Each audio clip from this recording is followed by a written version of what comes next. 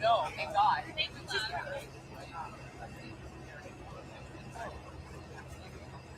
I got here.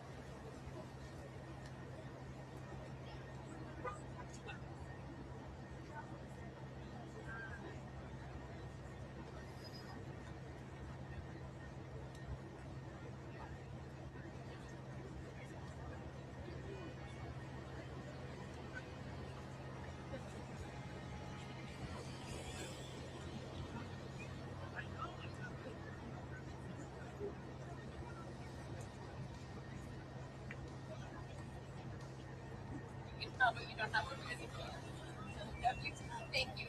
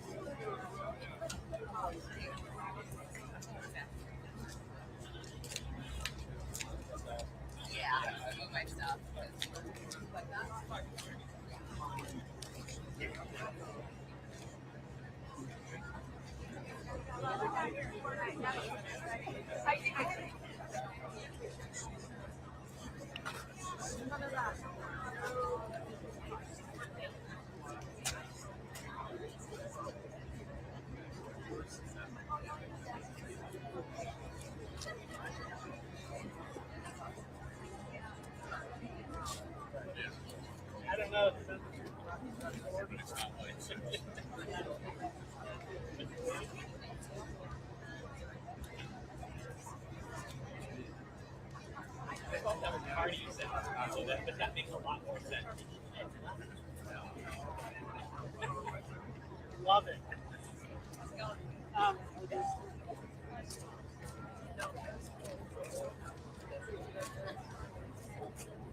Right? It's tired. Oh, is it? I have also. Well, I mean, I had gotten here and then I was like, really cool with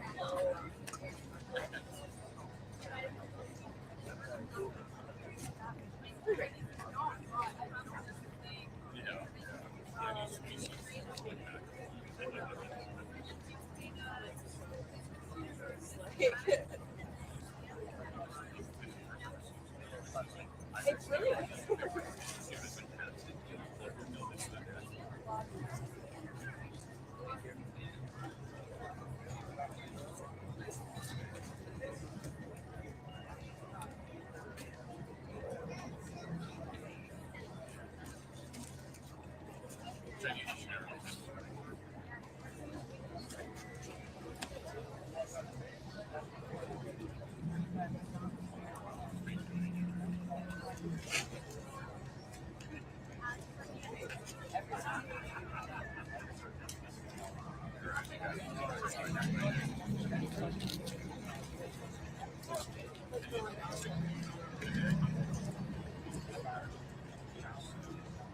actually really good to know. No, but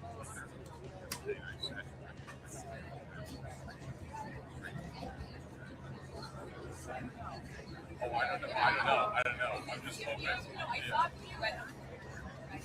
Yeah. So I'm hoping that like Yeah. if they do the whole thing.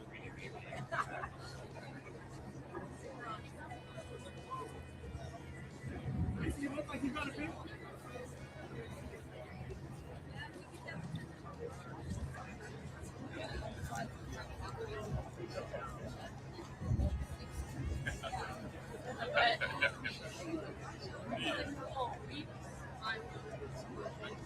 Yeah, at least you caught it. Yeah. Are you New Nation?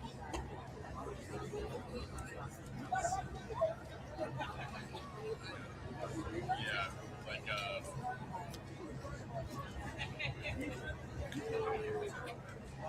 Yeah. Right. We haven't been through it. No.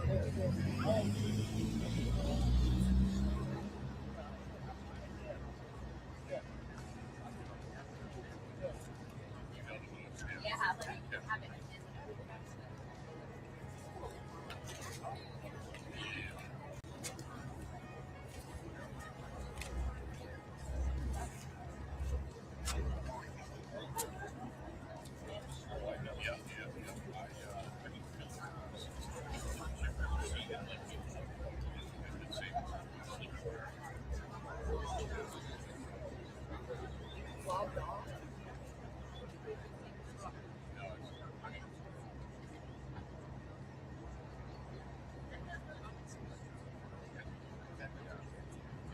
seeing it like yourself, it's like just recovering it now. Seeing it anywhere, like being surrounded by the buildings.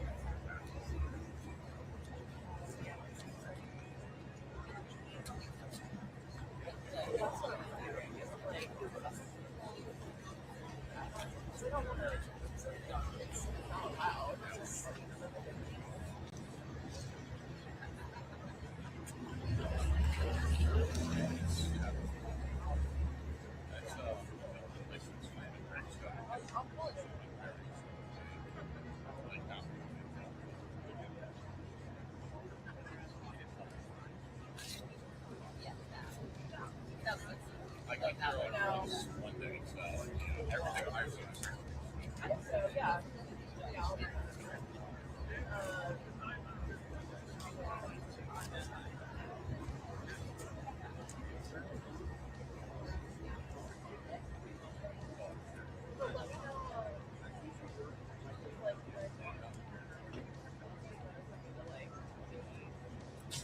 Back with kind of getting I like to see a lot.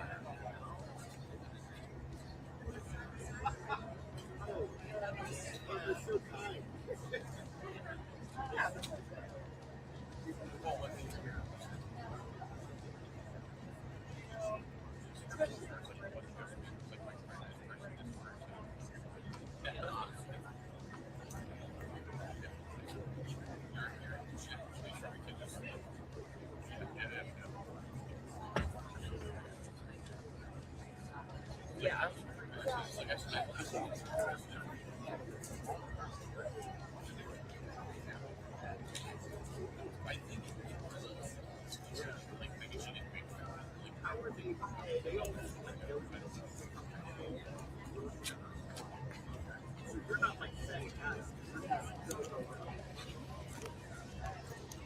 I think it's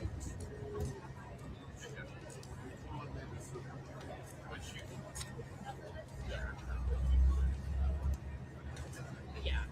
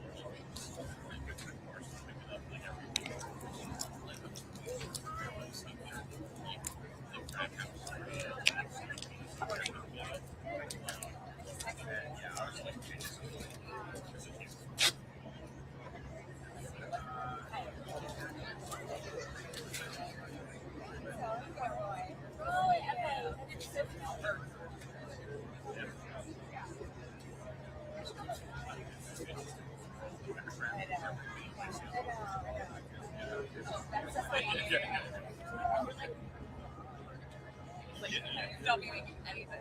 Why? That's my picture. Actually, because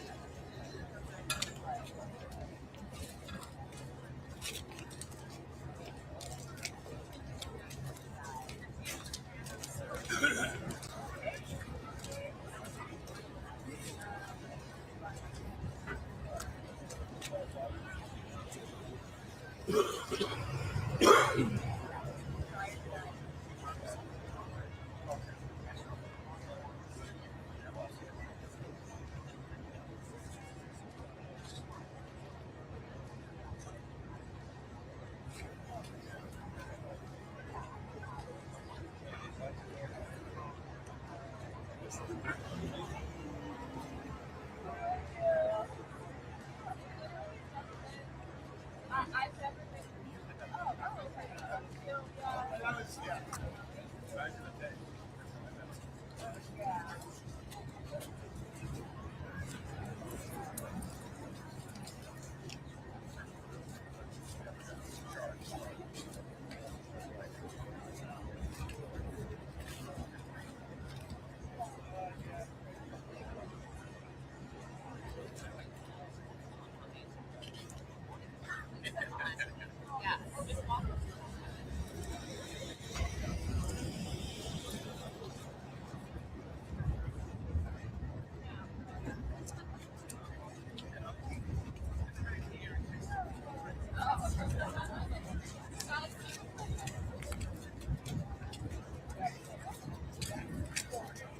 Bobby. Okay.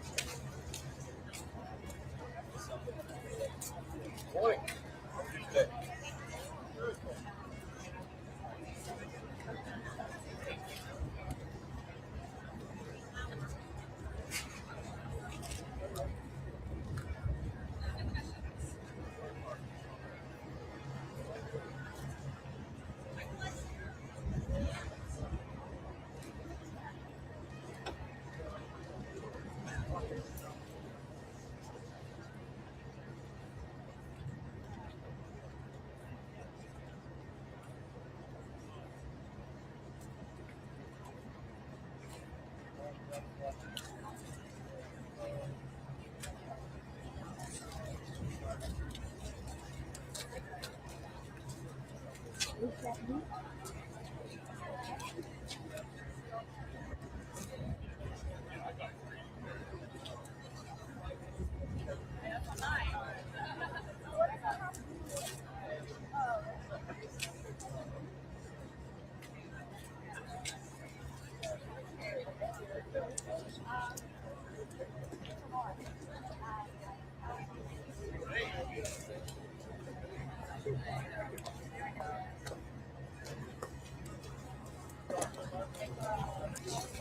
you're not doing every day until this is artist?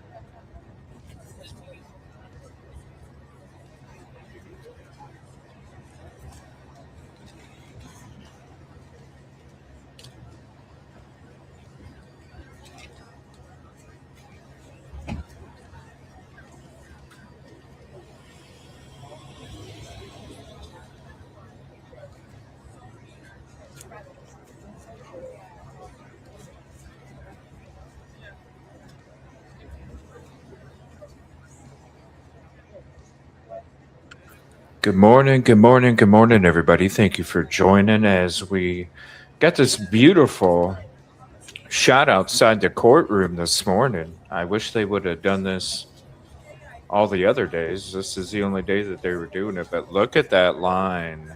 It is to be expected. It's going to be a huge day today. We got closing arguments, maybe a verdict. I don't know. We'll see. I doubt it, but you never know. Got a new poll up for the morning. We're going to be ending it once trial goes live here in about 34 minutes. So for another 34 minutes, the current poll is day 22. Is Lindsay Clancy criminally responsible? Type 1 in chat for yes. Type 2 in chat for no. Type 3 in chat for undecided. Again, we'll be ending that poll when the trial starts at 9 a.m. Eastern. And then we're going to have a different poll for you guys for the rest of the day. Again, thank you all for being here. Appreciate you very much. Please hit the like, subscribe if you haven't. Good morning. Make sure you got time to get your coffee if you need to get your coffee. You got time. You got time. Got about 35 minutes. But, and then the side, you know what I mean. You know how it goes. But you never know. The day that you prepare to start late, that's when they get you. That's when they get you. Huge day today. Closing arguments. I can't wait. It seems like it's been so long. Finally, it's here. We got a new trial. We're starting on Monday, August 31st. Florida versus Kirsten Bridgen, the Microsoft executive murder for hire trial. The husband in this, the ex-wife's husband in the same crime was just found guilty yesterday. We're going to recap you with that trial over the weekend. And then we're going to be starting our new trial, day 1, Florida versus Kirsten Bridgen, Microsoft exec murder for hire trial. Another trial, you guys. Another crazy story. Another traumatic ending. And hopefully justice will be served in that one as well.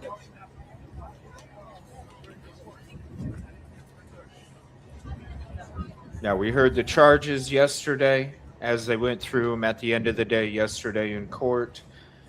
I'm not sure what they have planned for today when they're going to take their breaks. It's been pretty cookie cutter for the most part for this whole trial, but everything is a little different today. So if they do take a break, I do have a bunch of stuff prepared as always. And let me know in chat if you got to see the charges of the hearing yesterday, and we can always play that during one of the breaks as well. I think it's about 35 minutes or something, so we'll see what happens. It's going to be I don't know, who knows what's going to happen today, but we definitely know we got closing arguments, charges, and who knows, maybe there's a verdict. I don't know. But that's going to be the newest poll question coming up when trial starts. There's going to be like 6 options. All right. If it'll let me. But there's going to be like 6 options. Is the trial going to end with... And then you're going to have a whole bunch of options. Hung jury, mistrial, found innocent, guilt by insanity, criminally responsible. All sorts. Undecided. Good morning. Good morning, good morning, good morning. Thank you all for being here. Baby Angel is fired up already this morning.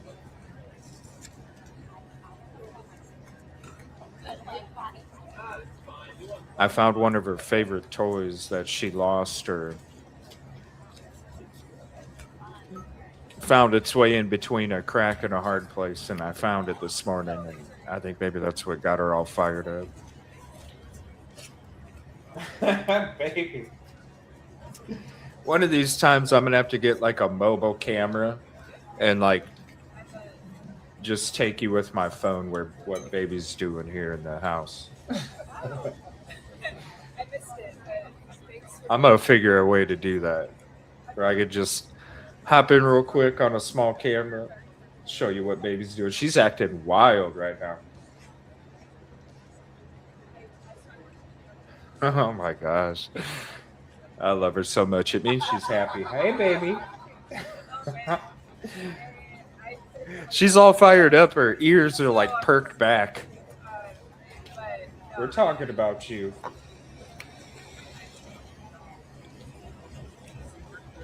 What is she going to pounce on? She's like getting ready to pounce on something. What is she? Oh, her toy. Sorry. I'm just watching her. I love her so much. I love you guys too. Thank you for being here. What a line out there. 29 minutes until court starts, and I don't think all them people are getting through. Where do you think the cutoff's going to be?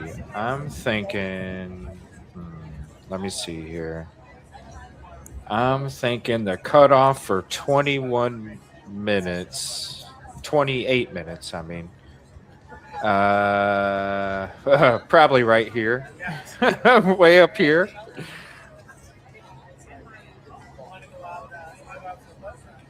What shirt color next to shirt color?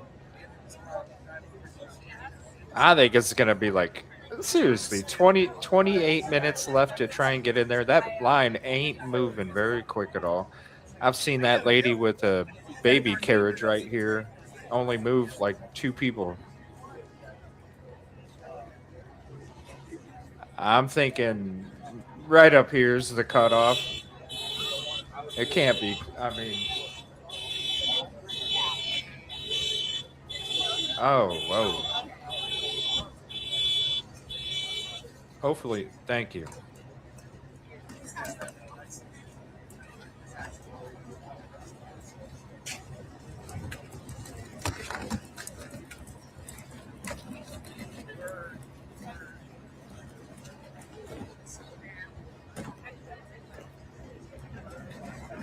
That's what I need for my gear. I have a backpack with all my gear when I go out on location. I need one of those little mini rolling suitcases to put my equipment in. As that line is moving. Holy, that line moved a lot. Whoa, hold on a minute. Okay, hold on. 21 minutes. Whoa, what? How did that many people? Whoa, wait a minute. What? How did that many people? What?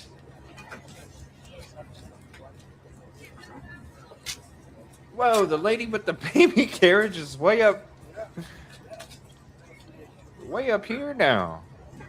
How in the hell? They're not doing one at a time? Weird. It's different up there in Massachusetts court, that's for sure.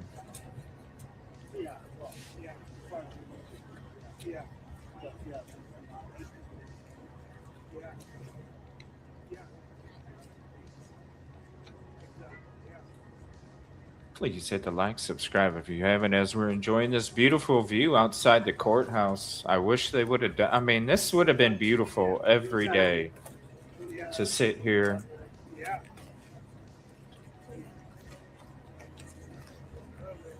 Was it raining there? Was it raining there during this trial or something? I'm just surprised.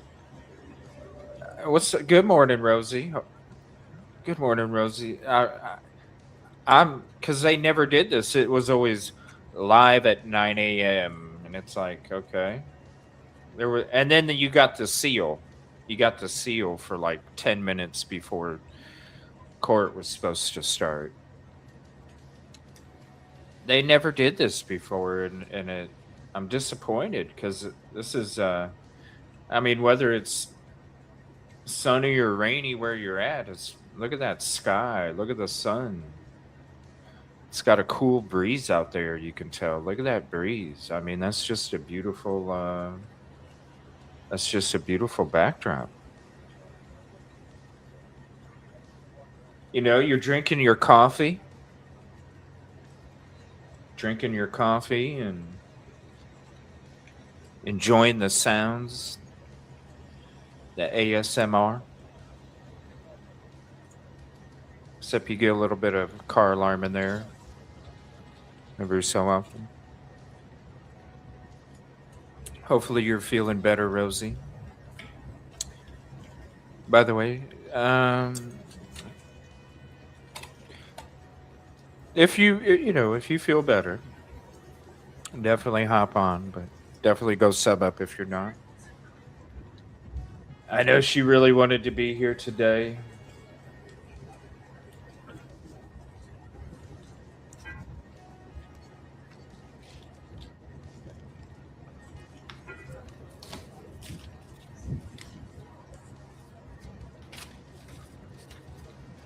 I might try something different today too. I might try and keep it on this, but maybe let me think here. Let me see if I could do something slick.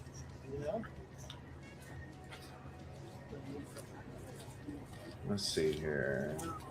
Let's see if I got an idea. Let's see if my idea works.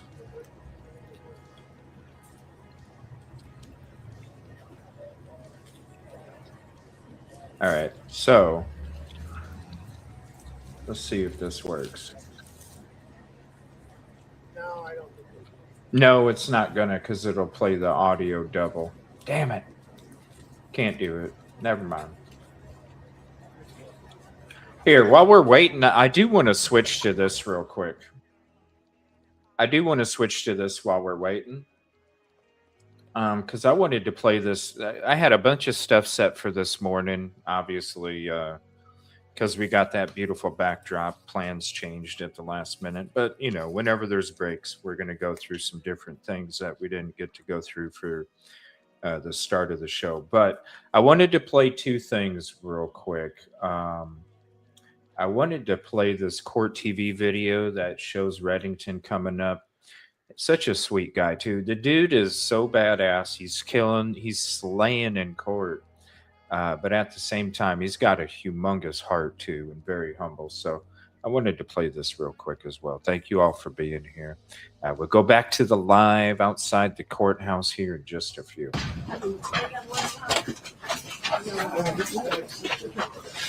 All right, Kevin, how you Hi. feeling? Mr. Reddington, is the misdemeanor possibility now, is that a good thing for the defense? There's no I'm misdemeanor. sorry, not misdemeanor, manslaughter. I'm sorry.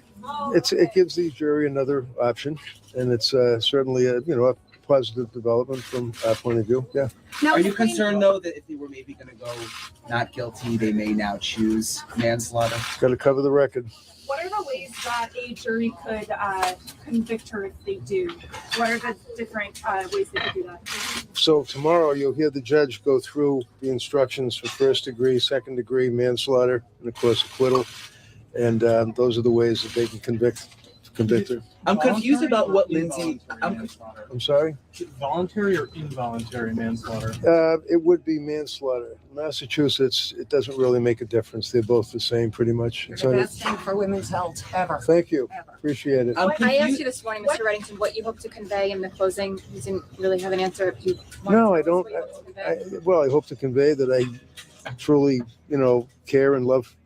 I love her. She's just such a marvelous, sweet, innocent person. She's just amazing and so strong and just trying so hard to get up from. She's just been beat down for 3.5 years, and she feels that she's had a fair trial with the judge, and the jury's been very attentive, and all we can do is hope for the best. You may I'm not answer confused this, about but the discrepancy. women that support her, do you want to say, has she said anything about women raising postpartum psychosis? She's all very the things? concerned, especially as a labor and delivery nurse. She's very concerned about women's rights, the fact that women are pretty much marginalized. I think it's readily apparent. The DSM is a joke. I couldn't get into the social implications in the trial, understandably, but if the United States would take a lesson from Europe Belgium, England, France, Peru, a lot of these countries, they take care of their women that have psychosis, keep them with their babies. They don't rip the babies away from them and put the women in jail where we do. Did Lindsay speak when she was outside on the ground? Because it was confusing that the psychiatrist said that Patrick said she did. I wouldn't believe him if he said in the middle of a blizzard that it was snowing out. Okay, so I don't care what the psychiatrist said. You heard that? Well, no, you didn't. Unfortunately, if you were in the courtroom, you would have heard the tape. She was unable to speak. She just moaned and made grunting noises. That's all. So why would Patrick say that? How do I know? All right, at the charging conference, you were talking about the investigation, the police. Do you think that's something that you're going to bring up in the closings? It's a difficult. If you remember back to when I filed the motion for the bifurcation, I was arguing to the judge. It's difficult because a defendant on a lack of criminal responsibility defense has to basically admit that he or she is guilty before you're able to do that. So you're not able to attack the issue of whether or not the government can prove that the person did the case, but that still is in play. They still have to prove that she was guilty beyond a reasonable doubt. And then if, in fact, she's guilty beyond a reasonable doubt, then you get into the issue of lack of criminal responsibility. So that's the dilemma that we have. And that's why I filed the motion to bifurcate. So the issue is, yeah, it's still open and it's up to a jury to decide either way. And do you think it's going to be tricky for them to understand the criminal responsibility of it all? I mean, we've talked about it throughout this, 5 weeks, but it is confusing for lay people. It's very confusing. I think this jury, they paid incredible attention to the trial, to the witnesses, to the judge's instructions. I'm sure they will as well. That's how the system works. Did you know that this case was going to? Can you talk about manslaughter, the elements of manslaughter, just a bit? Because I know we know what first degree is, and we know. Well, I'll tell you that it's interesting. The whole concept of manslaughter, a little recollection that I have is the Wolanski case, Commonwealth versus Wolanski, way back when you had the Coconut Grove fire in Boston. And I think Boston College was playing Holy Cross, and it was a huge crowd of people that were going to the hotel and then, of course, the bar, an underground restaurant and a bar. And the owner of the place said, lock the doors, don't let anybody in without a cover charge, leave one door open. Place caught on fire. All the people were stacked up like cordwood while he was sleeping in his bed in Worcester. And the Supreme Judicial Court said that a person that acts in a willful, wanton fashion and people die are responsible. And that's how we started the common law concept of manslaughter. Mr. Reddington, Kevin, did you know that is each death this going to be case was decided going to be separately? as big and as impactful as it's become? Kevin, is each death going to be decided separately? Of course, And- each life mattered. So do you anticipate that they'll come to a different or the same conclusion with each death? No idea. That's up to a jury. It's now will be out of our hands. When I say our, I mean the DAs, I mean me and the judge. It's up to a jury. I just want to ask you about the topic of maternal mental health. Obviously, so many women feel impacted by this and by some of the It's- testimony that we've heard. Did you know it was going to become so connected to people? No, I don't think anybody expected that it would strike such a chord. I'm glad it did because it's something that had to be done. And I'm very, very happy that in some way I was able to kind of, as a guy, not knowing much about any of this before I started the trial, but I'm appalled. I'm disgusted with these doctors and this healthcare. It's repulsive what happened here. Are you feeling confident? I never feel confident. I always just say, look, I try my case and I turn it over to a jury. So what do you think is the argument that's going to resonate most from Don't know. your point of view? I don't know. Chuck? Okay, guys. Thank you so much. All right. See you later. See you tomorrow. All right, in the can. All right, got it. Got You him. want to follow him? I hate this. Tiff's got it.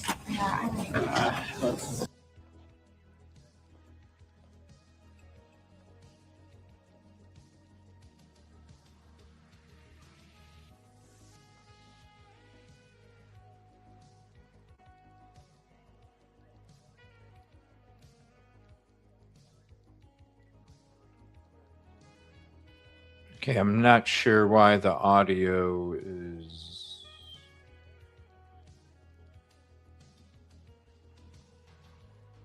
1 second. I don't know what happened to the audio. That's weird. Yeah, it's a difficult. If you remember back to when I Can. All right, got it. Got You him. want to follow him? I hate this. All right, there we go. I don't know what happened to the audio. Oh, it cut out on the video for some reason. Oh, so it's the video. Their mic shut off?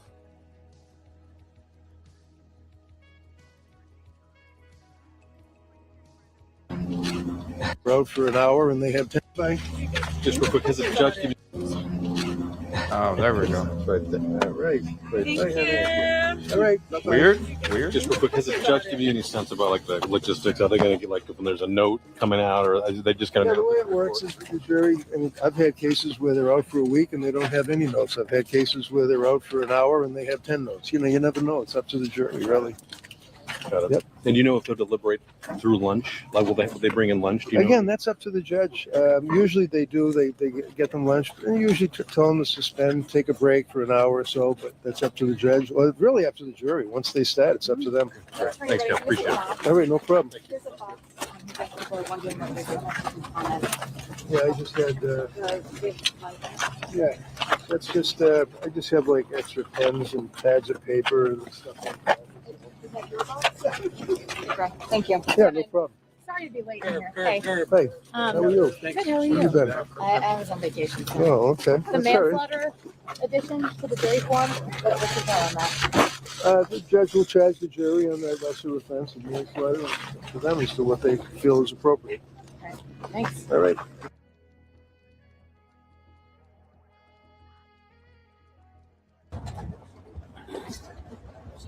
Good morning, everybody. Thanks for being here. Now we moved up to the door somehow.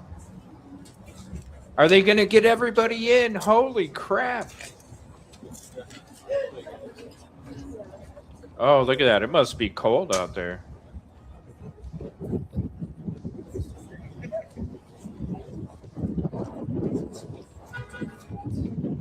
We have a poll up. It's going to be over in 12 minutes. It's day 22. Is Lindsay Clancy criminally responsible? Type 1 in chat for yes. Type 2 in chat for no. Type 3 in chat for undecided. And let us know again. 12 minutes. We'll be ending that poll. We'll be starting a new poll after the trial day starts.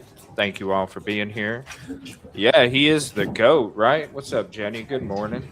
I can't wait. I'm closing arguments today. Oh, I'm so excited. So excited. And by the way, we're starting a new trial on Monday. My bad. It's not Kirsten Bridgen. It's Shanna Gardner. Florida versus Shanna Gardner. We'll be doing that trial Monday. This coming Monday, August 31st, the husband of the lady in the murder for hire plot of the Microsoft executive, he was just found guilty yesterday. We're going to be catching you up on that. Then we're going to be going into Florida versus Shanna Gardner, August 31st, 8 a.m. Eastern on Monday, day 1. Opening statements. Microsoft executive murder for hire. Crazy. I don't know if you guys know anything about Jared and the case. We're going to be doing a catch up this weekend as well. So we'll be having some live streams. You can come back, hang out, catch up on what's going on. And then as we get into the trial Monday morning, you'll already have your recap. Yeah, it's very sad. Good morning. What's up, hanging with Heather? Listening at work. Needs to go to jail. Not an excuse, everybody. Medical professionals. Who's everybody? Good morning again. I need some more coffee. I can't believe they're getting everybody in there. I was like, damn, there's no way. By the way, nearly 70% of our viewers are not subscribed, so please hit the like, subscribe, share, and click the bell to get notified of all of our content. And thank you for being here with us. I can't wait. You're going to see me out there, JP Miller's trial. We're going to be live on location outside the courthouse, reporting from court. JP Miller's trial. That'll be coming in October. Live on location for that. We did a lot of work for that one in the background and in the foreground, but in the background. So it's a personal thing, you know? I want JP to see my face. And I'm going to be recording live out there with my EvilleCJ Media Network polo, the microphone, the news microphone, of course the backwards hat. You know I got to wear my backwards hat. Out there reporting live from the courthouse. What's up, JP? I know you see me.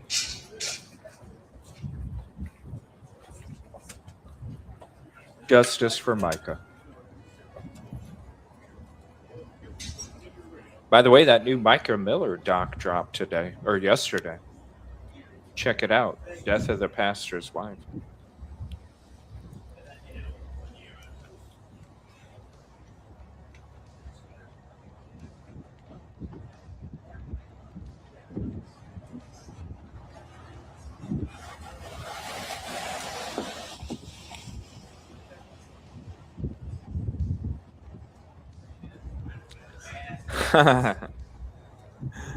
I need to get some peach stickers. I need to get some peach stickers and hand them out. What's up, Stephanie? I came across you, CJ. Thank you. I appreciate that. We dropped some really good footage. Oh my gosh, the wind. Let me turn that down. That's probably tearing your guys' ears up right there. Damn. Yes, the peach. and then the next weekend he accused me of stealing all the peaches. I'm like, bro, like, why would I steal peaches? I need to watch you. Oh, yeah. Sarah, oh, if you only knew the stuff that we turned over to the FBI. The Department of Justice, the FBI. If you only knew the stuff. Yeah. Not some fake ass Harvey shit. Yeah, if you only knew. That's why going to this trial is personal. There's a lot of personal with this, you know. There really is. Yeah, check out all the boots on the ground stuff we did for Micah. We went out on Lumber River, the boat. I just dropped that video a few days ago, a bunch of HD footage. Members get watermark free. So if you are a member, you get the same video, but with no watermarks. It's straight up raw, no watermarks, nothing on it for members. And members get a whole bunch. Here, let me drop this. I don't know if I have. Here we go. Here you go. Whether it's members only or public, there's the Micah Miller. That's just some stuff that I've uploaded. That's not. There's like. I have 5 terabytes of footage that is not ever seen, published. I got a lot of stuff. But there's some of the footage there that I've uploaded. But there's so many there's a lot of Two and a half years of work on that case. 2.5 years of work on that case. But that, I was, we do what we do, you know what I'm saying? Because when we go out there and work on certain cases, we get the,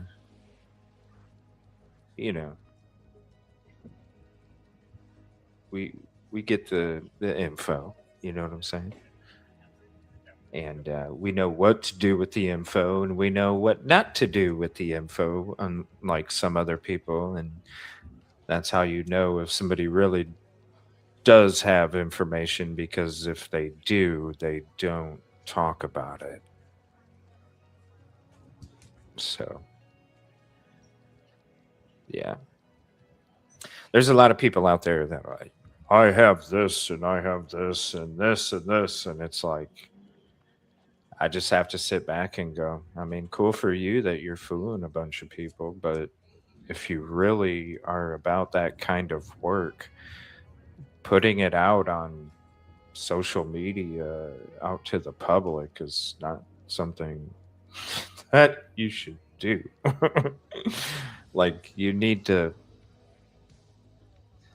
Anyway, it's all about the clicks and views. To some, I guess. What's up, mama? So there's that link. Oh yeah, shit. I was I'm not his favorite human anymore. Hell, just watch that. Go to my video tab on my channel and watch. I just went out there. I literally just went out there for a minute. I was out there. There's a video. I was going out to different locations on Micah's stuff, recent things, and I stopped by the church, the new church, and I don't know why people think that he still has these pop-up churches in different locations. That's not even the truth either. He's been at the same location for literally 2 years. So I don't know where people are getting their information from. I don't know where they're getting their information from, but that's not true. He's been at the same location off Highway 17 for about 2 years. Mercy Church Ministries. Maybe that's why, because they don't even know the new name of the church that became the new name of the church 2 years ago. So they're going off of whatever. But no, he's been at the same location for over 2 years, and has a small small community there. And I just went out there to show everybody. I was actually recording how close, and I didn't even put the church on camera or nothing. I was literally recording the road, and I was like, this is where all the protesters stand. And if you look over by this billboard, you'll see that's the road that you take to get to his house, and it's only literally a couple blocks away. And that's all I was saying. And out of my peripheral, because I got good peripheral, out of my peripheral, I see somebody holding up their damn hand recording me with their phone. And I look over and I'm like, this lady's recording me with her phone. So I turned my camera over to her. I'm like, why are you recording me? Like, okay, like, because I just in case what? Like, what are you talking about, right? So you'll have to check out that video. That was just from, like, I don't know, a few weeks ago. I know you. I seen your stuff. You lie. I'm like, what? What have I lied about? Like, give me a specific here. That's everything. That's pretty general, ma'am. Everything? Oh, yeah. It was crazy. I know you. I seen you before. I was like, oh, I watched your stuff. I'm like, damn. What the hell? Yeah. Oh, my God. It was wild. I'm going to be taking a new trip. We went up to Lumber River State Park. I dropped a boat video there recently. I'm going to start dropping some footage that I have of when I walked back there. But I thought about going up there again. Maybe somewhere around the trial, right before the trial starts or something. I thought about going up to Lumber River State Park again and going back there and putting the footage from when we went back there just a month after she passed, and then all the way up till today, have like a extended video or something where you can see what it was like back then, and see it as it goes through. Because I went there like 10, 11 times, and everywhere I go, I got footage, so you could literally see the progression of the season throughout the different clips of the footage walking back there. But I just have to find the time in order to throw it all together. But there is a bunch of stuff we dropped for members here recently as well, just a couple days ago too. But yeah, check it out. Also public. Just go to the video section and you can see all that. If you're into the Idaho 4 case, here's some good boots on the ground raw footage that we did out there on the year anniversary of that crime for Idaho 4. We went out to Moscow and Pullman November 13th. I was actually there for a week, but the anniversary, 11/13/2023, is when we went out there and did our boots on the groundwork for that. So many. Stephen Smith from the Murdaugh murders.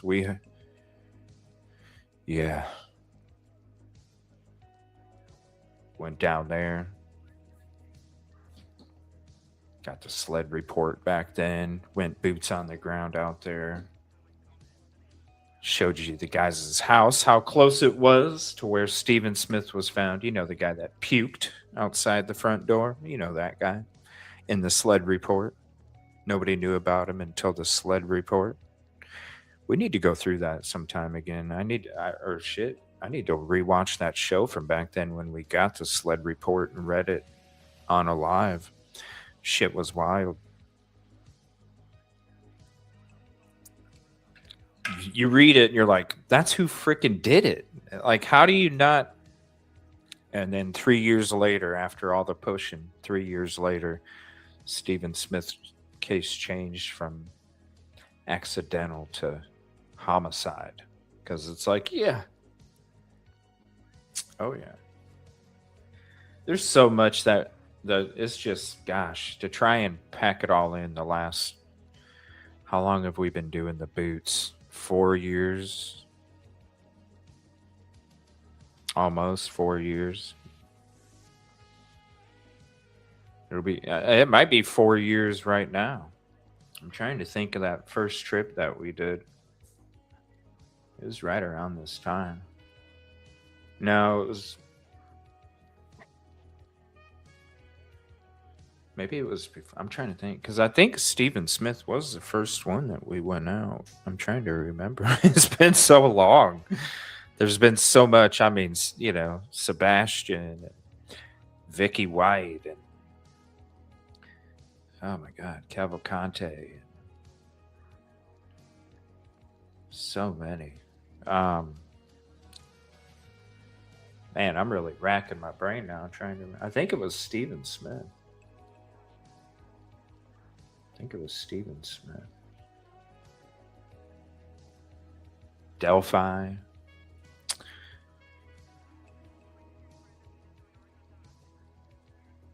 So many. Yeah, thank you for your kind words. Just watched the Micah doc. Tragic. Yeah. Yeah, it's a personal one to us here at the Media Network. It's one that we worked on from the beginning. Did a lot of work. A lot of work. Dealt with a lot of bullshit. Doing all that work. And because, man, there's so many fake-ass people. There really is. Wish-washing. Hate you 1 minute, love you the next, hate you the next, love you, hate you, love you, hate you, love you, hate you, love you, hate you. It's like, damn.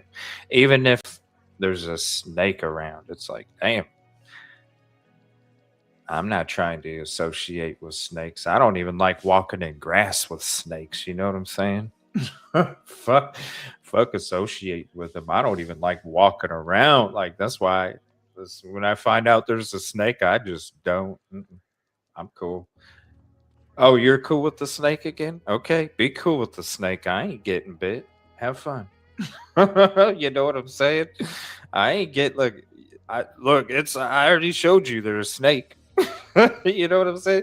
If you get bit, that's your problem. And I don't have nothing against you, but I just don't I'm not trying to get bit because you want to hang around a snake. I'm good. I'm good. I've only needed me since I was a baby, and that's all I'll ever need if that comes down to it, you know? Shit. That's too much drama. It's crazy, man. It's like high school. Hate you 1 minute, like you the shit. More like middle school. Hate you 1 minute, like you the next. Hate hate you, like you, hate you, like you, hate you, like you, hate you, like you. It's like grow the fuck up. Isn't it about Micah? Right? Isn't it about Micah? Crazy. I need more coffee. Good morning. Yeah, we're just waiting for it to begin here. As you know, that was a beautiful backdrop that we had this morning, though.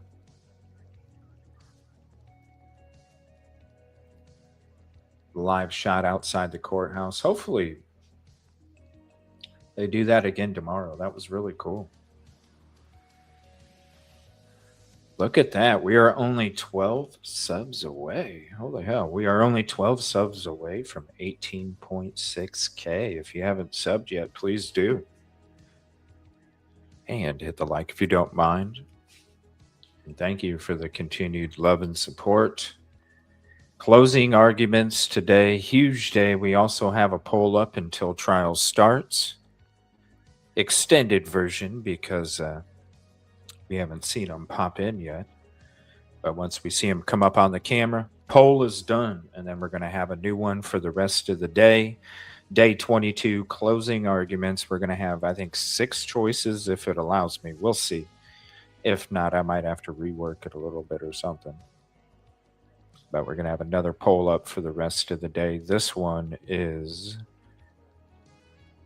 Lindsay Clancy criminally responsible? Type 1 in chat for yes, type 2 in chat for no, type 3 in chat for undecided. And again, we will end the poll as soon as they show up on camera. We know they're going to go to a sidebar. But as soon as they show up on camera before the sidebar,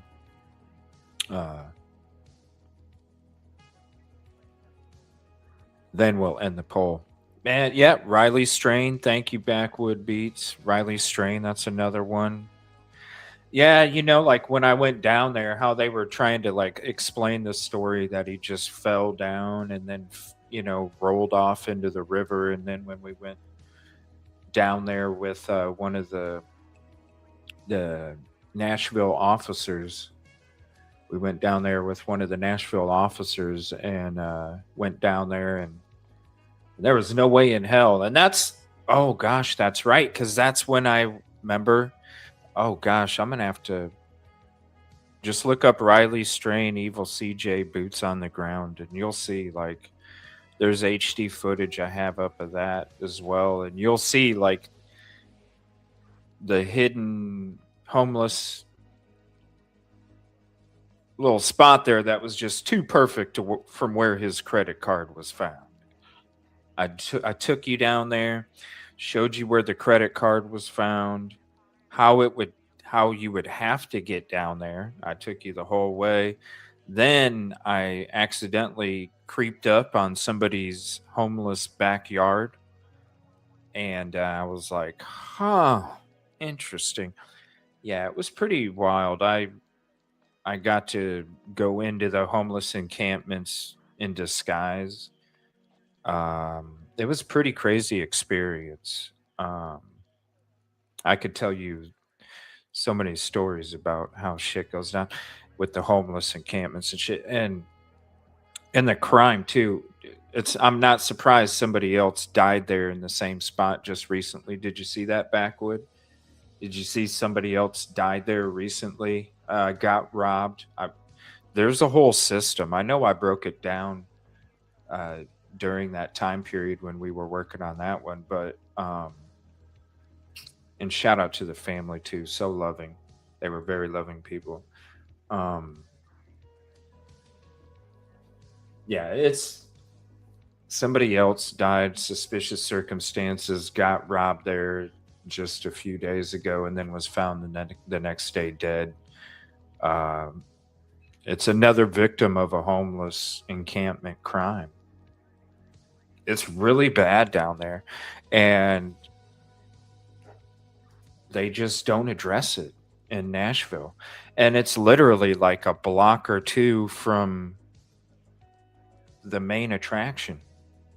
If you literally walk a block or, I mean, what can I say legally here? Like, there's an operation inside, how's this? They have operations inside the buildings, okay? I gotta be careful. They have operations inside the buildings. They have certain people that are inside the building that then communicate with people that are outside the building, and the people that are outside the building then follow the people that they got the intel about. And then once they're only a block or two, because you're intoxicated, you're in a new area, it can be very confusing because the hills there and some of the streets are tremendous.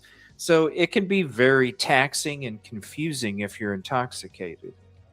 And literally, just a block or two away from the damn Broadway, you can find yourself in a really bad spot. Really bad spot.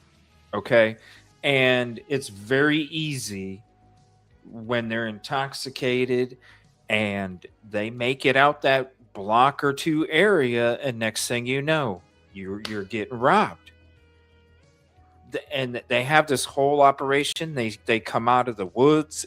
It's freaking wild. It's freaking wild. Yeah, and they don't want to address it. They don't want to address it. It's really sad. Shit is getting bad. Yeah. They don't want to address it. Yeah, I forgot about Riley's case. But yeah, 12 subs away. So if you're not subscribed, please do so. We got that beautiful backdrop of the court this morning outside. I'm going to switch to that. Let's watch that again instead of watching this damn seal. Let's watch that outside of court. And once they go on camera, we'll bring you live here. Let me see. Let's go back to this. This is much more peaceful. Instead of this seal, we'll take you back. We'll take you back to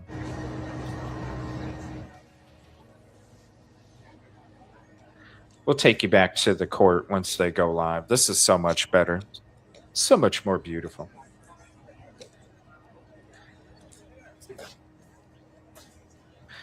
Kib Kitty says he was on a work conference. He had asked someone for directions somewhere, and the person went with him and ended up deceased the next day. Whoa. Yeah, he was located dead very close to where Riley was. Yeah. I need to work on some playlists so I can just drop playlist links for you guys for all the boots on the ground. There's so much boots on the ground footage.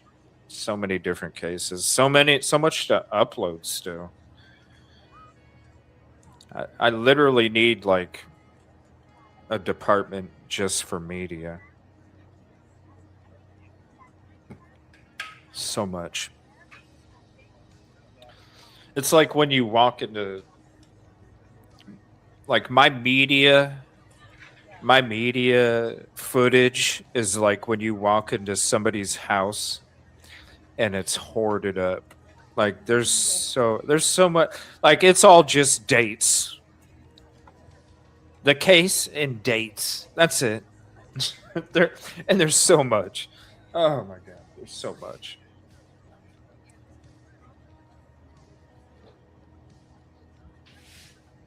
That's all the time I had. Throw it on the flash. Throw it on the flash.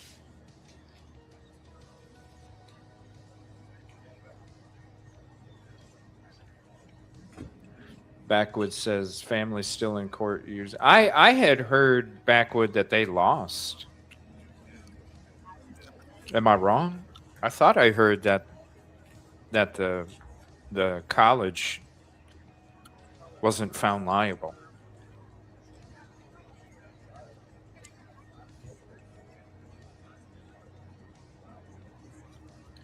They will be going live on the courthouse here soon. We are still waiting for them to pop back up. So we're outside the courthouse until they do come back. But we do have a poll until court starts. As soon as it starts, we are going to end it. Poll question for right now. We're going to be opening a new poll up when court does start. But the poll right now is Lindsay Clancy criminally responsible? Type 1 in chat for yes, type 2 in chat for no, type 3 in chat for undecided. It'll be up as long as we are waiting outside the court. Once they do go live, we're going to take you there. Closing arguments today. I can't wait. I'm so excited. It's finally here. By the way, Monday, we are going to be starting the new trial, Microsoft exec murder for hire.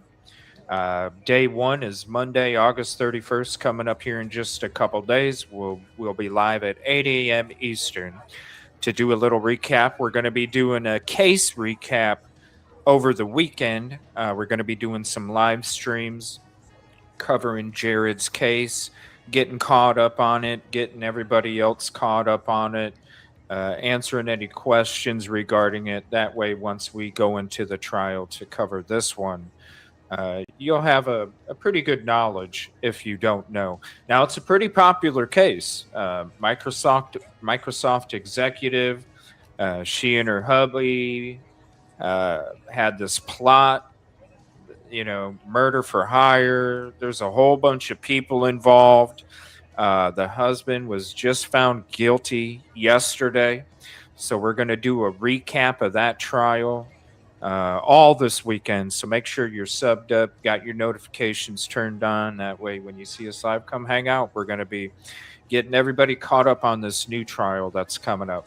Also, if Verdict Watch, by the way, the whole time we're waiting for a verdict, we're going to be taking your live calls because it's going to be your verdict. We're going to listen to your verdict until we hear the actual verdict. But if Verdict Watch does drag into Monday, we will be having both live streams up. So we will be covering the state of Florida versus Shanna Gardner day one. Also, if it is a Verdict Watch, we're going to be doing the Verdict Watch trial as well. But I'm thinking that the juries, they're going to be like, I don't want to have to sit here and do this for a whole nother weekend. I want to go home. I know we told the judge we were cool with 6 to 8, but we're getting closing arguments today. We can think about it today. We got the whole day tomorrow. I'm thinking the jury is geared to get a decision for the verdict to be made by the end of Friday, tomorrow. So we'll see. Or wait. Yes. End of day tomorrow. So that's what I'm thinking. I doubt we're going to get a verdict today, but you never know. We could literally, they could be back there for a half an hour, and we could literally have a verdict half hour after they're done. We'll see. Here we go. That's what I'm thinking of. Thank you, Backwood. Original suit versus Delta Chi plus brothers got tossed by the judge in July. Family filed the appeal last week, August 19th, still fighting it. Cool. Okay. Miss Cosmo, Microsoft exec ex-wife's family was very well off. They owned Beach, Bake, and Stampin' Up. So it looks like Miss Cosmo knows a little bit about it. We're going to be catching you up this weekend, doing some live streams before day one. It's a crazy case, isn't it, Miss Cosmo? I'm going to be honest, it's crazier than this one.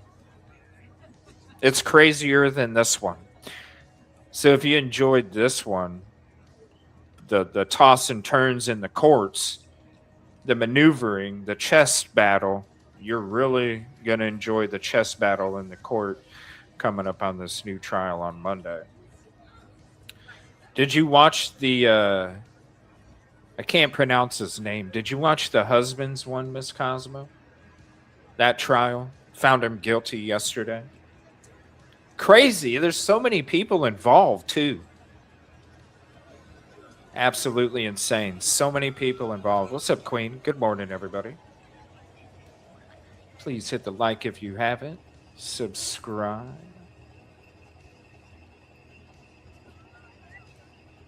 Got a poll up until the court's up. And then once court's up, we're going to end that poll. What's up, Lindsay? Good morning.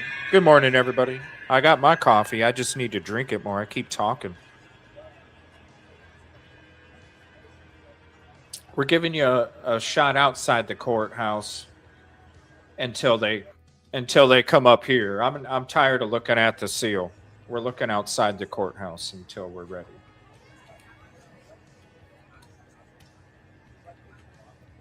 Much better.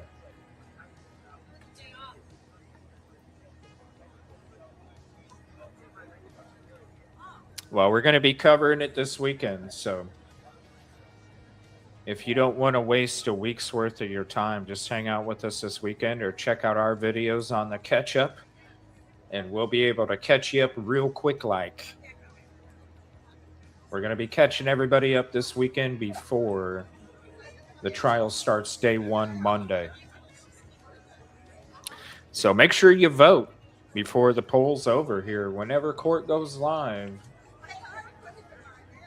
we're going to end the poll. We're going to have a new poll up once it starts with some different options, different questions. So make sure you vote for this one before we got to shut it down. Closing arguments today. Finally. Been waiting.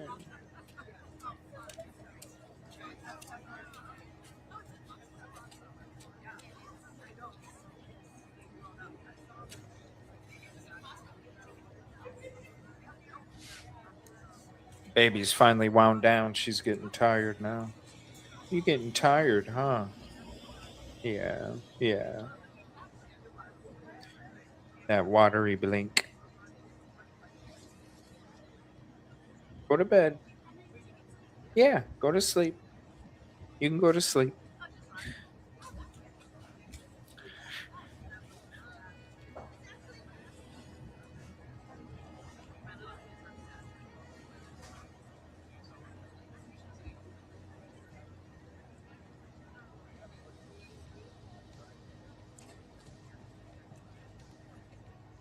Is Lindsay Clancy criminally responsible? Type 1 in chat for yes. Type 2 in chat for no. Type 3 in chat for undecided. Thank you for being here.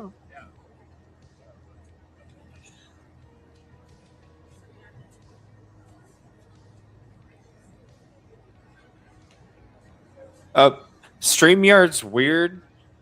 Just if you're going to vote, yeah, just do... if you're going to vote, StreamYard, it's too literal. It only takes the votes if you just type in the numbers, so it's too literal. But it's the only thing that is available for both vertical and horizontal, and Twitter and Facebook. So if you're on Twitter, we're streaming to Twitter, Facebook, YouTube, vertical, horizontal. So on any of those, any platforms, you're able to vote. So it's the only poll. This is why I like the StreamYard poll rather than the YouTube polls, because the YouTube polls, I can only see the results if I have my chat feed up, which most of the time I don't, because I need to be able to see all of my chat. So I'm watching StreamYard. Another thing is the poll only works for the specific. So if it's on vertical, then you're only getting 1%. And if it's on horizontal, then you're only getting 1% for that too. So then you got to combine the percentages. Then you got to combine the Facebook. Then you got to combine the Twitter. Then you got to combine them all. And then it's just like, I just like StreamYard. It connects all of them together. It shows everybody together. You can vote on anyone. It's not going to count it twice. You can't go to, so it's legit. So that's why I like it so much. So, but for some reason, it's so literal, you can only type a number. Thank you for your guys' votes. It's nice to hear you guys' feedback. It's a good gauge. Oh, the camera's starting to shake. I think they're coming to the camera. So we're going to be ending the poll. Oh, wait, nope. We're not going to be ending it yet, are we? I don't know. We're going to see. Hold on. Okay, yeah. Yeah. I'm not. No, okay. Yeah. That hasn't said that, but I'm telling you, in past, we always takes at least an hour. Yeah, it's been a great trial. You guys want to see wait till you see this next trial we're going to cover. That trial is going to be wild. Starts Monday. Just in a couple days, we got to do a catch-up this weekend. That trial is going to be wild. The people involved, how they're involved, how many, the plot, it's going to be wild. Day one starts Monday, you guys. This is the case right here. Microsoft executive murder for hire. The Microsoft executive murder for hire trial. It's going to be wild. I'll have a notification out for this trial probably tomorrow. I'm not going to put it out until probably tomorrow. Well, I don't know. We'll see. Maybe I'll put it out today. I'll let you guys know if I put it out today. I might put it out tomorrow, though. I was planning on putting it out tomorrow. I don't like to put them too far ahead because then it just clutters the whole freaking live section, I only like to... It hurts me because it doesn't put you out in the algorithm as much, but I don't like all the clutter it makes. What's up, Lindsay? Be safe. Oh, you're home. Nice. Thank you for the ticket numbers, 4647. Good morning, Caddy.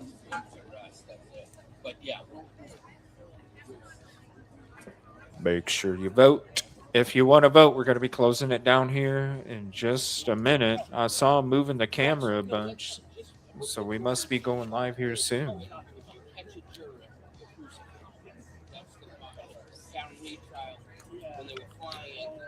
Let me try this here real quick. Let me go. What if I put my camera like this? Let me see here. No problem, you get the line, just tell us. But yeah, that's the line. Let's go. Let's go like this. Let's see if this works out. There we go. We'll slip a camera right in here. Let's go like this. We'll slip my camera right in here. There we go. It was behind the pole there.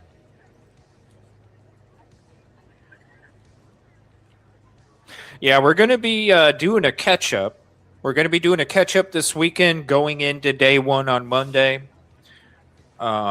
Since this trial's wrapping up, we're going to be moving into that case next, and we're going to be doing like we're going to be doing a few lives this weekend. We're going to be doing a few of them where we're catching up on everything. Oh, here we go.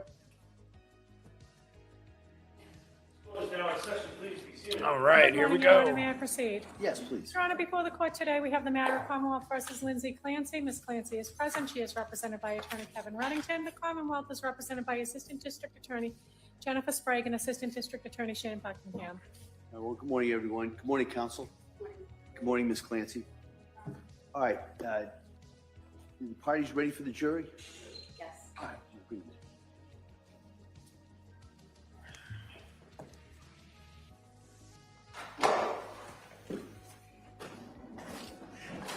Court, all rise. Jurors enter.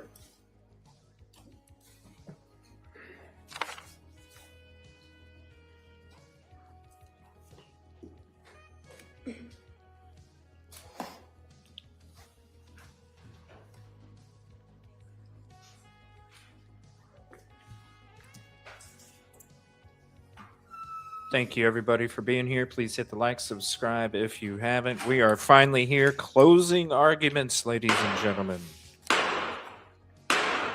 Good morning. All persons having anything to do before the Honorable William Sullivan, Justice of the Superior Court, now sitting in Plymouth within before the Commonwealth. Draw near, give your attendance, and you shall be heard. God save the Commonwealth of Massachusetts. This court is now in session. Please be seated. Good morning, Your Honor. May I proceed? Yes, please. Your Honor, before the court today, we have the continuation of the jury trial in the matter of Commonwealth versus Lindsay Clancy. Ms. Clancy is present. She is represented by Attorney Kevin Reddington. The Commonwealth is represented by Assistant District Attorney Jennifer Sprague and Assistant District Attorney Shane Buckingham. All right, thank you, Madam Clerk. Well, good morning, everyone. All right. Well, you know how we're going to start this? I'm going to ask you those questions. And just in case you're wondering, does this podium up here mean that I'm going to talk to you for quite a while this morning? It does. All right. So first, let me ask you the questions. Has any member of the jury read, seen, heard, or overheard anything from any source about any aspect of this case that would affect your ability to be a fair and impartial juror?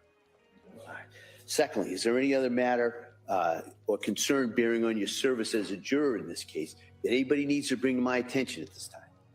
All right, again, as I've said for weeks now, thank you for following those instructions. And so where we are now in the process is, I just want to explain a little bit to you.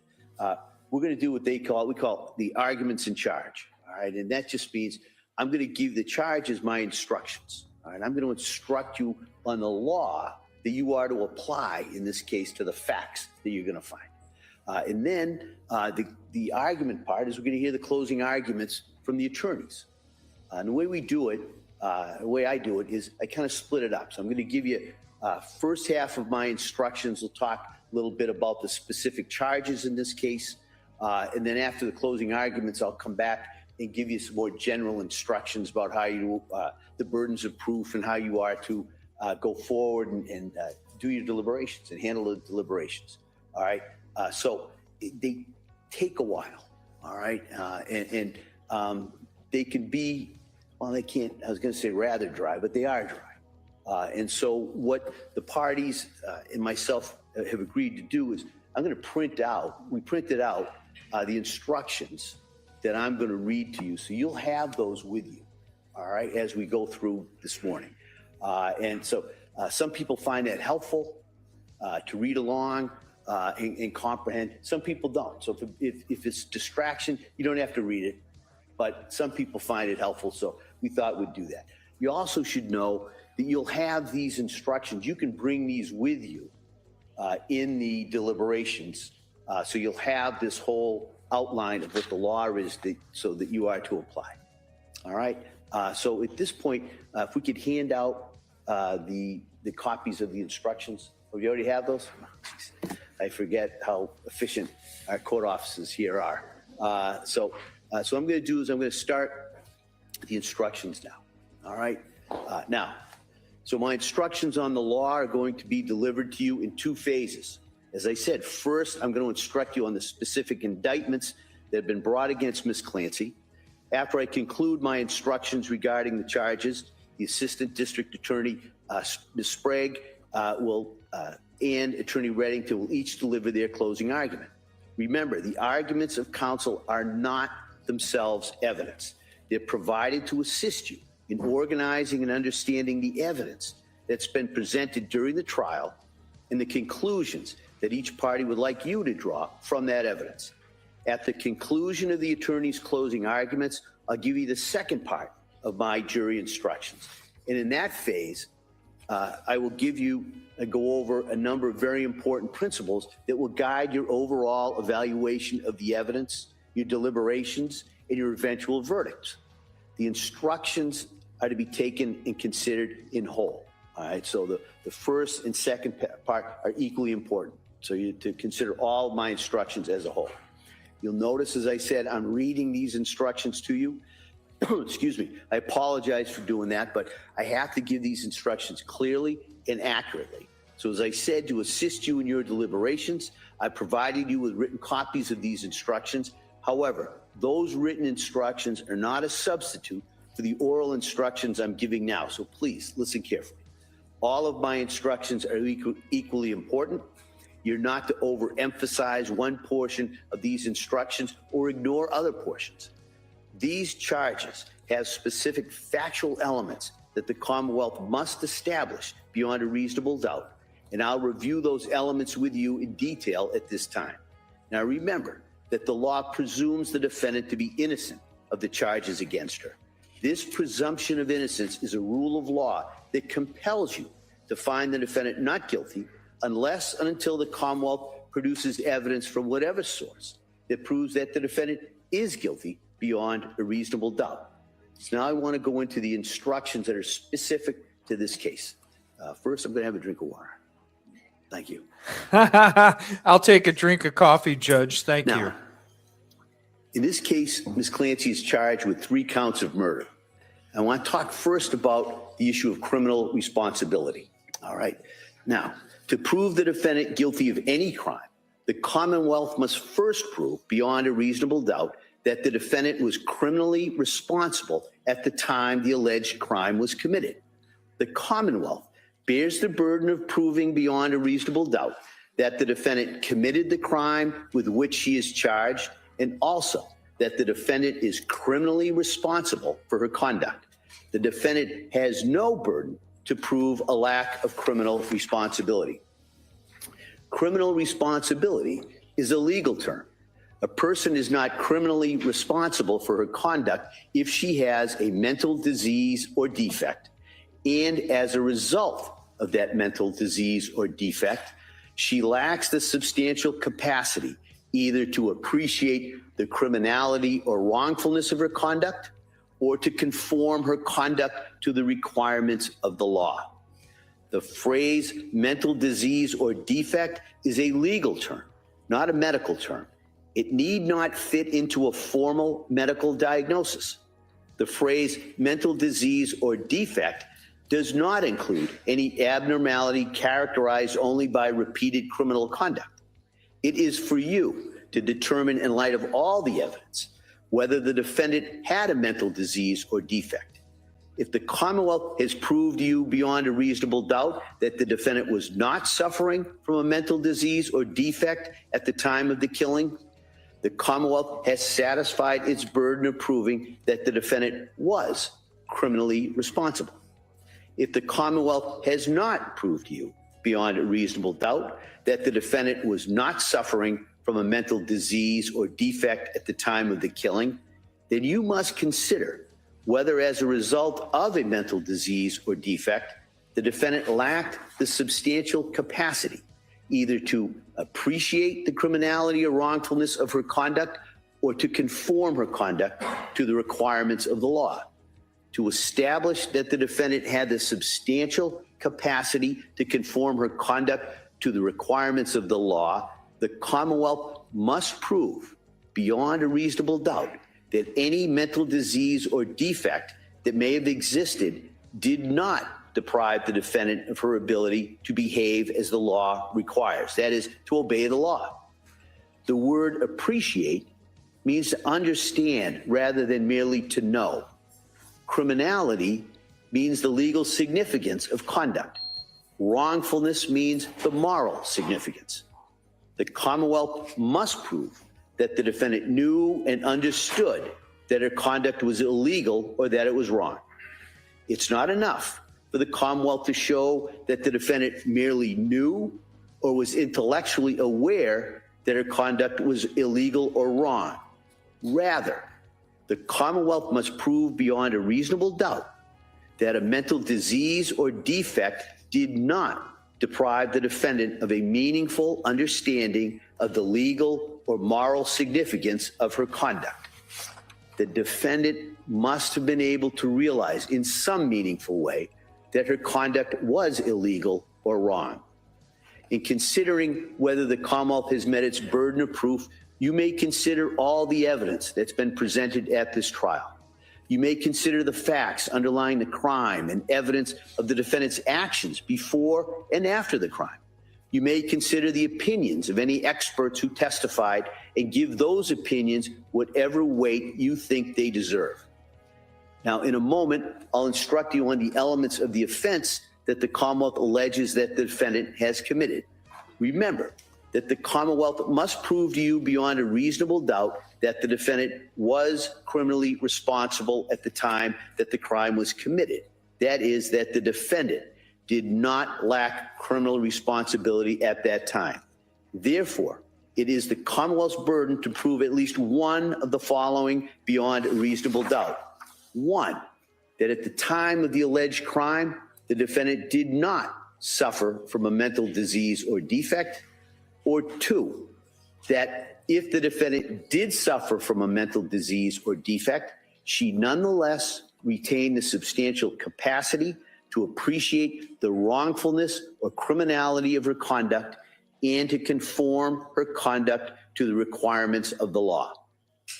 Now, as I previously instructed you, your decision should be based solely on the evidence and the law of this case. If the defendant is found not guilty by reason of lack of criminal responsibility, the district attorney or another appropriate authority may, and generally does, petition the court to commit the defendant to a mental health facility or to Bridgewater State Hospital. If the court concludes that the defendant is mentally ill and that her discharge would create a substantial likelihood of serious harm to herself or others, then the court will grant the petition and commit the defendant to a proper mental health facility or to Bridgewater State Hospital. Periodically, the court reviews the order of commitment. If the defendant is still suffering from mental disease or defect and is still dangerous, then the court will order the defendant to continue to be committed to the mental health facility or to Bridgewater State Hospital.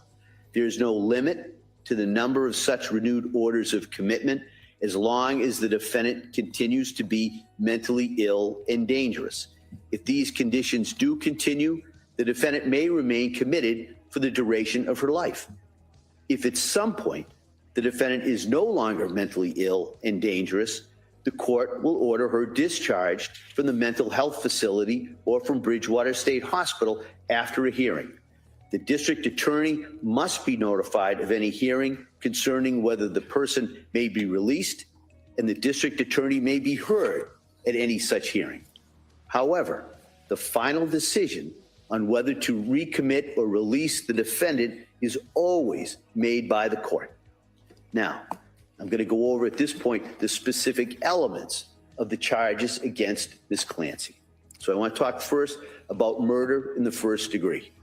The defendant is charged with 3 separate indictments charging murder, 1 count each relating to Cora Clancy, Dawson Clancy, and Callan Clancy.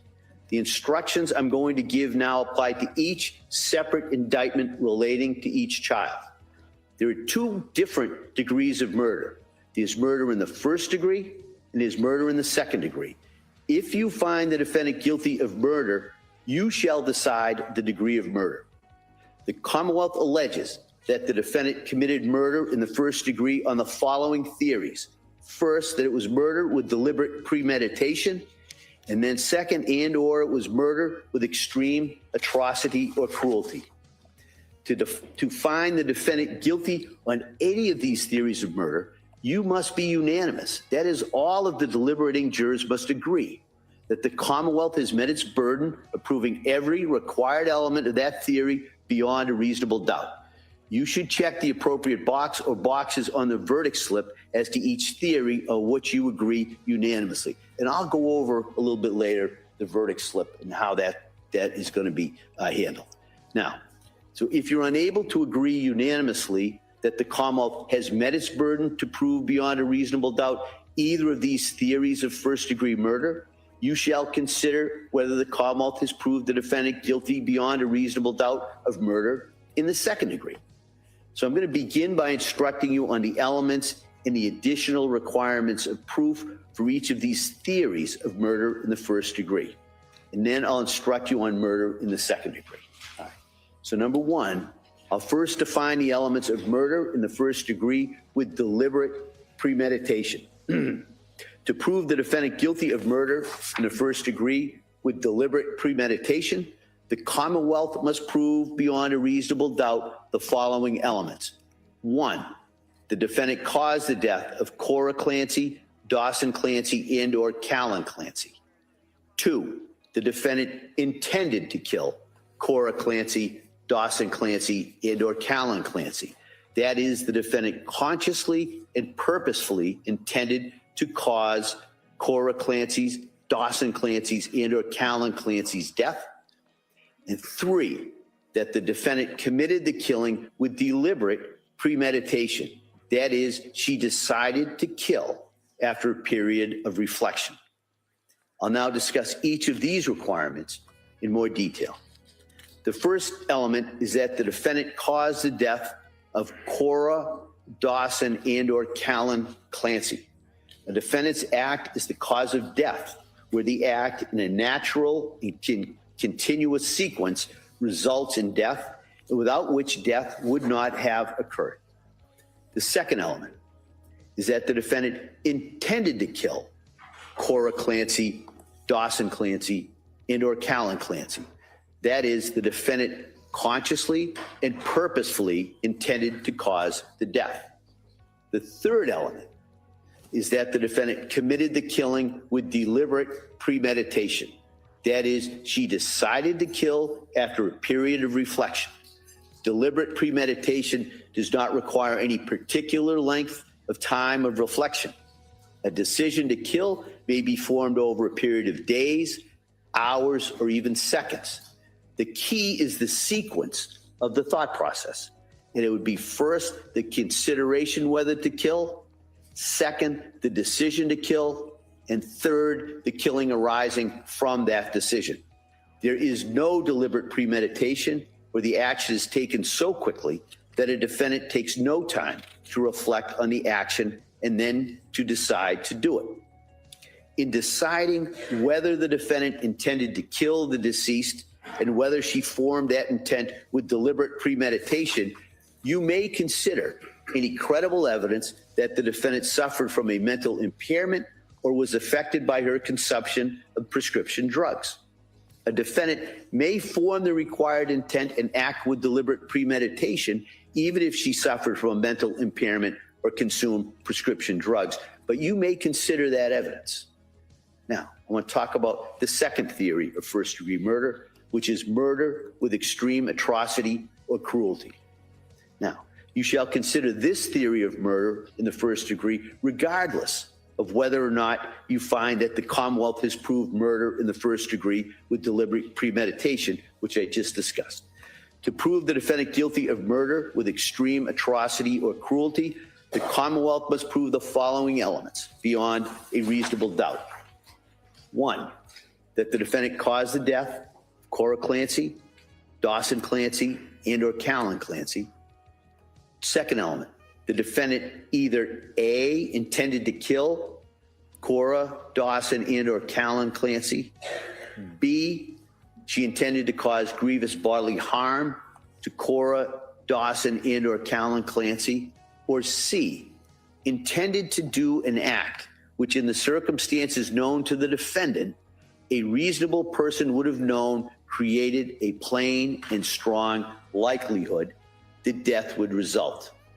The third element was that the killing was committed with extreme atrocity and cruelty. Extreme atrocity or cruelty, I'm sorry.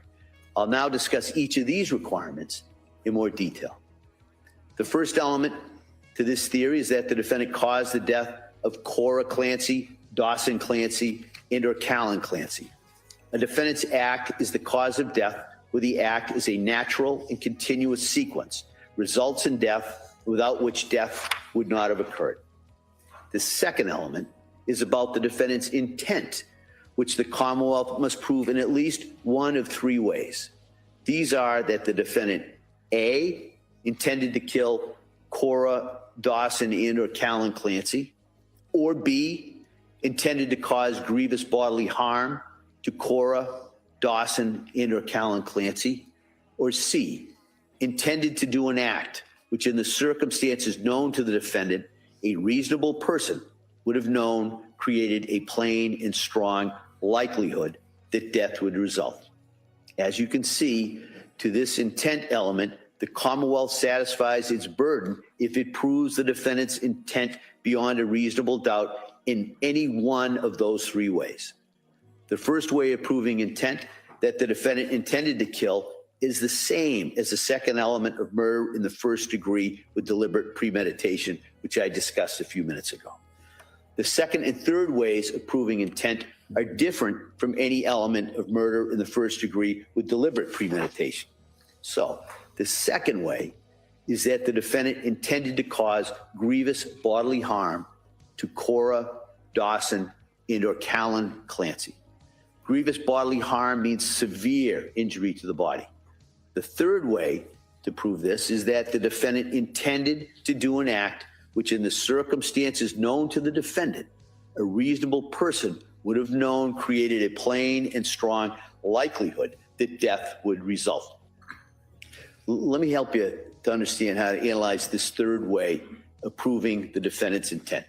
You must first determine whether the defendant intended to perform the act that caused the death. So if you find that the defendant intended to perform the act, then you must determine what the defendant herself actually knew about the relevant circumstances at the time she acted. Then you must determine whether under the circumstances known to the defendant, a reasonable person would have known that the act created a plain and strong likelihood that death would result. In deciding whether the defendant intended to kill, intended to cause grievous bodily harm, or intended to do an act which in the circumstances known to the defendant, a reasonable person would have known created a plain and strong likelihood that death would result, you may consider any credible evidence that the defendant suffered from mental impairment or was affected by her consumption of prescription drugs. A defendant may have the requisite intent even if she suffered from a mental impairment or consumed drugs, but you may consider such evidence in determining whether the Commonwealth has proved this element. Now, the third element in this theory is that the killing was committed with extreme atrocity or cruelty. Extreme atrocity means an act that is extremely wicked or brutal, appalling, horrifying, or utterly revolting. Extreme cruelty means that the defendant caused the person's death by a method that surpassed the cruelty inherent in the taking of a human life. You must determine whether the method or means of killing is so shocking as to amount to murder with extreme atrocity or cruelty. The inquiry focuses on the defendant's actions in terms of the manner and means of inflicting death and on the resulting effect on the deceased. In deciding whether the Commonwealth has proved beyond a reasonable doubt that the defendant caused the death with extreme atrocity or cruelty, you must consider the following factors. 1, whether the defendant was indifferent to or took pleasure in the suffering of the deceased. 2, whether the defendant's method or means of killing was reasonably likely to substantially increase or prolong the conscious suffering of the deceased, or 3, whether the means used by the defendant were excessive and out of proportion to what would be needed to kill a person. In considering whether the means used by the defendant were excessive and out of proportion to what would be needed to kill a person, you may consider A, the extent of the injuries to the deceased, B, the number of blows delivered, C, the manner, degree, and severity of the force used, and D, the nature of the weapon, instrument, or method used. You cannot make a finding of extreme atrocity or cruelty unless it is based on one or more of the factors that I just listed. You may consider the defendant's mental condition at the time of the killing, including any credible evidence of mental impairment or the effect on the defendant of her consumption of prescription drugs, in determining whether the Commonwealth has proved beyond a reasonable doubt that the defendant committed the killings with extreme atrocity or cruelty. A defendant may have committed the killing with extreme atrocity or cruelty even if she suffered from a mental impairment or consumed prescription drugs, but you may consider such evidence in determining whether the Commonwealth has proved this element. Now I want to talk about murder in the second degree. In order to prove murder in the second degree, the Commonwealth must prove the following elements. 1, that the defendant caused the death of Cora Clancy, Dawson Clancy, and or Callan Clancy. 2, that the defendant A, intended to kill Cora Clancy, Dawson Clancy, and or Callan Clancy, or B, intended to cause grievous bodily harm to Cora Clancy, Dawson Clancy, and or Callan Clancy, or C, intended to do an act which in the circumstances known to the defendant, a reasonable person would have known created a plain and strong likelihood that death would result. The requirements of proof for murder in the second degree are the same as for murder in the first degree with extreme atrocity or cruelty, but without the element that the killing was committed with extreme atrocity. All right. And I discussed those elements earlier when I discussed the charge or the theory of first degree murder committed with extreme atrocity or cruelty. So they're listed in that other section. All right. Now, I want to talk about manslaughter. If you find that the Commonwealth has not proven the charges of first degree or second degree murder, you shall consider the lesser offense of manslaughter. Now, manslaughter is an unlawful killing unintentionally caused by wanton or reckless conduct. Wanton or reckless conduct is intentional conduct that creates a high degree of likelihood that substantial harm will result to another person. An omission or failure to act may constitute wanton or reckless conduct only where the defendant has a duty to act. To prove that the defendant is guilty of manslaughter because of wanton or reckless conduct, the Commonwealth must prove the following elements beyond a reasonable doubt. 1, that the defendant caused the death of Cora, Dawson, and or Callan Clancy. 2, that the defendant intended the conduct that caused the death of Cora, Dawson, and or Callan Clancy. And 3, that the defendant's conduct was wanton or reckless. I'll now discuss each element in more detail. The first element is that the defendant caused the death of Cora, Dawson, and or Callan Clancy. As I've said before, the defendant's act was the cause of death, where the act in a natural and continuous sequence results in death, and without which death would not have occurred. The second element is that the defendant intended the conduct that caused the death. The Commonwealth is not required to prove that the defendant intended to cause the death. And the third element is that the defendant's conduct was wanton or reckless. Wanton or reckless conduct is conduct that creates, a high degree of likelihood that substantial harm will result to another. It is conduct involving a grave risk of harm to another that a person undertakes with indifference to or disregard the consequences of such conduct. If the defendant realized the grave risk created by her conduct, her subsequent act amounts to wanton or reckless conduct whether or not a reasonable person would have realized the risk of grave danger. Even if the defendant did not realize the grave risk of harm to another, however, the act constitutes wanton or reckless conduct if a reasonable person, knowing what the defendant knew, would have realized that the act posed a risk of grave danger to another. It is not enough for the Commonwealth to prove the defendant acted negligently, that is, in a manner that reasonably careful persons would not have acted. The Commonwealth must prove that the defendant's actions went beyond negligence and amounted to wanton or reckless conduct, as I've defined that term. So in deciding whether the defendant knew or should have known her conduct created a high degree of likelihood that substantial harm would result to another, you may consider any credible evidence that the defendant suffered from a mental impairment or was affected by her consumption of prescription drugs. A defendant may have the requisite knowledge even if she suffered from a mental impairment or consumed prescription drugs, but you may consider such evidence in determining whether the Commonwealth has proved this element. All right. So that's my instructions on the specific elements of the charges in this case.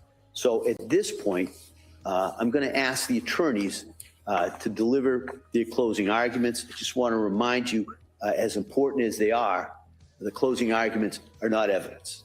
All right. And I'll go over that a little bit later, but I just wanted to remind you that.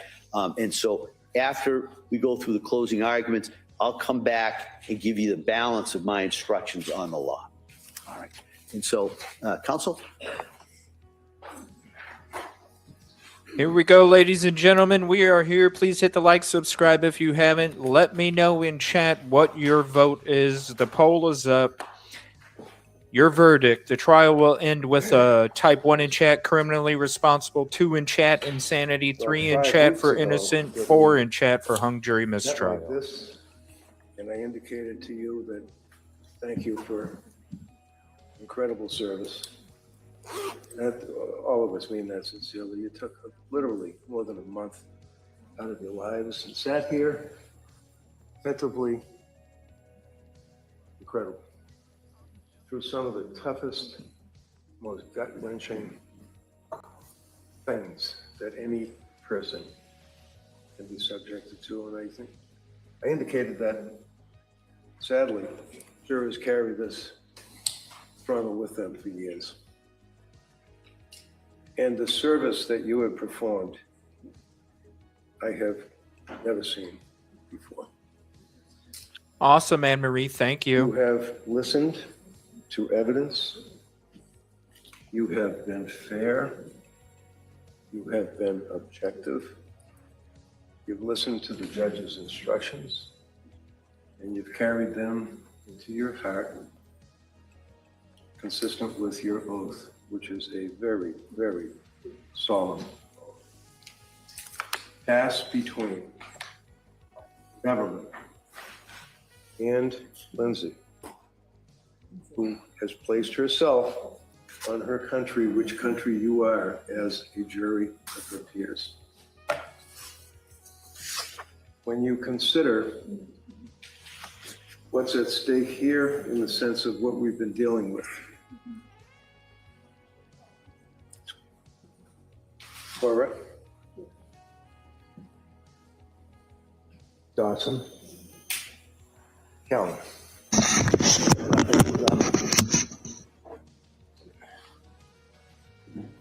She knows loss. And that's why we think Cora, Dawson, Kelly.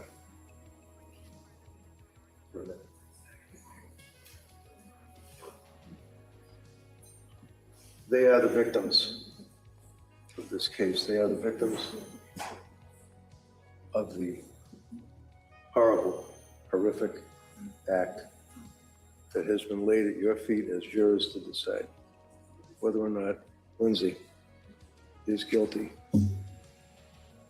Beyond a reasonable doubt, as His Honor instructed you and will instruct you, what that means, that standard of proof that we as citizens in this country, a so blessed to have proof beyond a reasonable doubt before the government charges any citizen with a crime. I don't care how many cops you have in here, how many DAs are sitting here, how many people are sitting in the front row, and they're all going to sit there and be proud of this prosecution.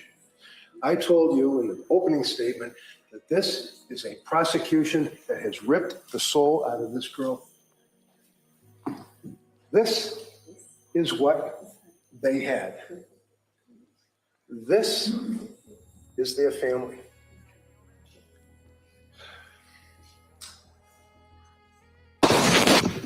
How does this turn into this? How? Because of the damn medicine and the lousy medical care that she got. You can troop as many paid experts as you want to come in here and tell the jury, oh, well, she didn't say that she heard voices inside her head. She said she heard voices from outside her head.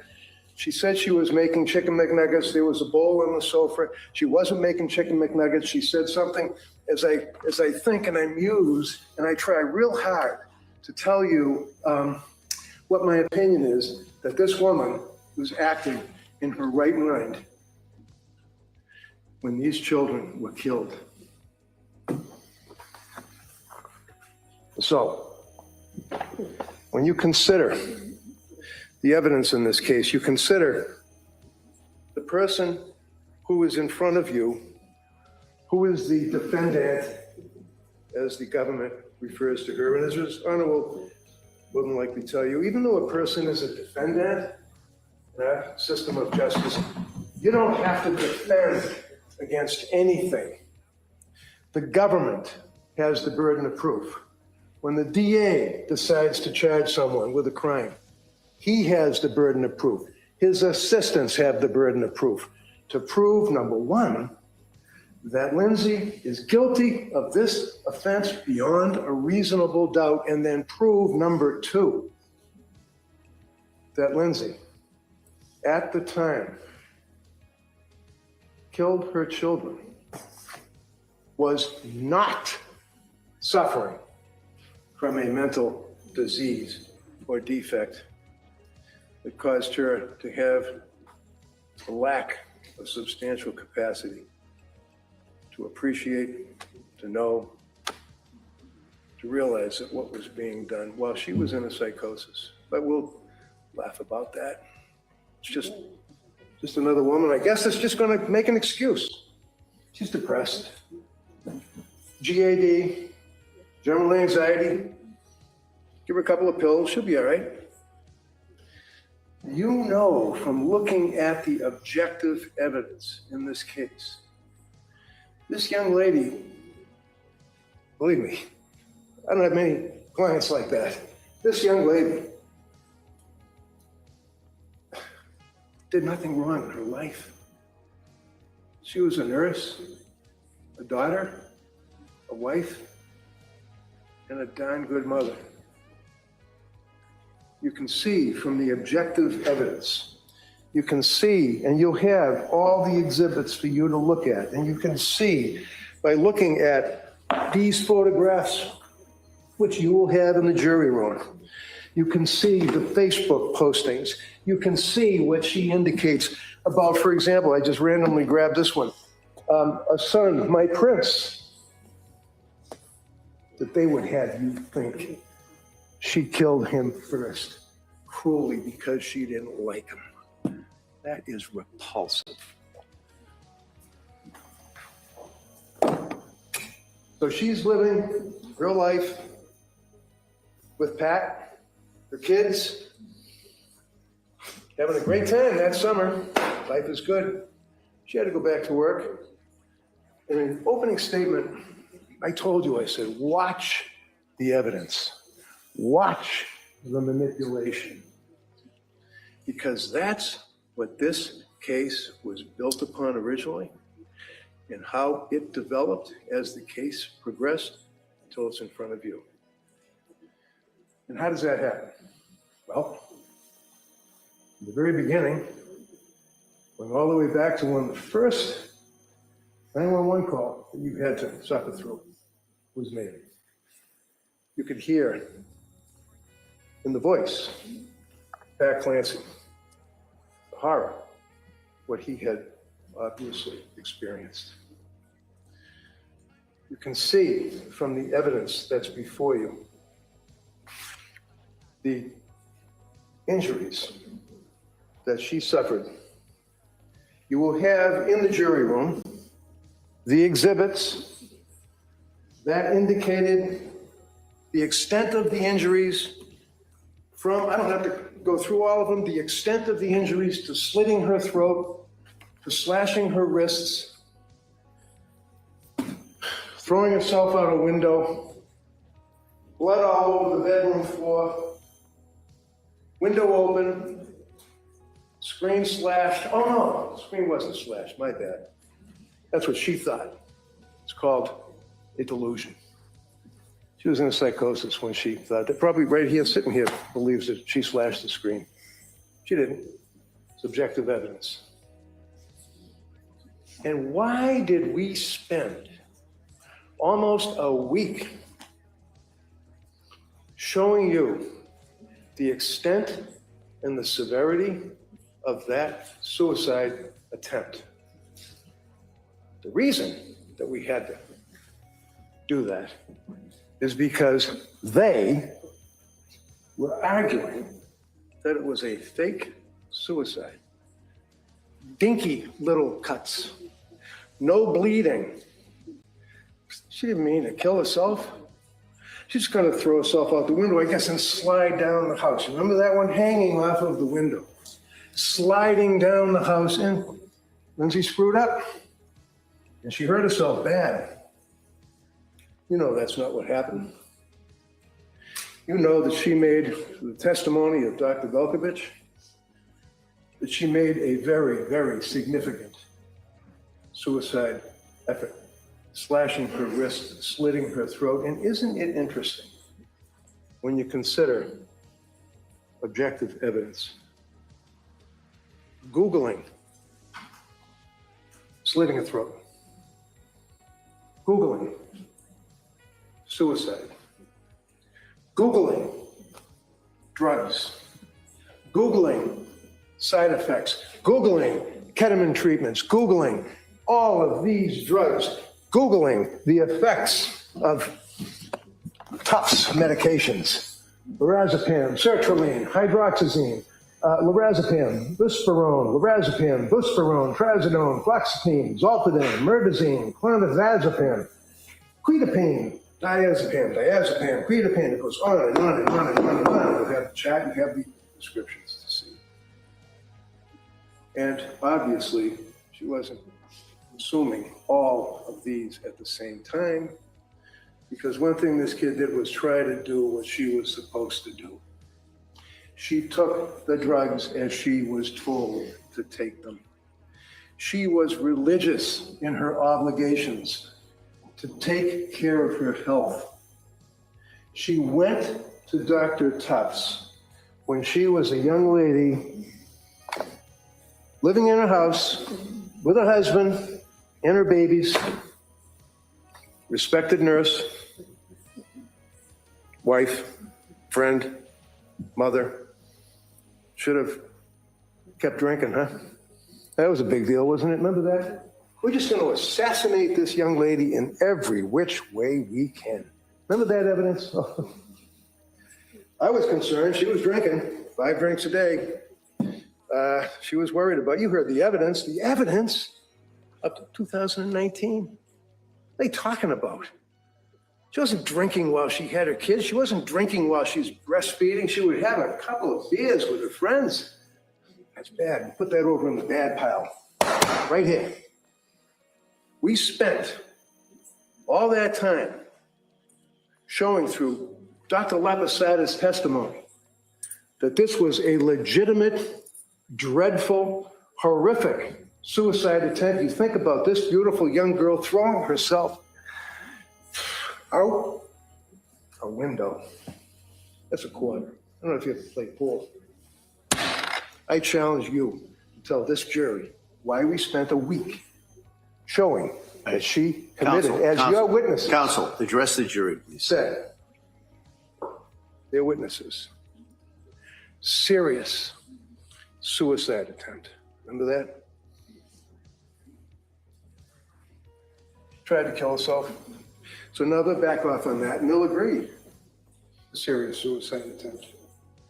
That's why I say, watch the evidence. Watch the manipulation. Remember the argument with the bands. She took the bands out of the bag, put the gloves on, talks to Dr. Laposada on the Zoom, slams the bands down out of the paper bag, does the movement of the bands and yells at Laposada and says, wrapped. They were just wrapped. They weren't knotted because you gotta get Lindsay tightening the band, right? You gotta hold it. You gotta hold it for a minute. You gotta hold it for 2 minutes, 3 minutes, 4 minutes. That's why she needed the bands not knotted. And then she said, it's like this. And they sprang open. Remember that? Dr. Laposada said, yeah, I saw what you did. And she walked away like if the glove won't fit moment. Quarter number 2. What did Patrick Clancy testify to? You heard his testimony. He indicated clearly, unequivocally, they were knotted around the necks of those children to the point where he had to struggle. And it's your memory, not mine. If I say something you don't recall, forget it. It's what you remember the evidence to be. But clearly, I would suggest he struggled to get it off of Dawson's over his head. And a police officer saw through the window. This is horrific stuff. But it's objective, and it shows the manipulation. This government, this prosecution is a mess. They would take their evidence and argue to you that she did not tie a knot and walk away, because as Dr. Laposada said, you're talking about 4 or 5 seconds, so somebody passes out. No, they gotta have the 4 minutes. And that's not what the evidence shows, is it? So, as we move on, Lindsay's in the hospital. And this whole thing about conversations and she's talking to people and the kids are in the basement, her throat was crushed. You heard the 911 team. You draw the inference, whether or not there's a conversation about where the children are. Tried to kill myself, the kids are in the basement, all that. You determine whether or not that was something that could be discerned. And the police investigation, because as His Honor indicates, there were two things here. Number 1, proof beyond a reasonable doubt that she's guilty. And number 2, proof beyond a reasonable doubt that she was not suffering from a disease or defect, as His Honor instructed you at the time of these killings. Those are the 2 things they have to prove. And when the police charge somebody with a criminal offense, they have an obligation to investigate. So at the end of the day, when you're talking about, well, we've got the charges are before the court, you can sit there in the court, you can feel proud of yourself. Do a good investigation. You even know with this, you'll see the photograph of the cup and the powder. What is it? They don't even analyze it. Did they take pictures? Did they analyze? Did they test the blood? Did they do lousy investigation of this? Well, that's okay because she was guilty. And they put her in the hospital. And she's the evil woman killed the 3 innocent kids. And they're going to stand there while she's chained to the bed, paralyzed. You heard testimony from Dr. Zeisel. They weren't little fluffy cuffs that were securing her to the bed. They were handcuffs, not the medical treatment, Medical treatment would be, like restraints, so you don't do whatever, pull lines out and things. We're talking about when the big men were in there with their guns and their badges and they're sitting outside the door, and they're gonna make sure that Lindsay Clancy, paralyzed, chained to the bed, doesn't get up and run away from the hospital, I guess. And they just have to suffer their way through. I guess I worked 8 hours. I had another shift I had to work that night. This is the treatment. And what's important about that is what kind of treatment did this young lady get from the healthcare providers? Remember Meg Collins? She came in this court, Meg, you might remember. Tall woman, short blonde hair, squared away. Unbelievable. Unbelievable. She was not only a nurse taking care of her in the hospital, she advocated for her.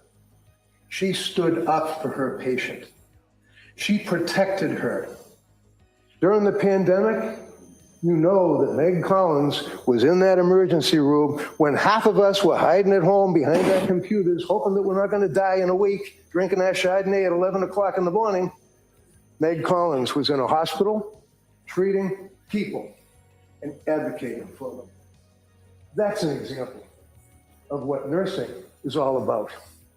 Not having attitude, not treating somebody like they're to be disdained. And what's even worse, she comes out of a coma. She is intubated. She has had major surgery of her broken, crushed spine, vertebrae, rib, thyroid. Massive, not my words, medical records, massive testimony, blood transfusion for the blood loss. And when someone, you've heard evidence, comes out of surgery, they are delusional. You've had anesthesia. You've had think about having your tooth pulled. Think about the trauma that somebody has when they're in a hospital bed laying there, paralyzed, unable to feel the lower half of their body, but able to feel with the meds and the pain medication and everything else, the damage to the spine. And then the hospital has a meeting. Remember the other doctor, I think it was Dr. Shah, the Indian woman? Wicked impressive. She was amazing. She had the facts. She was able to tell you exactly what she observed. She was able to tell you what they were doing to treat Lindsay. She treated her like a human being. She was a damn good doctor. Came in here and told you all of her observations about her and told you one of the things that ultimately that they were concerned about is they had to have this big confabulation about, we're going to take her off the, the healthcare process. They had to have lawyers. They had to have people there. They had to have her signing documents. They had to determine whether or not she was going to be signing something to have her parents take over because Pat was not going to be responsible for her care. Lawyers, cops, handcuffs. Do I need a lawyer? Write that down. Where are you? You're out there somewhere. Write that down. Boy, she wanted a lawyer. That's a bad thing. Must be guilty. Let's put that in the guilty pile. That's why she said that in a delirious state, dealing with all of these people about that issue. But what's even more nefarious, you think about it, as I said, your eye on the ball because of the manipulation. Paul Zeisel, big deal. I'm friends with the guy. You heard evidence that I called him. I was with Pat a night or two after this incident in the bedroom with all the blood. I was with Pat taking evidence that the police didn't even see in their thorough investigation. And I was able, as you know now, certainly, to grab this. Why wouldn't the police have grabbed this? They're all empty. You can see when they were prescribed. You can see what they are. You can see what she took. You heard the testimony. It's tough to take a handful of pills. Remember the guy saying that yesterday? Tough to take a handful of pills. Well, no, they were crushed. Oh, shit, they were crushed. Okay. Where's the residue? Where's the crusher? Where's anything? Doesn't matter. Doesn't matter. Great investigation, guys. So you have a situation where they leave this behind. They don't even look at it. One of them, and again, your memory don't lie. One of them testifies, well, they might have looked at it and saw it and just didn't seize it. Seriously? They go down in the kitchen, they seized every pill bottle that was in the cabinet, along with the books. And speaking of books, one of the things that they found, smoking gun. Good moms have scary thoughts. Hallelujah. Put that in the guilty pile. We're going to put this in a plastic bag. We're going to show it to a jury so they know that this young lady had scary thoughts. Turns out that Jolada gave it to her. So you have this evidence.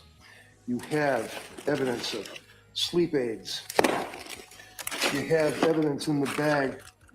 Because obviously this stuff was just thrown in there. It wasn't in a bag when I saw it inside this thing here, and we seized it. And we held it for 3.5 years.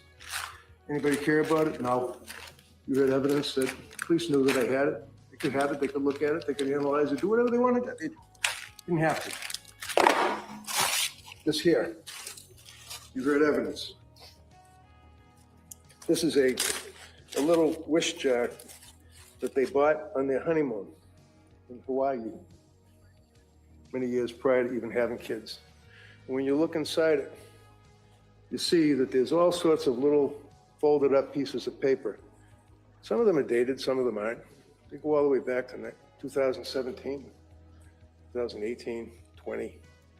And they reference her wishes to have healthy kids, her wishes for her kids to be successful, her wishes to have a good birth, second time around, hoping for a good birth, worrying about the child with I forget, where they rub the thing like.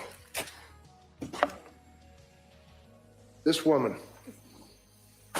lived for her kids until she had the pleasure running into Dr. Tufts of her 2 months experience. And after she ran into Dr. Tufts, it was not a wonderful life anymore. And what did Dr. Tufts do?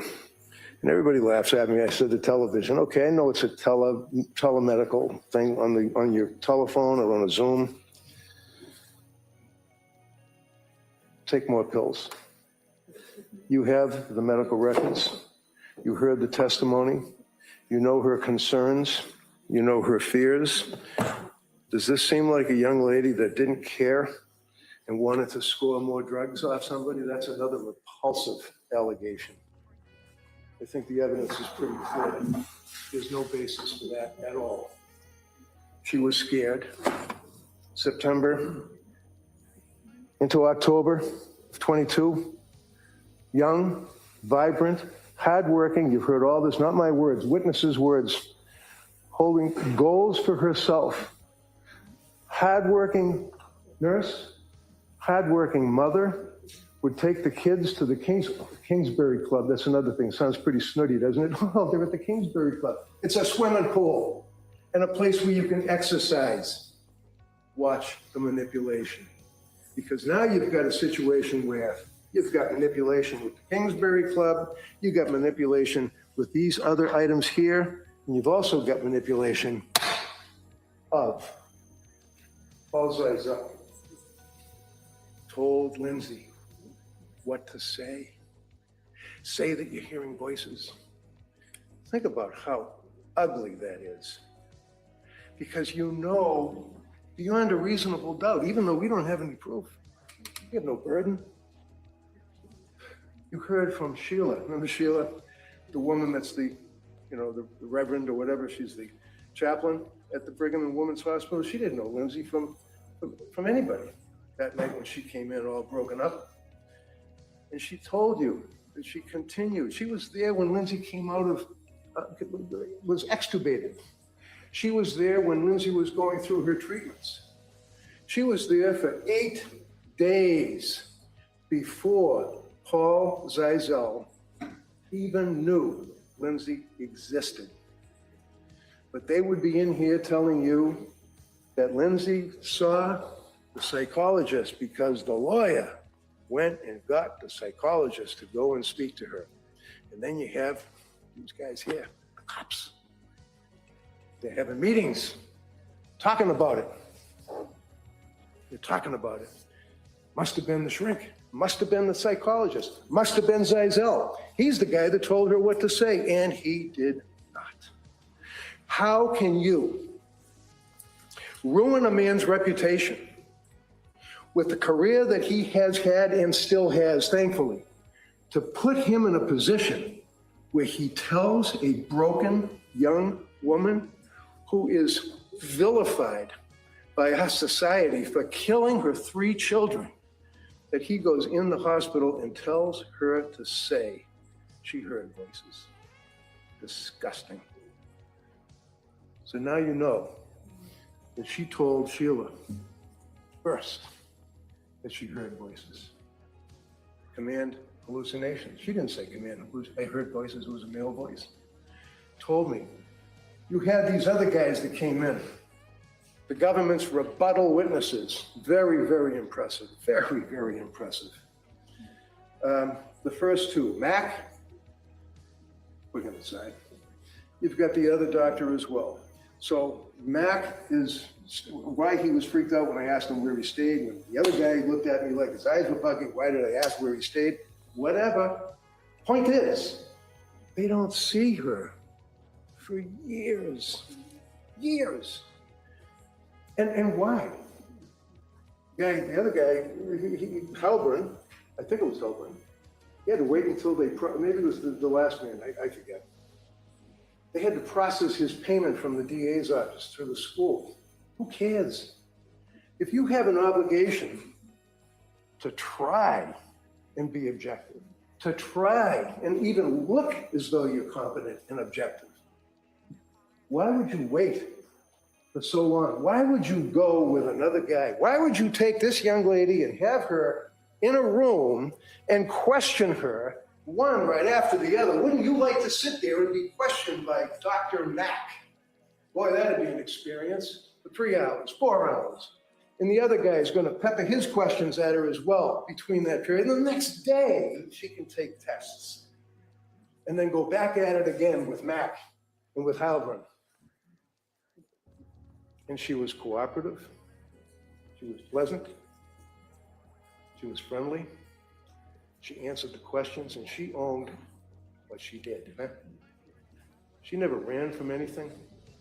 She's gone through evaluation after evaluation after evaluation, recorded. You'll have the video to look at as they're questioning her, as she's sitting there in her wheelchair, hour after hour after hour, 3 years after this incident, but that's okay. They're busy. Paul Zeisel was there, literally, in Brigham and Women's, because I called him. Because I was asked to represent this young lady. You heard evidence. I saw her in the hospital. I saw her laying in the bed broken. I saw her laying in the bed practically dead. I reached out to Dr. Zeisel. I asked him, please, can you talk to this woman? Concerned, as he testified, for her mental well-being. What kind of demons, what kind of horror was in her mind as she lay there paralyzed and hurting and medicated, swollen, tubes, cops, chains. He went and talked to her. Big deal. I asked him to go. You judge the credibility of a person. Did Paul Zeisel have the ring of truth when he told you that he's there out of humane feeling to try to help this young lady? And he's been by her side for 3.5 years. Same thing as Sheila. Why would Sheila, for all this time, visit with Lindsay as she testified at the Tewksbury Hospital? She's not getting paid. She's not a hired gun. She's not somebody that's coming in to say something at my request. She loves Lindsay. He's a good kid. He's a beautiful soul. So you have Zizelle that has been with her all that time. You've got Sheila who's been with her all that time. You've got evidence that her mom and dad who lived in Connecticut come up and they stay and they visit with her and that they sit with her, and God forbid they actually sometimes had dinner. Remember that? They get the Tewksbury records. Boy, there's a good score. Let's go through the Tewksbury records and see what she's doing on the anniversary of the deaths.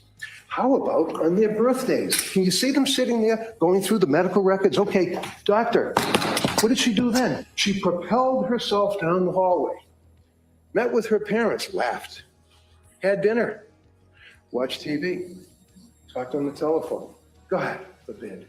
She's not curled up in the fetal position, wailing, self-flagellating constantly for 3.5 years. She's acting like a human being trying to exist.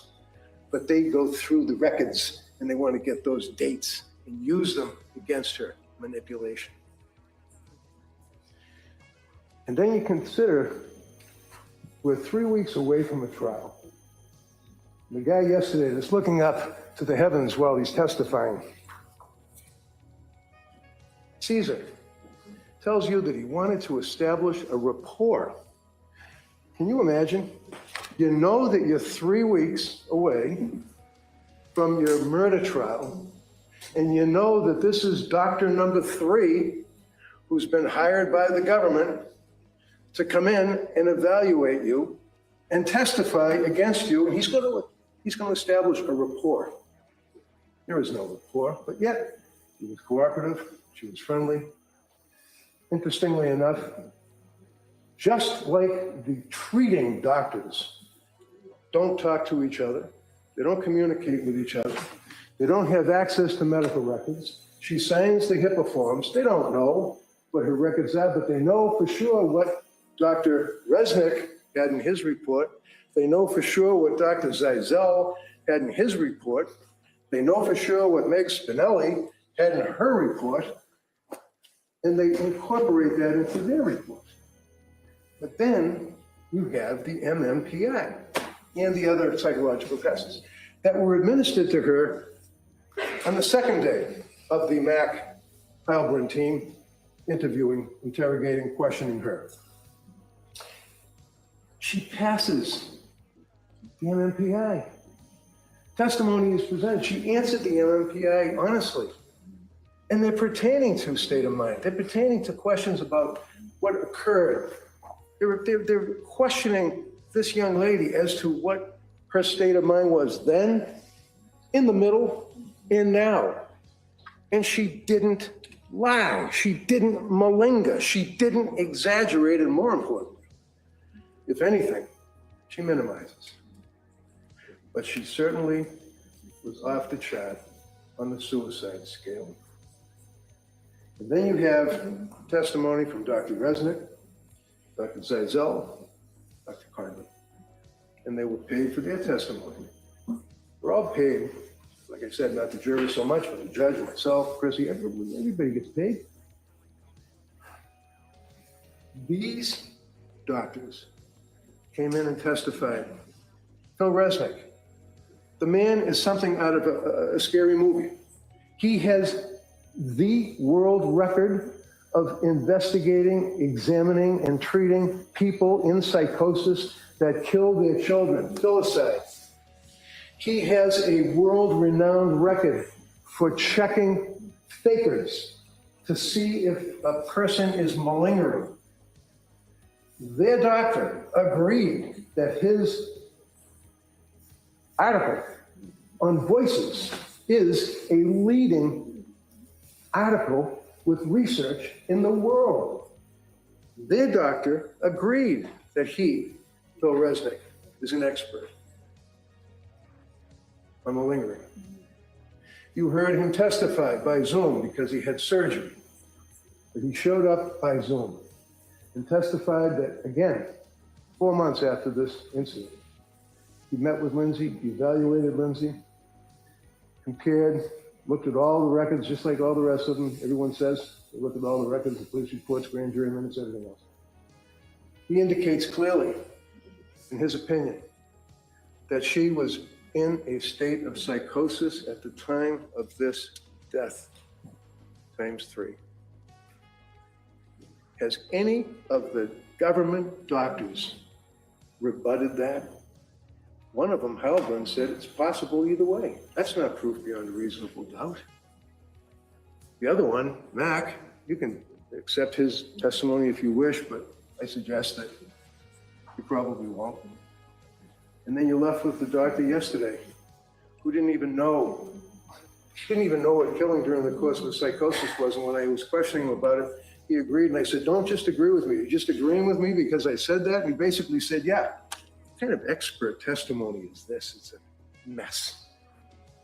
But the government uses them to try to rebut a man like Phil Resnick, who tells you that she was suffering from a horrific mental disease and defect at the time of the killing of her beautiful children.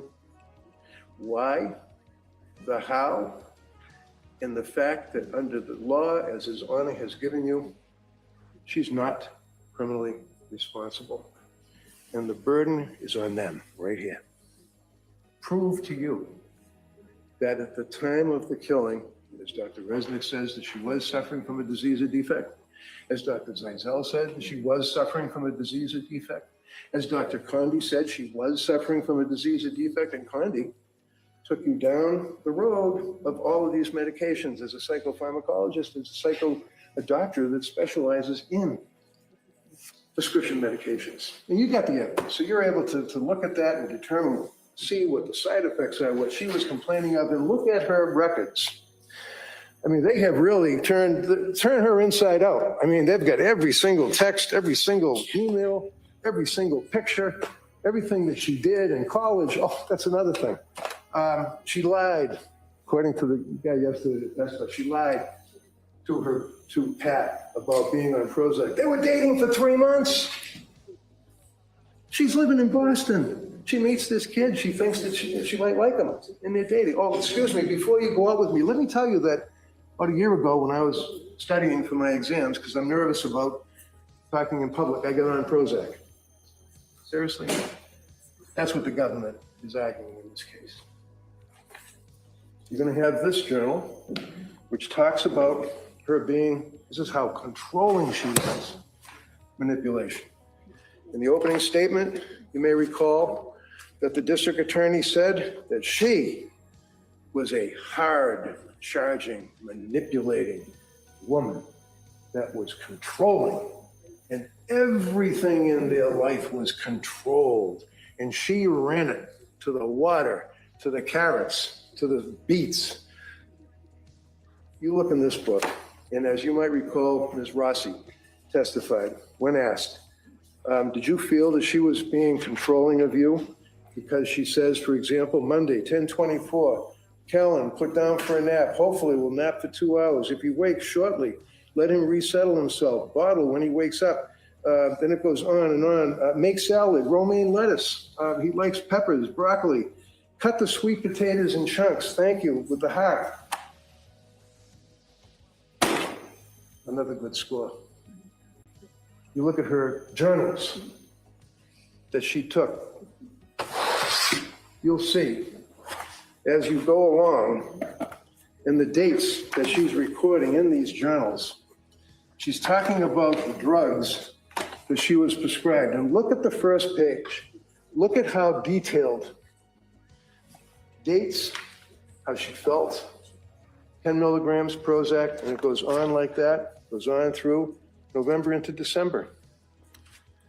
December 9th, 10th, 11th. Horrible intrusive thoughts. Horrible thoughts in the AM. Horrible thoughts. Horrible thoughts. No motivation. And then finally, horrible thoughts, no motivation, deeply depressed. Then that's around the time she went to Women and Infants Hospital, right? Looking for help. Look at this. As she runs into January, there's nothing other than little chicken scratches because her mind was gone.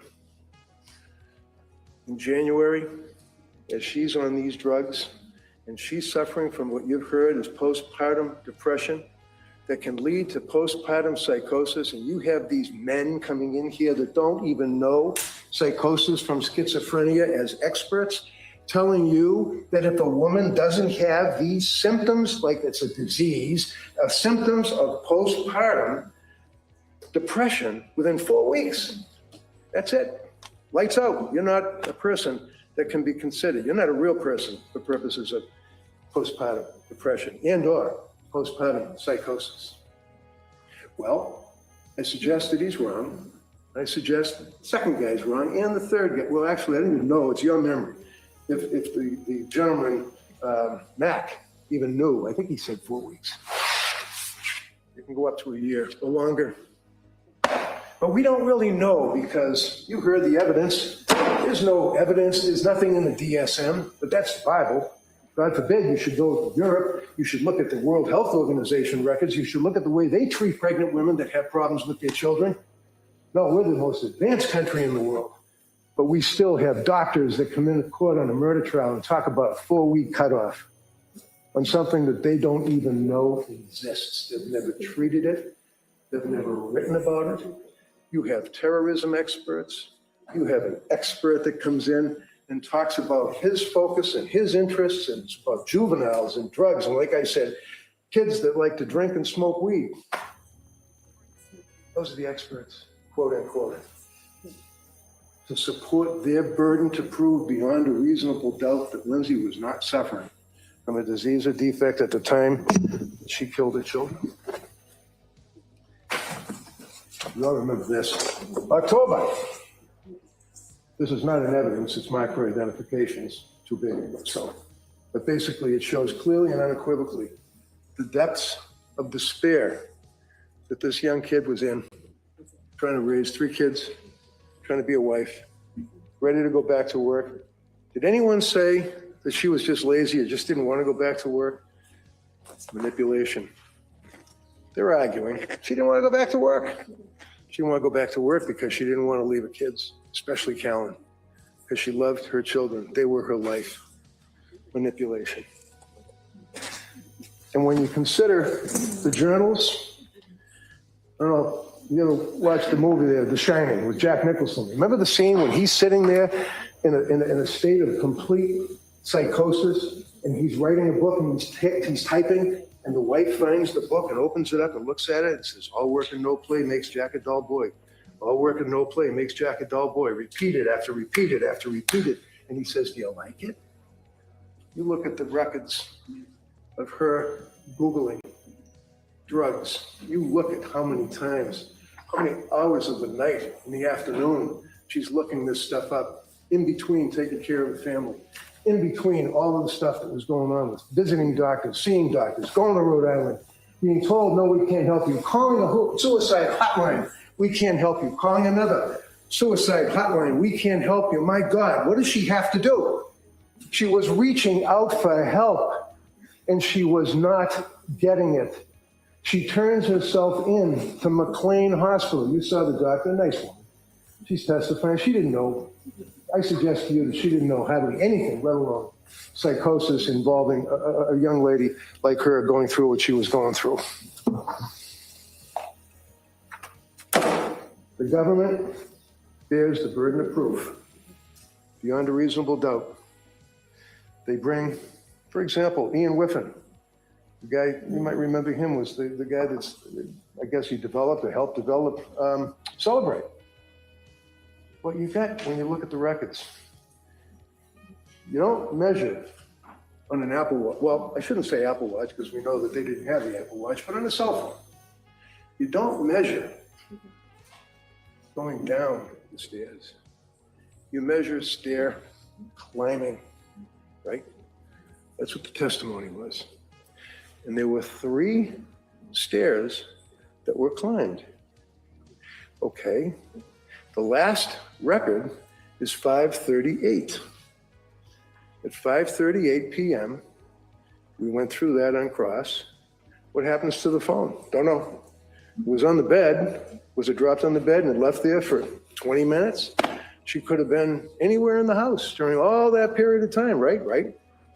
You've got a compressed period of time that Patrick leaves to go to the restaurant to pick up the CV, and you heard the guy yesterday say, and then she sent him off to go to CVS. It's on the way. It's on the way. She didn't want him out of the house long. She was in distress. She wanted him home to help with the bathing, to help with the kids, to help putting them to bed. How long is he going to be gone? She Googles it. Is that something that is so nefarious? You'd think that that goes right along the line with the book about good mothers having bad thoughts. My God, she actually Googled the time frame that Patrick would take to go to 3B and pick up the food and then leave and stop at CVS on the way. So I guess the government is suggesting she's not in a psychosis. So she's Googling Miralax because the doctor earlier that day told her that the baby Cora needed Miralax. Why would she do that? Because remember the government's opening when they told you she wasn't suffering from the psychosis. She was a woman that didn't want to live her life anymore, wasn't happy being a mother, didn't want to live that life. So she's going to kill her kids and hopefully throw herself out the window and not paralyze herself, and then she could run off into the sunset, I guess. That's what their theory was. Along with the fact that it wasn't a real good suicide, it was fake. Well, now we know, don't we? The mess that this young lady was in her brain, my brain is being damaged. I will never be better. That's the evidence. That's the evidence that we have in this case. Burden of proof is on them to prove to you that at the time that she killed these 3 beautiful kids, that she just wanted to move on with her life. I suggest to you, just as there's no chicken nugget residue, and then when you look at those photographs, there's a slice of a cucumber, there's a slice of a carrot, there's no chicken nuggets in that bowl. Patrick wouldn't know what the kids were eating. She was the one that would cook their dinner. She was in the refrigerator, but the guy yesterday is like, oh no. Patrick said that the child was eating the chicken McNuggets in the bowl. No. She was getting food out for the 2 kids, not the little baby, 2 kids for dinner. There's no evidence that she's lying. There's no evidence that she's malingering. And finally, you remember there was a big deal about whether or not the voices are within the head or whether or not they're outside of the head. Dr. Resnick's article with the largest research on voices malingering in the world indicates that 38% of almost 1,000 people that were examined report voices from inside their head, and it stops. You're going to buy that guy yesterday? He doesn't know what he's talking about. This young lady is not guilty of the killing of her children because she was suffering from a disease and defect, as His Honor instructed you. And they're not going to be able to prove otherwise. And it's their burden, not ours. Thank you.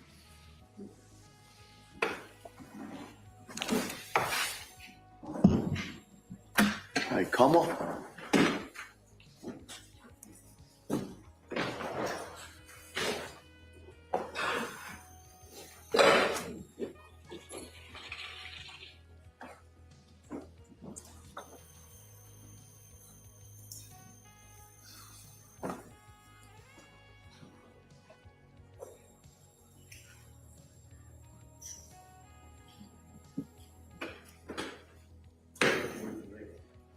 There's no dispute that Lindsay Clancy was suffering from mental illness and that she tried to kill herself. There's no dispute about that. All of the evidence that you've heard, even the experts that the Commonwealth put before you, say that she was suffering from mental illness and she tried to kill herself. That's not the issue in this trial. The issue is whether at the time she killed Cora, Dawson, and Callan, she knew the difference between right and wrong, and whether she could conform her behavior to the requirements of the law. This case is not about our mental health system or how it treats women or what's in the DSM-5 and what's not. That's a distraction to get you angry and passionate about an important issue, but an issue that's not on trial here. What's on trial here, what the issue is here, is what Lindsay Clancy did the night of January 24th, 2023, and what her mental state was at the time. And you can use her psychological history and records, the treatment records, to look at both before and after she killed the kids, to look at how she got to that point, what her thought process was, what her motivation was. But it's not the system or the DSM or any of that that caused her to strangle her kids. In fact, she had more access to treatment and care and support than a lot of people do. She had health insurance that covered multiple doctors, multiple specialty programs, treatment at South Shore, at Mass General, her stay at McLean. She had prescription coverage to cover the different trials she went through. She had support at home. She had 18 weeks of maternity leave with the opportunity to extend that as much as she needed, which is excellent, which is what all women should have. But she had that. She had support from both sides of her family, hers and Patrick's. The two older kids, Cora and Dawson, were in preschool 3.5 days a week. And she had the nanny, Elaine, who helped with Callan 3 mornings a week. And she also helped her with housework and with food prep. This wasn't a woman suffering from a lack of care, a lack of resources. She had an abundance of help, an abundance of care. She had all of that and more.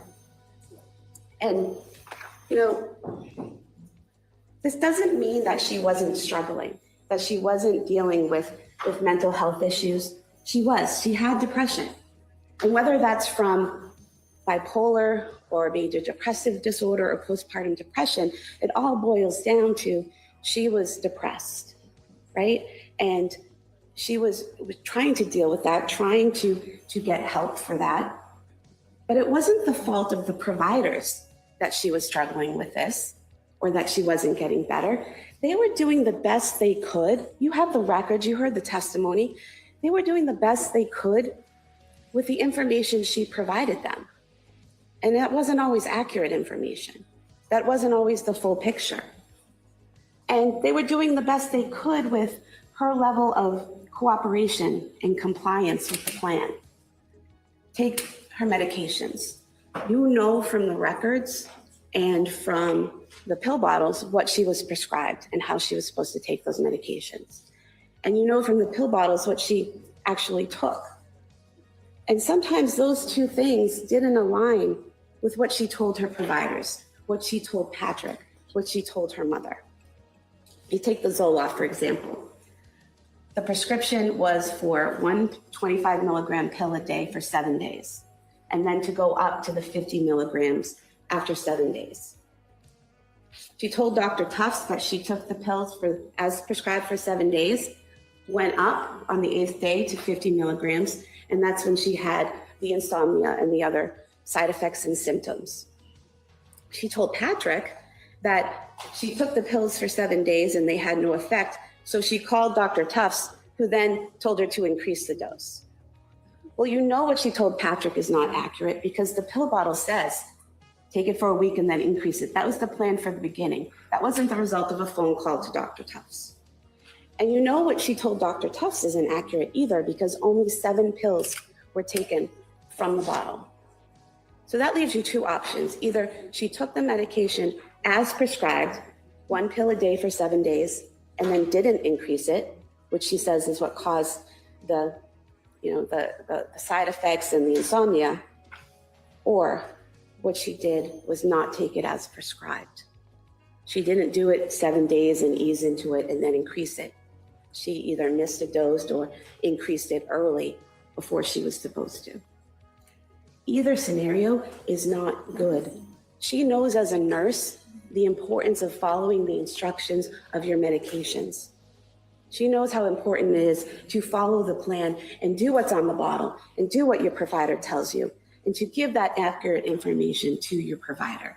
She didn't say, I went up to 50 too early. Maybe they could have adjusted that and tried the 25 milligram for longer and eased her into it. But no, she told her that she did what she was told and then went up and had these problems. So you can see that in a lot of the medications she has. You have the pill bottles that were turned in by Patrick, and a lot of them don't even have many pills missing from the bottles. Some of them have none. The Buspar prescription, the first one, there's only 2 pills missing. The second prescription, no pills missing. The Lamictal, she never took those pills at all until the night she tried to kill herself. So there's a lack of compliance there, a lack of follow through, a lack of communication with her providers about what was happening with her and how she was taking the medications. And defense wants you to believe that this is a woman who's begging for help and willing to do anything and everything her providers tell her to do to get better. And she was asking for help. She wanted help. She wanted to get better. But she wanted to get better on her own terms, doing things her way, the way she thought she should do them. And as a nurse, she knew that's not the right way to approach it. She knew that an accurate medical history, accurate information about your side effects and symptoms, what your thoughts are, that's important for your providers to know. And she didn't do it. And it seems that the reason that she's not necessarily fully compliant and she's doing what she wants to do is she has this desire to be herself again. She just wants to go back to who she was, and she wants it now. And she doesn't want any side effects. She just wants to be herself again and wants it now. And that's understandable. That's relatable, to want to get that magic pill that will fix you immediately and you can go back to being yourself. But she knew that's not how it worked. And you know that's what she was thinking, because in the searches on her phone, she's searching for things like, which antidepressant works the fastest? How fast does Wellbutrin work? And she's searching all of these different medications for the side effects and symptoms, some of them that she never even discusses with her doctors. And, again, it's relatable that she wants to get back to where she was, but she had discussions with her providers about how these medications work and that it takes time for them to get into your system and it takes time for them to work. She even texted her mother about that, about how she knew that she had to be patient, that it took weeks for the amitriptyline, for example, to get into her system and worked. And she knew all of this, and she couldn't be patient. She couldn't wait. She wanted faster. She even told Dr. Tufts, it's a note in the records, that she knew the problem was that she wasn't focusing on one provider and following one plan. She knew that going from doctor to doctor, practice to practice, South Shore to MGH, to different programs, not the best way to deal with the situation. She said it in her own words to Dr. Tufts, you need to stick with one provider and stick with one plan to see if it works. And she actually turned down help from at least 2 locations at various points. We talked a lot about the women and infants records, and you don't have to believe what I say about them or the witnesses say about them or defense. You can look at the records themselves. Page 9, it says right there, Patrick was the one who said over-medication was the issue. Not the doctors there, not the people evaluating her. What they put was depression, RO, rule out adverse medication effects. That means they have to look into it to see if medication's a problem. But there's a difference between an adverse effect, a symptom, or a problem with a medication and being over-medicated, taking too much of a medication or taking too many at one time. There's a difference there. And women and infants never said she was over-medicated. What they also don't do is turn her away. It's not that she went there and they said, can't help you, go away. They told her, it's in the records, based on the onset of her symptoms, they weren't sure if it was postpartum or peripartum. They saw she had an issue. They wanted to help her. It says there, we offered her. They offered her 3 programs. They offered her the inpatient medical management program. They offered her a partial hospitalization program for general mental health. and they offered her an outpatient program. It shows they put a lot of thought into that, into offering her this care. When they gave her 3 separate options, considering she's a young mom, maybe she doesn't want to be away from home, but we'll give her the option of being in the hospital and getting her medications right. But we'll also give her the option of the partial hospitalization where she can, be here during the day and go home to her kids in the evening. And then that third option of being an outpatient and being able to be at home with her kids and come in for appointments. It was very thoughtful of them. It was very well planned out to give her these 3 options. And it's kind of the exact opposite of just turning someone away and saying, go away, we can't help you. And her response, I'm going to talk to my provider about it for guidance. And she goes to Dr. Tufts. She sees Gelada at some point. You look at the records, she never discussed those options with them. She told them that Women and Infants turned her away and said she didn't qualify for the program. She didn't discuss those 3 programs that they offered her.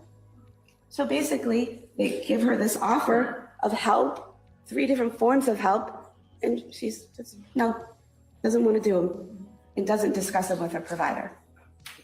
And also that first time she goes to Mass General, to the emergency room, they offer her a bed at McLean, and she turns it down. She wants help. No one's saying she doesn't want help, but she's making these decisions and doing these things that aren't helping her get help, that are turning away help, because she wants the help in a certain way, in a certain time frame. And, all during this time, between September and December of 2022, she's interacting with friends, with family, teachers, gym staff, the nanny, people at gymnastics, interacting with them in public spaces, in public ways, driving her kids around, all throughout that time, able to know the difference between right and wrong, able to conform her behavior to the law and to the requirements of society, and interacting with others and presenting herself as a functioning adult, a functioning mom. You know that she knew the difference between right and wrong during that time because she had those thoughts at the beginning of December of harming her kids. And she told Patrick and her mother about them. But who she didn't tell is important and very telling. She didn't tell a single provider, not Tufts, not Gelada, not Jennifer McAllister, not Dukes, no one at McLean, no one at MGH, no one at South Shore, didn't tell any of them. And why? Because the police might take away her kids. That's a rational thought, that telling mandated reporters that you're having a thought of harming your kids, that they might be taken away for their safety, that's a rational thought. And it also shows she knew it was a bad thought, a wrong thought, because you don't think someone's going to take your kids away because you're thinking something positive or neutral. It's because it's bad, it's because it's wrong, it's because it's against the law. So she knew that it was wrong. And she was able to conform her behavior to the law because she didn't tell those providers. She went in and met with them and talked about what she was experiencing and talked about her depression. And not only did she not tell them, she lied to them. They asked her, are you having thoughts of harming others? Do you have homicidal ideation? She told Tufts no. She told Gelada no. She told Dukes no. She told Goodhart no. Every day at McLean, she said no. At MGH, she said no. So not only is she hiding it, she's lying about it. She's controlling her behavior. She's controlling the presentation she presents to her providers.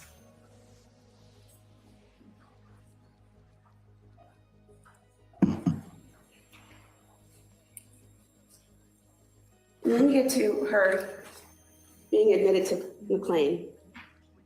You know, up to that point, all of the drugs she's taken from September through December, they weren't given at the same time. The most she ever had at one time was 2 to 3 medications. And usually if it was 3, that third medication was the Benadryl or the hydroxyzine that's like Benadryl, or the Ativan or Valium as needed for anxiety. but most of the time it was 2 medications. And the way they did those medications, you heard from Dr. Satoff, a man who's examined thousands of patients with psychosis, who's treated women with postpartum psychosis, who's treated women who have killed their children, that man who apparently has no expertise. You heard from him that the medication trials were reasonable and rational. She tried a medication, it didn't work, or they had side effects, they stopped the medication. They tried something else. They tried a different combination.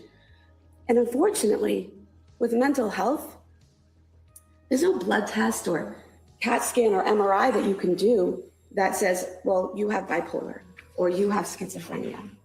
It unfortunately doesn't work like that. So what the providers have to do is rely on what the patient's telling them. Hope that information is accurate. Rely on what they're observing about the patient and make a diagnosis. And then based on that diagnosis, have a treatment plan. And every patient reacts differently to medication. One patient could do fine on it, the next not. So they have to do that trial and error process, and it's normal, it's typical, it's reasonable. And that's what they did for her. And even if you believe that the number of different medications she took over that time or the combination of those medications affected her negatively, after McLean, they were out of her system. Some of them had been out of her system for months. Zoloft, she stopped in October. Other pills she stopped in November or December. And that last one, the Seroquel, that she really had a bad reaction to, is out of her system. The only medication she's on leaving McLean is trazodone for sleep and Valium for anxiety. And that's it when she leaves there. And why does she leave there? He wants to go to Corey's birthday party. And that's relatable, that's understandable. She wants to be that mom again who can throw her daughter a party and enjoy it. It's completely understandable why she would want to leave, but she also knew she wasn't there. She knew how she was feeling. She knew she was depressed. She knew she needed help. But she wanted to be that mom she was more. And there was nothing McLean could do to keep her there. She said she denied suicidal ideation. She denied homicidal ideation. She said she wasn't hearing voices or seeing anything. They saw the entire time she was there no signs of psychosis. In fact, every doctor she saw, from Tufts in September all the way through Tufts at January 23rd, none of them saw any signs of psychosis ever. So they're all wrong. All these different doctors and all these different practices, they're all collectively together wrong. That doesn't make sense. But she shows when she's leaving McLean, no signs of psychosis. And they even give her a task to do to see if she can manage her mental health outside of the hospital. Make an appointment, pick a doctor, make an appointment. And she does it. She decides on Dr. Tufts. She makes the follow-up appointment. She gets the documentation and gives it to them, showing she can manage her mental health. They have to let her go at that point. She's there voluntarily. There's no grounds to keep her if she's not showing she's a danger to herself or others. So they let her go home. And at home, again, all throughout January, she's showing her ability to know right from wrong and to conform her behavior to the requirements of the law in all the activities she does in January. First, there's the birthday party. She's throwing the birthday party. She's monitoring the kids, making sure, typical mom birthday party stuff. Everyone's eating, getting cake, singing happy birthday. You saw her in the video. She appeared happy and smiling, normal. Everyone that interacted with her said, seemed a little tired, but okay. The Museum of Science, you have that video. The Museum of Science in Boston can be crowded and overwhelming on a good day. And she's there with 3 kids under 5 with her husband.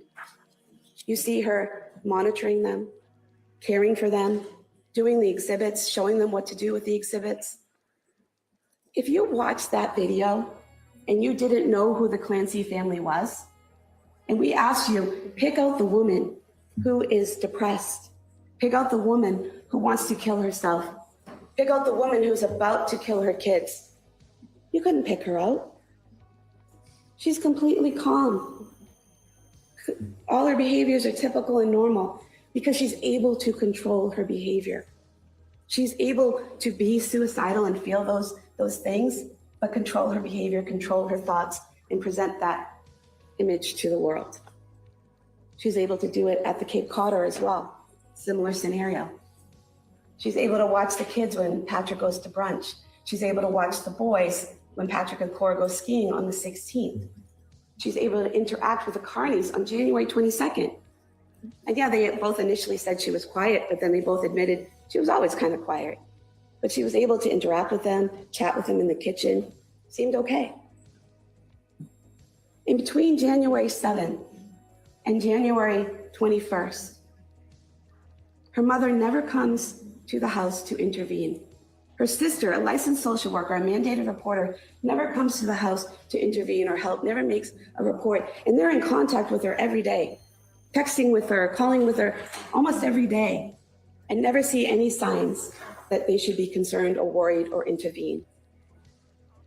And you have those text messages between the defendant and her mom.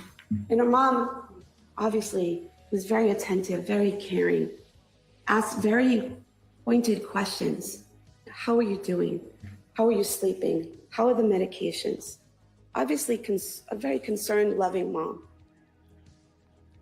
How does Lindsay answer? I'm getting a little better. I'm sleeping better.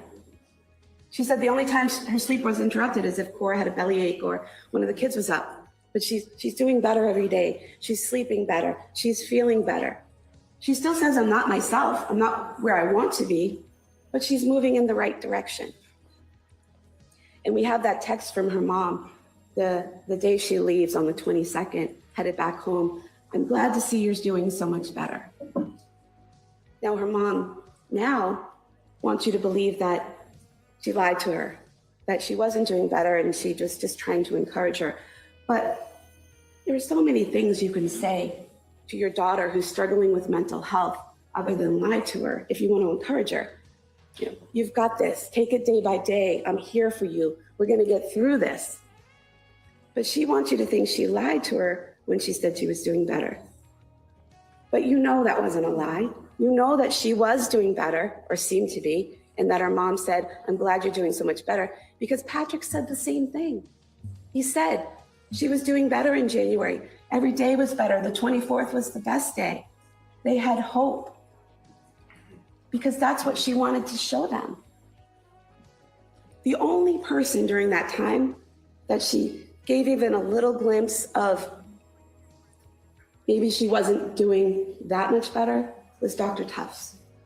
And she told Dr. Tufts that she was feeling depressed, which is why Dr. Tufts prescribed the 10 milligrams of amitriptyline a day, very low dose. And then she told Dr. Tufts again, still not helping. And so Dr. Tufts raised it to the 20 milligrams. Again, a very low dose, a dose a child could take. And that shows how cautious and conservative Dr. Tufts was being in the treatment of this patient who had had those interactions with medications previously. She was being cautious and conservative and acting with care for the patient by slowly increasing the medication. But even with Dr. Tufts, she still denied having a suicide plan, denied wanting to hurt anyone else, denied voices, denied visual hallucinations, showed no signs of psychosis, all the way up to January 23rd, nothing. And if you look at their journal, you look at this journal that defense counsel showed you, she's very detailed, excuse me, about when she took medication, what she took, the amounts she took, what the effect was for months, starting in October and going all the way up to January. And where it stops, January 18th. Someone who's been so meticulous about everything all the way up to January 18th, and it just stops. And it's as if she's decided she's done trying. She's decided that it's too much. and she doesn't want to do it anymore. And so she just stops keeping track of the prescriptions. And then we get to January 24th. Everything that happened that day, every person she interacted with, every situation she was in, shows you she knew the difference between right and wrong, and she could conform her behavior to the law.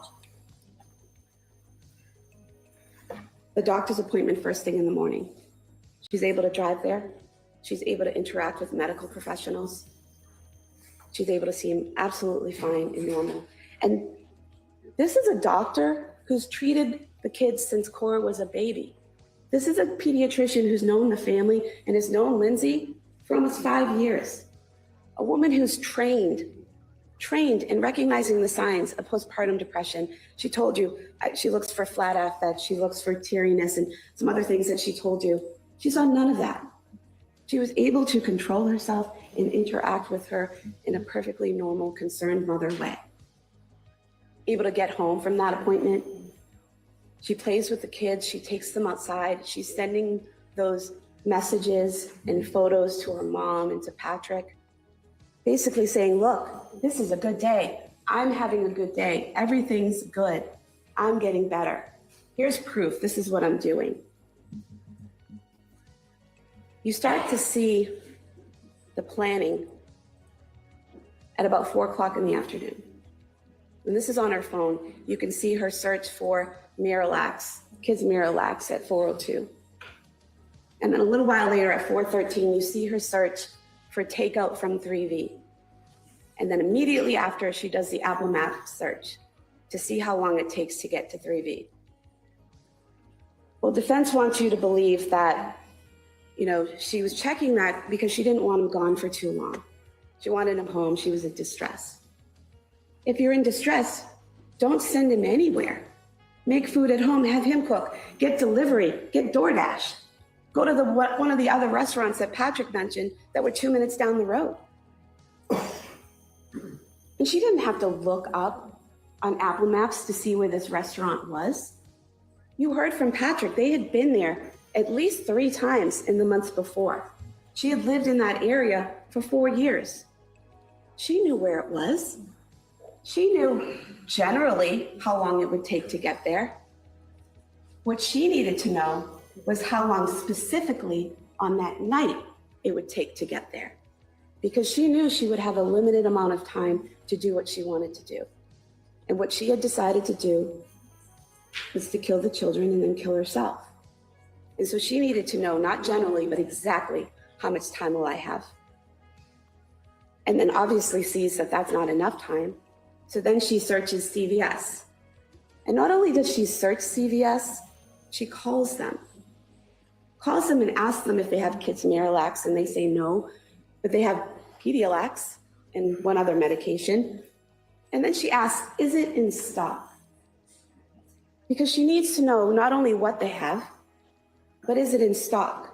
Because she's adding to this errand that she's sending Patrick out on. And she has to make sure she's not interrupted. She doesn't want that call at 5:33. She wants him to go to CVS and have the medication there and get it, and then go on to 3V, so she has time to do what she needs to do. So that's why she's calling to see what they have and make sure it's in stock. It's a level of planning there and thinking and decision-making that Dr. Satoff referenced. And then after that, she texts Patrick, it's been a long day, can we do 3V? And he's on board with that. And she's like, okay, check out the menu, let's get on this. And he asks her what she's getting. She tells him the Mediterranean Power Bowl. He says he's getting the pork belly risotto. 5:10 p.m., she's calling that order in. She's talking to the hostess. She gets the order accurate. She is able to answer questions about how she wants her food. She's able to recall and give Patrick's phone number and his name as the person picking up. And then Patrick's leaving to go get the food. And as he's leaving, the kids are in the living room on the couch eating. The defendant's in the doorway near the basement door. And she says to him, oh, by the way, can you go to CVS? acting like it's this last minute thought, like, oh, by the way, can you get this? And not something that she's been planning for over an hour. She knew about the Pedialyte and she knew about 3D and she knew all of that before she even asked him about dinner. But it's like, oh, can you go to CVS on your way and get kids Pedialyte? And he, of course, is like, sure, I'll get that. And he heads out the door at 5:15. And you know that's the time he leaves because he says to her, yeah, just text it to me. And that's such a normal kind of interaction that we have in your common sense and life experience. You're headed out the door to run an errand and someone in your home says, oh, while you're out, could you get me X, Y, and Z?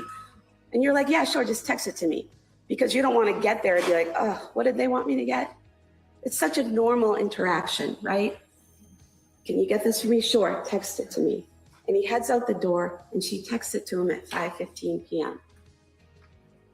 And then he goes to CVS, even though she's told him what to get and they have it, he still makes that call at 5:33. She calls him back at 5:34. And then he heads out to 3V and then comes home. And when he gets home, puts the things on the counter and it's quiet. It's quiet in a way that a house with 3 kids under 5 should not be during waking hours. So he calls out to them, no answer. He goes to the basement door and opens it and yells down and no answer. And he closes the door. He calls her phone, no answer. He goes upstairs and is able to unlock the door and see the blood and see the window open and go down to her. And when he goes down to her, she's no longer actively bleeding. He doesn't have to put pressure on any of her wounds. And he says to her, what did you do? And her response is, I tried to kill myself. And then it's, where are the kids? In the basement. It's not, I heard a voice. I was compelled to do this. I didn't want to do this. Go help the kids. They're hurt. They're in the basement. Go save them. No. It's, I tried to kill myself. And the kids are in the basement. And defense wants you to believe that conversation couldn't have happened because of how she sounded on the 911 call.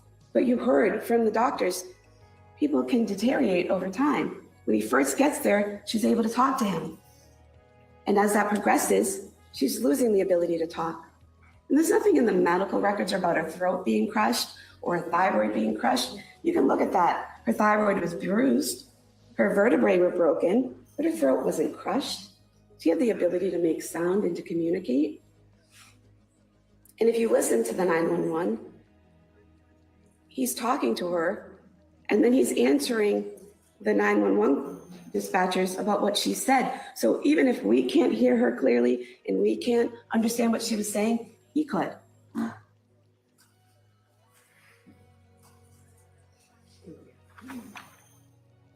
You know from all of the evidence that you have,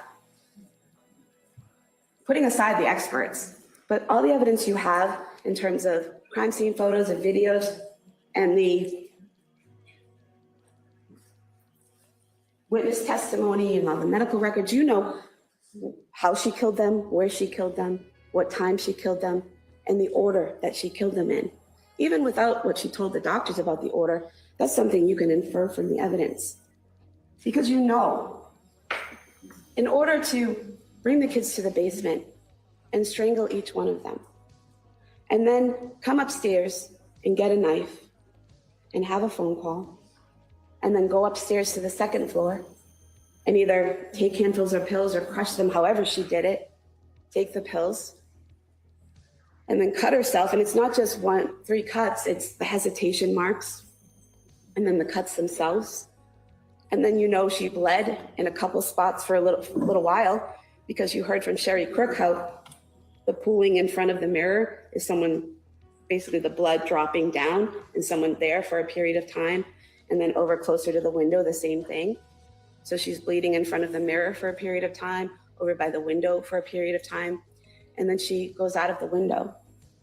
And whether she dove out or climbed out and slid down, whatever you think that evidence shows from the shingles and everything you've seen, whatever happened, she goes out of the window and she's on the ground.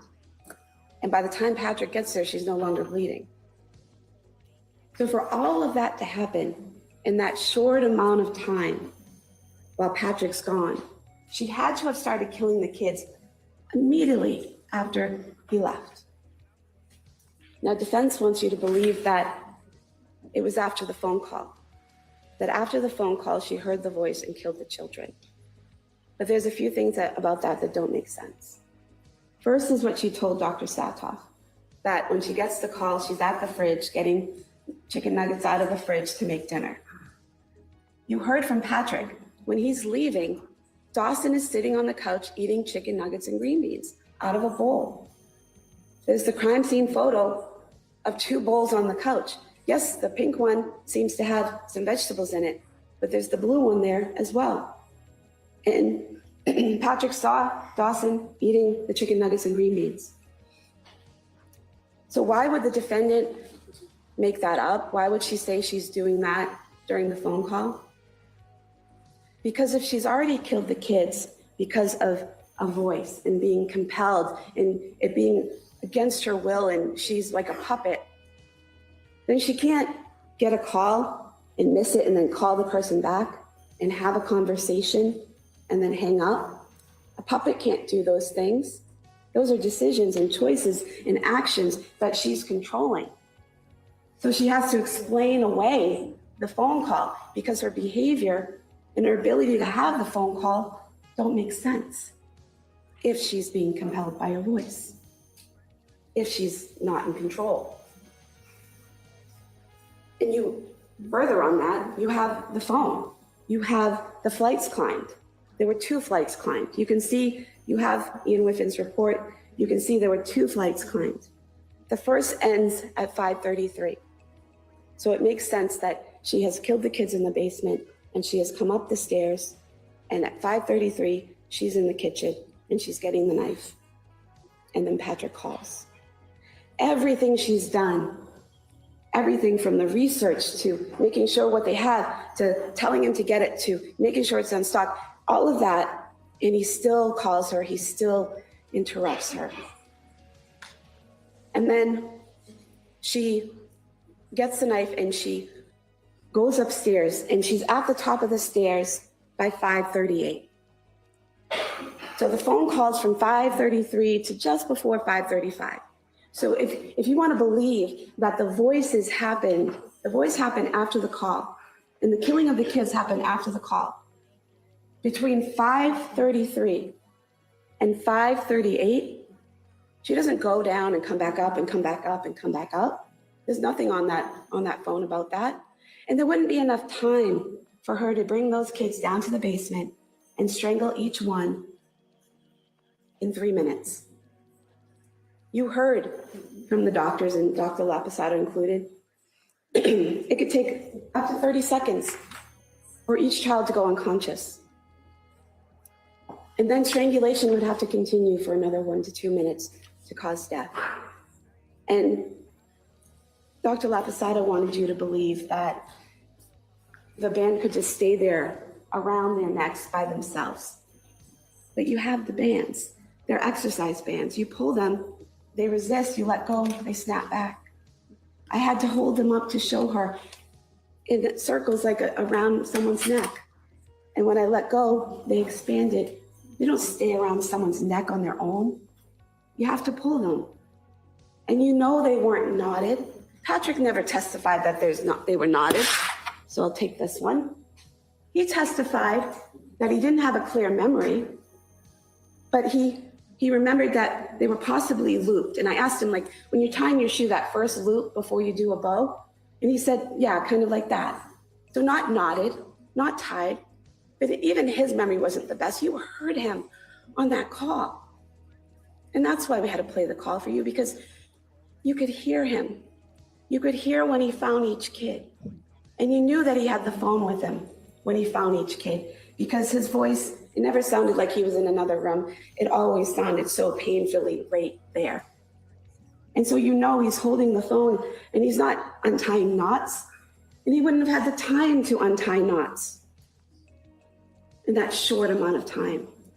And then you have the firefighters looking in the window, seeing him with Dawson, and he's not untying a knot or unlooping something, they say they see him in an unwinding motion, unwrapping. That's why you had to listen to the 911, to show that she did stand over their limp bodies and strangle them for 1 to 2 minutes after they went unconscious. Because those weren't knotted, they weren't tied. They don't just stay there on their own.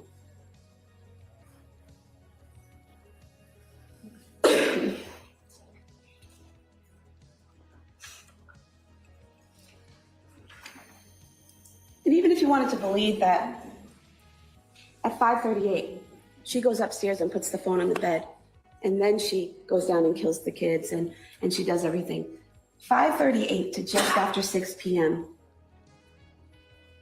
because he's making the call to her at 6:09. There's not enough time between 5:38 and just after 6 p.m. to kill all 3 kids, to get the knife, to take the pills, to cut herself, to bleed, to go out of the window, to stop bleeding, and Patrick to get there. In 20 odd minutes, it's not enough time. So you know she killed those kids as soon as he left. And when she got the call from him, she had already strangled them. And she didn't tell him. She didn't ask for help. She didn't say, oh my God, what have I done? She's a nurse. She didn't go down and try to do CPR and help them. No, she lied.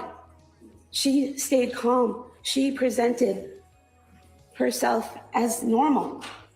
She had complete control over her behavior and her emotions.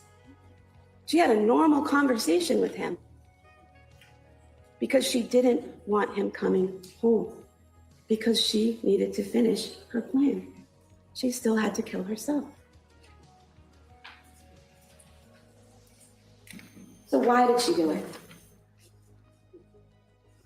Defense would have you believe that a mother who was this good, who loved her kids this much, which we're not denying, would never harm her kids this way unless she was so mentally ill that she was hearing these command voices and had no choice. But that's not the world we live in. Dr. Resnick told you, most women who kill their children do it in child abuse. Most women who kill their children don't do it because of mental illness. Mothers kill their children, and it's horrible and it's awful, but it happens. So why did she specifically do it? She was depressed. She was exhausted. She was done. She didn't want to try anymore. She felt damaged. But those kids were her protective factor. Those kids were keeping her from ending her misery. And so she had to remove the protective factor. And I'm not saying she was happy about it. I'm saying that it was what she had to do to end her misery. But it was a choice. It was a choice. She could have kept trying. She could have, moved down to her mother's. She could have killed herself and left her kids alive. But it was a choice to take them with her. It was a horrible choice. And it's a choice that we don't want to think about that a mother could make, because that doesn't make us feel safe or comfortable in this world. But it's a choice she made.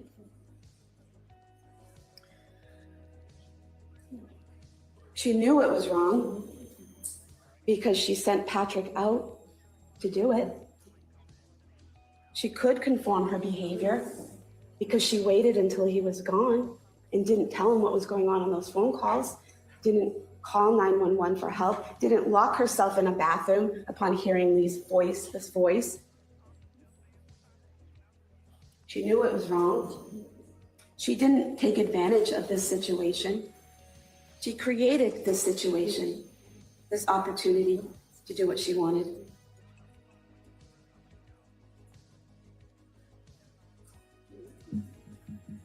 And when she woke in the hospital and she knew she was alive and the kids weren't, she knew what she did was wrong. She said she felt horrified. And then, while still with a tube in her throat, she's asking, do I have a lawyer? And it's not what defense said. It was after surgery and she's delirious. Look at the records. She had surgery on the 27th.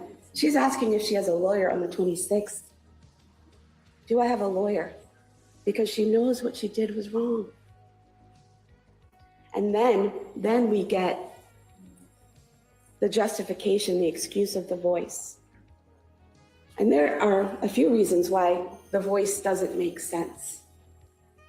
The first is she immediately obeyed it. Dr. Resnick, their expert, the one who knows everything about postpartum psychosis, he teaches other psychiatrists and psychologists. He writes books and chapters and articles about how this is a huge red flag if someone immediately obeys a voice. You heard him talk about Andrea Yates, about how she heard voices to kill her children for months. And what did she do? She committed herself 5 times. She tried to kill herself twice to avoid harming her children. It is said that was all accurate. Let's move on from that. Lindsay Clancy hears his voice one time and does it. Doesn't try to lock herself in the bathroom, call Patrick, call 911. Doesn't try to leave. Leaving little children alone for 20, 30 minutes, not the greatest option, but it's better than killing them. She doesn't try any tactics to avoid the voice. She just obeys. Another red flag that Resnick was asked about and teaches and writes about is that she only heard the voice one time. She never heard it before, and she hasn't heard it since. So how that works. It's a red flag that she's making up the voice. Another one is that what she said the voice told her isn't consistent. At the hospital, she says the voice said, you have to kill your children so you can kill yourself because they'll suffer without you. What she tells a lot of the doctors is, it says, this is your last chance. You have to kill the kids so you can kill yourself. And then she tells the chaplain, a third version, you have to kill the kids so you can kill yourself because they're in danger. There's these 3 different versions. Another red flag, it doesn't make sense that she's saying the voice says all these different things. And then the fourth thing that doesn't make sense about the voice is that it's vague in its command. It doesn't tell her how to kill the kids, where, with what, nothing. It says kill the kids so you can kill yourself. So she had to choose where, the basement. She had to choose how, strangulation. She had to choose with what, exercise ban. Choose again, exercise ban. Choose again, exercise ban. She had to choose how to kill herself. Now, if you're being compelled by this voice and you have no free will whatsoever, you're just your body's acting on the voice, why wouldn't you just kill yourself the same way you killed the children? You strangled them, you hang yourself. That's acting on compulsion, that's no choice. She tried 3 different ways. And none of them similar to what happened to the kids. And I'll take this other quarter now and explain to you why we got into the superficiality of the wounds and why we got into the height of the window and why we got into how she didn't take enough pills to actually kill herself. We're not saying she didn't want to kill herself. We're talking about that 3rd prong of suicidality that Dr. Sattoff talked about. Remember, he talked about aloneness and feeling burdensome, but that 3rd category, capability. She wanted to kill herself, but her natural instinct to live was fighting against that. So she took pills, but you heard the toxicologists, they were all at therapeutic levels or below, except the Seroquel, which was a little elevated. She cut herself, but you saw the cuts on the meaty part of her arm horizontally. No arteries, no major blood vessels. Didn't need to be stitched the next day. The one on her neck didn't need to be stitched at all. She knew as a nurse, those weren't going to kill her, but she was trying.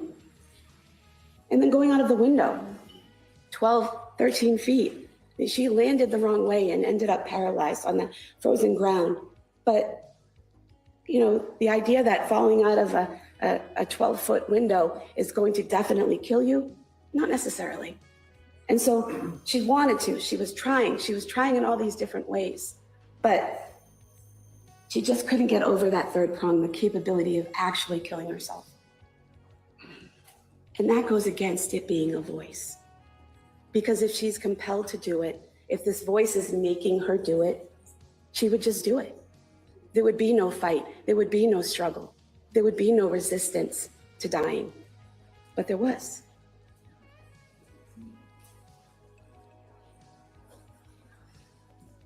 I guess the third one is Dr. Zeisel. We've never said that he told the defendant what to say.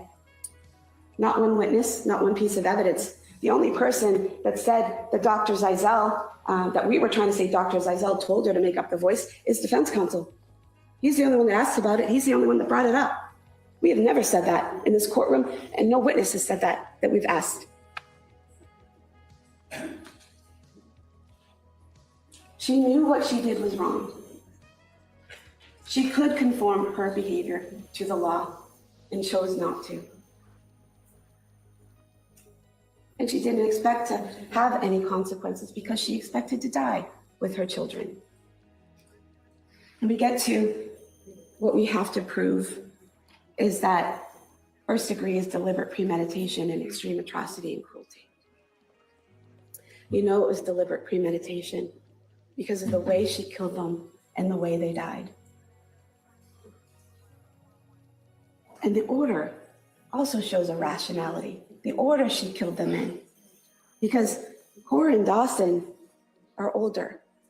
If she had tried to strangle one in front of the other, they would have known this is bad. And they would have tried to intervene or run and hide. And she had a very limited time. She didn't have time to try to find a child who ran off and hid. So taking Dawson first and moving him to a separate room, having Cora stay with Kellen and having Dawson go in another room, that's rational. That makes sense. That's ordered thinking. And we didn't show you that post that she made about Dawson being a handful and not being compliant to show she was a bad mom. We showed it to you because it proves she knew that he was a handful. She knew that he was less likely to be compliant, to just go along. She knew that he might struggle. And so it made sense rationally to remove him and separate him first and kill him first. And she brought him into that room, into the office, and closed the door, and she wrapped that band around his little neck. And she squeezed until he was unconscious. As the blood's pooling in his face and causing those blood vessels to burst, causing him pain and panic and confusion. And defense calls Dr. La Posada to say, no, it wasn't 20 or 30 seconds. It was only 5 or 10 seconds until he went unconscious. I'm sorry, how many seconds is it okay for them to have been in pain and panic and confusion? How about it wasn't okay for 1 second for any of those children to feel that? And they all felt it, all for up to 30 seconds. And then she continued strangling their limp bodies for 1 to 2 minutes to make sure they were dead. Deliberate premeditation. And then extreme atrocity and cruelty.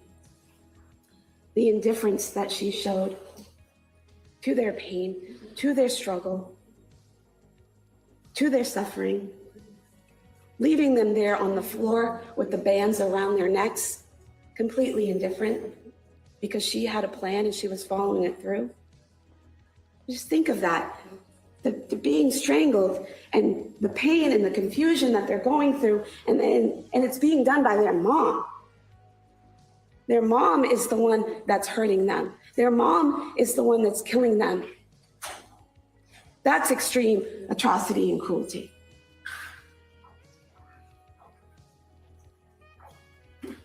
She didn't see them in that moment as individual human beings with rights, with dreams, with futures. individually belonging to them. You heard about the 3 kids. Cora wanted to be a doctor and a mom.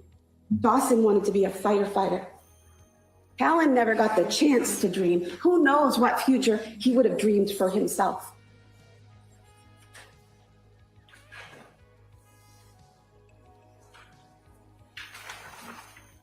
She killed them, and she left them there on the floor with the bands around their necks. She didn't bring them up to their beds and put them with their favorite stuffed animal and cover them up gently and lovingly, leaving them peacefully there. No. She left them discarded on the basement floor like broken toys because she was done playing the game. You know to a moral certainty, she is guilty.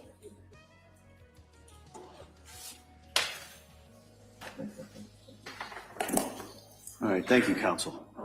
Now, members of the jury, been sitting here for a while. Does anybody need a short break? I think that would. All right. So we're going to return now to the instructions that I have. In rereading my instructions, I just kind of want to make sure that something's clear. So I'm going to ask you to go back to page 6. I think we were talking about murder in the second degree. Everybody get there.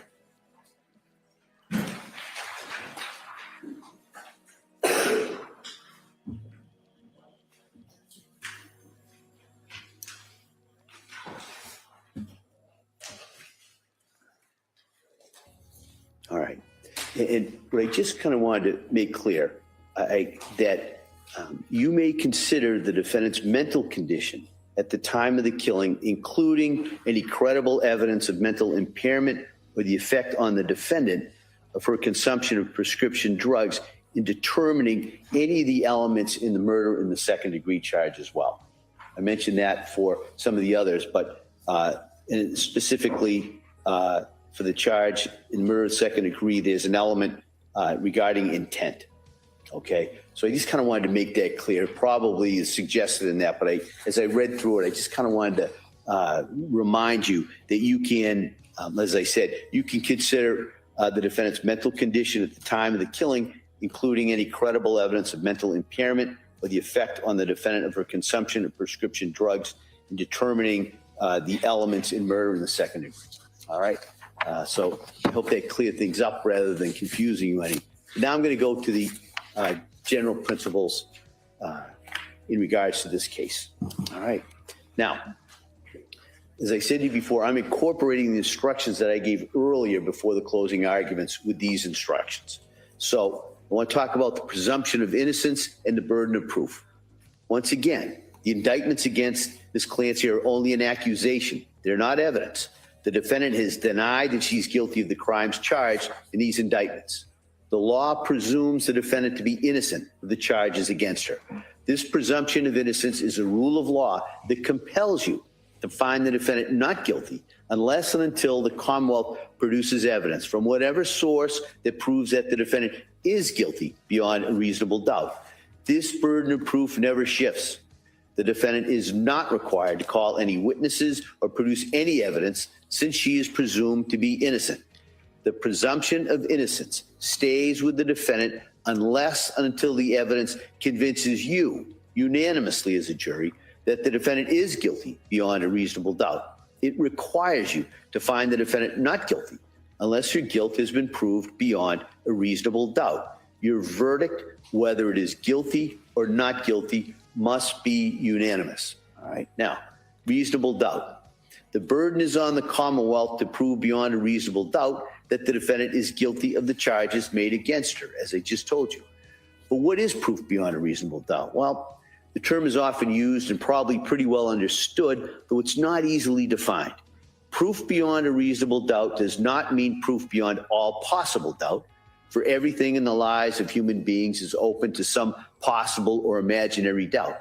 A charge is proved beyond a reasonable doubt if, after you've compared and considered all of the evidence, you have in your minds an abiding conviction to a moral certainty that the charge is true. When we refer to moral certainty, we mean the highest degree of certainty possible in matters relating to human affairs, based solely on the evidence that has been put before you in this case. I've told you that every person is presumed to be innocent until she is proved guilty, and that the burden of proof is on the prosecutor. If you evaluate all the evidence and you still have a reasonable doubt remaining, the defendant is entitled to the benefit of that doubt and must be acquitted. It is not enough for the Commonwealth to establish a probability, even a strong probability, that the defendant is more likely to be guilty than not guilty. That is not enough. Instead, the evidence must convince you of the defendant's guilt to a reasonable and moral certainty, a certainty that convinces your understanding and satisfies your reason and judgment as jurors who are sworn to act conscientiously on the evidence. This is what we mean by proof beyond a reasonable doubt. Now, I want to talk initially about my function of the judge. My function as a judge in this case has been to see that the trial is conducted fairly, efficiently, and in an orderly manner. It's also my responsibility to rule on what you may consider as evidence and to instruct you on the law that applies in this case. It's your duty as jurors in this case to accept the law as I stated to you. You should consider all of my instructions as a whole. You may not ignore any instruction or give special attention to any one instruction. You must follow the law as I give it to you, whether you agree with it or not. That's not just because I'm the judge. It's because every person who comes to court for trial is equal and is subject to the same law. And if jurors in each case were to apply what they thought the law should be, and the jurors in different cases had different views, then the parties in those cases would not be treated equally. The law that I'm instructing you on is the law that has been established by our legislature and our appellate courts, and it applies to everyone. And you must apply the law as I instruct you. Function of the jury. Your function is to determine the facts of this case. You are the sole and exclusive judges of the facts. You alone determine what evidence to accept, how important any evidence is that you do accept, and what conclusions to draw from all the evidence. You must apply the law as I give it to you, to the facts as you determine them to be, in order to decide whether the Commonwealth has proven its case. You should determine the facts solely on a fair consideration of the evidence. You are to be completely fair and impartial, and you are not to be swayed by prejudice, by personal likes or dislikes towards either side, or by any personal view you may have the nature of the claims or the defenses in the case. Your decisions must rest solely on the facts that you find and the law that I give to you in these instructions. Nor are you to be influenced by any personal likes or dislikes you've come to feel towards any party or any attorney. In this courtroom, every person is equal and is entitled to a fair and impartial verdict in accordance with the evidence and the law. You are not to decide this case based on anything you may have read or heard outside of this courtroom. That, with the exception of that, is the observations you made at that view, and I'll talk about that a little bit later. You are not to engage in any guesswork about any unanswered questions that remain in your mind, or to speculate about what the quote-unquote real facts might or might not have been, beyond what has been proved by the evidence. You should not consider anything that I've said or done during the trial as any indication of any opinions as to how you should decide this case. If you believe that I've expressed or hinted at any opinion about the facts of this case, please disregard it. I have no opinion about the facts or what your verdict ought to be. That is solely and exclusively your duty and your responsibility. Now, I talk about function of counsel. It was the duty of the lawyers in this case to object when the other side offered evidence which that lawyer believed was not admissible under our law. They also had an obligation to ask to speak to me at the sidebar about questions of law which the law requires me to rule on outside of your hearing. The purpose of such objections in rulings is not to keep relevant information from you. You should not draw any inference, favorable or unfavorable, to any attorney or their client for objecting to proposed evidence or asking me to make such rulings. That is the function and responsibility of the attorneys in this case. Now, what is evidence? As I told you, you are to decide what the facts are solely from the evidence admitted in this case and not from suspicion or conjecture. The evidence consists of the testimony of witnesses as you recall it, and any documents, photographs, or videos or other things that were received into evidence as exhibits. You may also consider any observations that you made while at the view that we took earlier in the trial. In this case, there may be certain documents or photographs that are entered multiple times. This does not mean that that evidence is any more or less important than any other evidence. You, the jurors, will decide how to evaluate the evidence, that is, what weight to put to it. Now, in reviewing documents and evidence, you might find that there's some information that's been whited out or redacted. This is because the court has made some legal rulings about what evidence is relevant to this case. You should not draw any negative inference against either party based on these redactions, nor are you to speculate about what information has been redacted.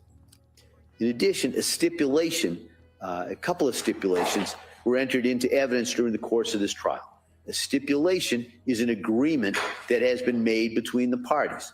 The contents of such stipulation may be accepted by you as facts and relied on you along with other facts that you find based on the evidence. Now, of course, the quality or strength of the proof is not determined by the sheer volume of evidence or the number of witnesses or exhibits. It's the weight of the evidence, its strength, intending to prove the issue at stake that's important. Some things that occur during a trial are not evidence, and you may not consider them as evidence in deciding the facts of this case. A question put to a witness is never evidence. Only the answers are evidence.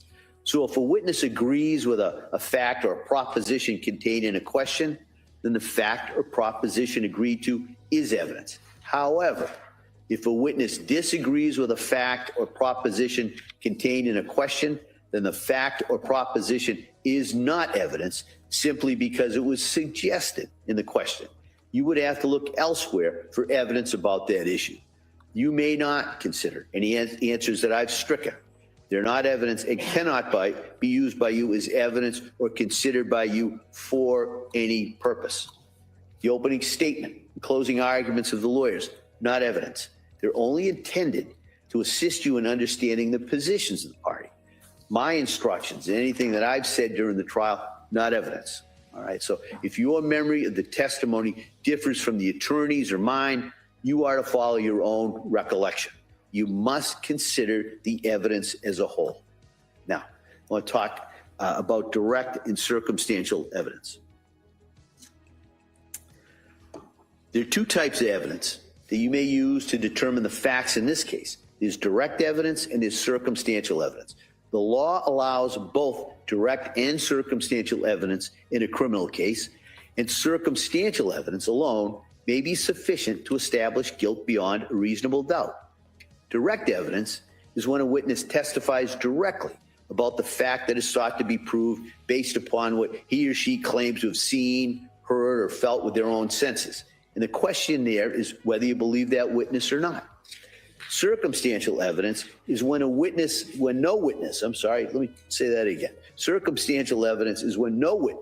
can testify directly about the fact that's sought to be proved, but you are presented with evidence of other facts and then asked to draw reasonable inferences from them about the fact that's sought to be proved. There are, however, several things you should keep in mind about circumstantial evidence. The first one is that you may draw inferences and conclusions only from facts that have been proved to you beyond a reasonable doubt. The second rule is that any inferences or conclusions you draw must be reasonable and natural based on your common sense and good judgment. In a chain of circumstantial evidence, it's not required that every one of your inferences and conclusions be inevitable, but it is required that each of them be reasonable, that they all be consistent with one another, and that together they establish the defendant's guilt beyond a reasonable doubt. Inferences must never be based on conjecture, surmise, guesswork, or assumption. And whether the evidence is direct or circumstantial, the Commonwealth must prove the defendant's guilt beyond a reasonable doubt from all of the evidence presented in the case. Now, I want to talk about the credibility of witnesses, all right? It's going to be your duty to decide all the disputed questions of fact. You are going to have to determine which witnesses to believe and how much weight to give their testimony. You should give the testimony of each witness whatever degree of belief and importance that you judge it is fairly entitled to receive. You are the sole judges of the credibility of the witnesses, and if there are any conflicts in the testimony, it's your function to resolve those conflicts and to determine where the truth lies. You may believe everything a witness says or only part of it or none of it at all. If you do not believe a witness's testimony that something happened, of course, your disbelief is not evidence that it did not happen. When you disbelieve a witness, it just means that you have to look elsewhere for credible evidence about that issue. And when deciding whether to believe a witness and how much importance to give a witness's testimony, you must look at all the evidence, drawing on your own common sense and experience of life. Often it may be not what a witness says, but how the witness says it that might give you a clue whether or not to accept that witness's version of an event as believable. You may consider a witness's appearance and demeanor on the witness stand, the frankness or lack of frankness in testifying, whether the testimony is reasonable or unreasonable, probable or improbable. You may take into account how good an opportunity the witness had to observe the facts about which the witness testifies, the degree of intelligence the witness shows, and whether the witness's memory seems accurate. You may also consider any motive that the witness may have for testifying and whether the witness displays any bias in testifying and whether or not the witness has any interest in the outcome of the case. Now, I want to talk a little bit about prior inconsistent statements. When you evaluate the testimony the witness gave here in court, you may consider whether that witness made any earlier statements that differ from or contradict in any way their in-court testimony. That earlier statement is generally admitted into evidence solely for your consideration in evaluating the witness's credibility or believability. If you determine that an earlier statement is different from the way the witness testified in court, you may decide that the witness's credibility or believability is affected adversely, or you may decide that it's not adversely affected, but that is the only purpose for which you may use that earlier statement. You may not consider the earlier statement as evidence or proof of truth of any fact contained in the statement. Now, flip side, I want to talk about prior consistent statements now, all right? The testimony of a witness may be rehabilitated or supported by showing that he or she previously made statements that are consistent with their present testimony. The prior statement is admitted into evidence solely for your consideration in evaluating the credibility of the witness. Should you find the prior statement to be consistent, you may consider the prior statement only in connection with your evaluation of the credence to be given to the witness's present testimony in court. You are not to consider the prior statement as establishing the truth of any facts contained in that statement. Now, I want to talk about the defendant's statements that were made to evaluating psychiatrists or psychologists. You may not consider the defendant's statements made to a psychiatrist or psychologist in their evaluation of the defendant as establishing the truth of any facts contained therein. Those statements cannot be used by you as evidence of premeditation, extreme atrocity, or cruelty, or specific intent to kill. Such statements are admissible only as they relate to the basis of the doctor's opinion of the defendant's mental condition. Now, I want to talk about evidence of post-incident conduct. Now, if you have heard some evidence suggesting the defendant's actions after the killings, I'm not suggesting that these are the facts, because the facts are your exclusive domain. But there is some evidence to that effect, and I mention it here to describe the legal point that's implicated. If the Commonwealth has proven that a defendant did any of these things, you may consider whether such actions indicate feelings or consciousness of guilt by the defendant, and whether in turn such feelings of guilt might tend to show the defendant's actual guilt of the offenses with which he's been charged. You are not, however, required to draw such inferences, and you should not do so unless they appear to be reasonable in light of all the circumstances in this case. If you decide that such inferences are reasonable, it will be up to you to determine how much importance to give them. But you should always remember that there may be numerous reasons why a person not responsible for the crimes charged might do the things attributed to her. Such conduct does not necessarily reflect feelings or consciousness of guilt.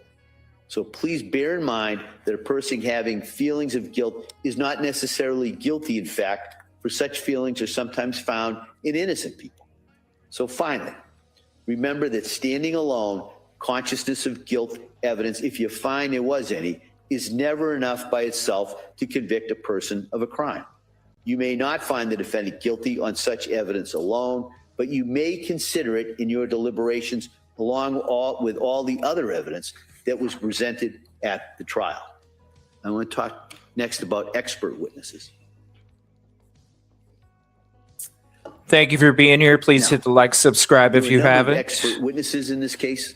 This term refers to witnesses who have specialized training or experience in a particular field. Generally, in cases that are tried in our courts, both civil and criminal, witnesses may testify only to facts that are within their own personal knowledge. That is, things they have personally seen or heard or felt. Because a particular witness has specialized training in their field, does not put that witness on a higher level than any other witness, and you are to treat an expert witness just as you would treat any other witness. You may believe all of the expert's testimony, none of it, or anything between those two extremes. There is no requirement for you to believe an expert merely because they are an expert. As with any other witness, it's completely up to you to decide whether you accept the testimony of an expert witness, including the opinions that the witness gave. It's also entirely up to you to decide whether you accept the facts relied on by the expert and decide what conclusions, if any, you draw from the expert's testimony. You must, as has been explained, keep firmly in mind that you alone decide what the facts are. If you conclude that an expert's opinion is not based on the facts as you find those facts to be, then you may reject the testimony and the opinion of the expert in whole or in part. You are also free to reject the testimony and the opinion of an expert witness in whole or in part if you determine that the witness's opinion is not based on sufficient education, experience, or that the testimony of the witness was motivated by some bias or interest in this case. All right. Now, you may have noticed that Ms. Clancy did not testify at this trial. The defendant has an absolute right not to testify, since the entire burden of proof in this case is on the Commonwealth to prove that the defendant is guilty. It is not up to the defendant to prove that she is innocent. Under our system of law, a defendant has a perfect right to say to the Commonwealth, quote, "You have the burden of proving your case against me beyond a reasonable doubt. I do not have to say a word," unquote.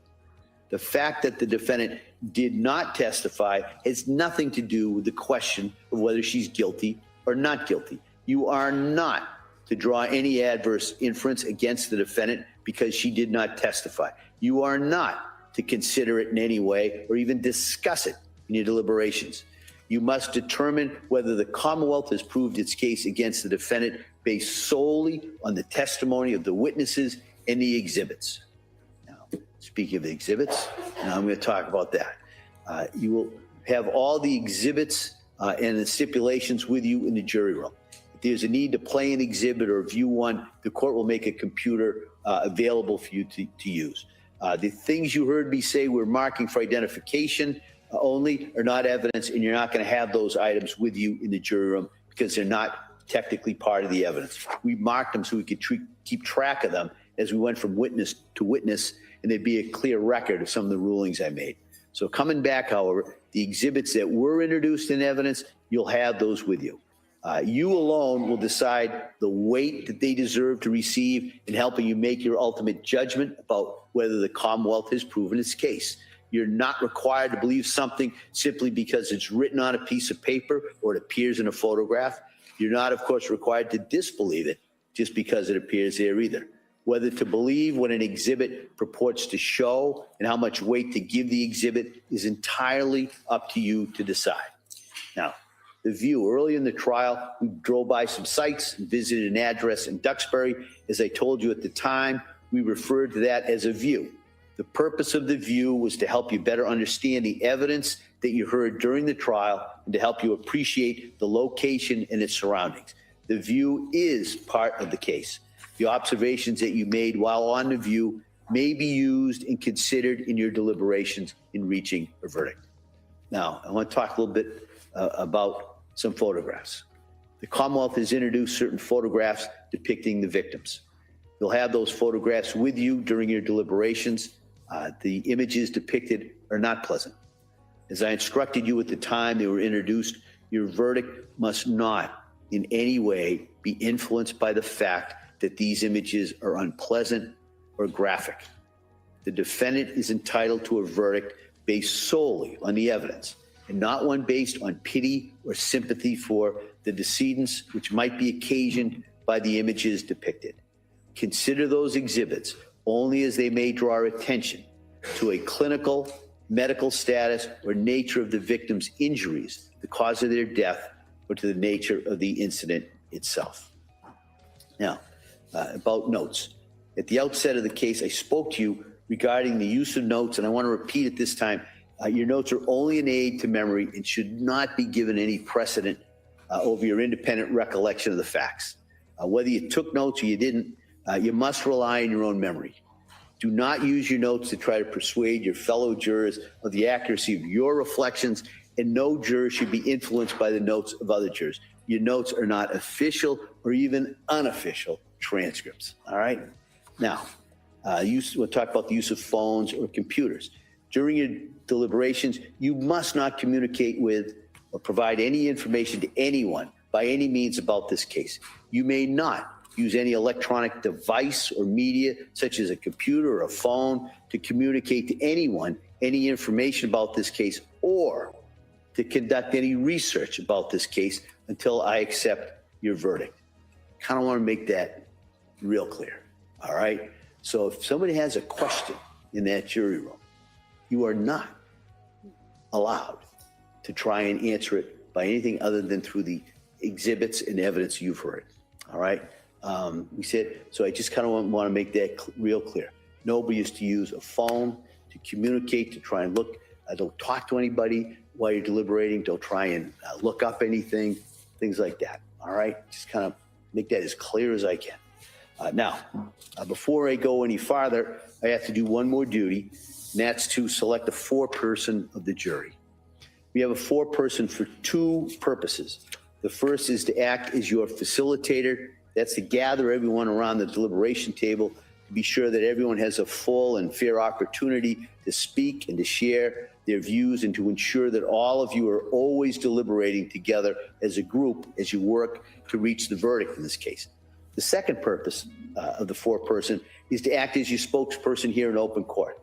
So when you're ready to return your verdict, we'll bring you all back out as a group. We'll ask you to remain standing, and we'll ask the foreperson on everyone's behalf if you've reached a verdict. And if you have, we'll go through the process of having that verdict reported by the foreperson on your behalf, and then it's recorded in the case. All right? So those are the two roles of the foreperson. So in this case, I'm going to appoint in seat 18, juror number 257 as the foreperson of this jury. Okay? Now, members of the jury, if during the course of your deliberations you should have a question about the law or about my instructions on the law, and by telling this, I'm not suggesting you'll have one, but if you should do the following, all right? You should all first agree on the form of the question, have the foreperson write it down on a piece of paper, and the foreperson should give it to the court officer, who'll bring it to me. I'll call the lawyers together. We'll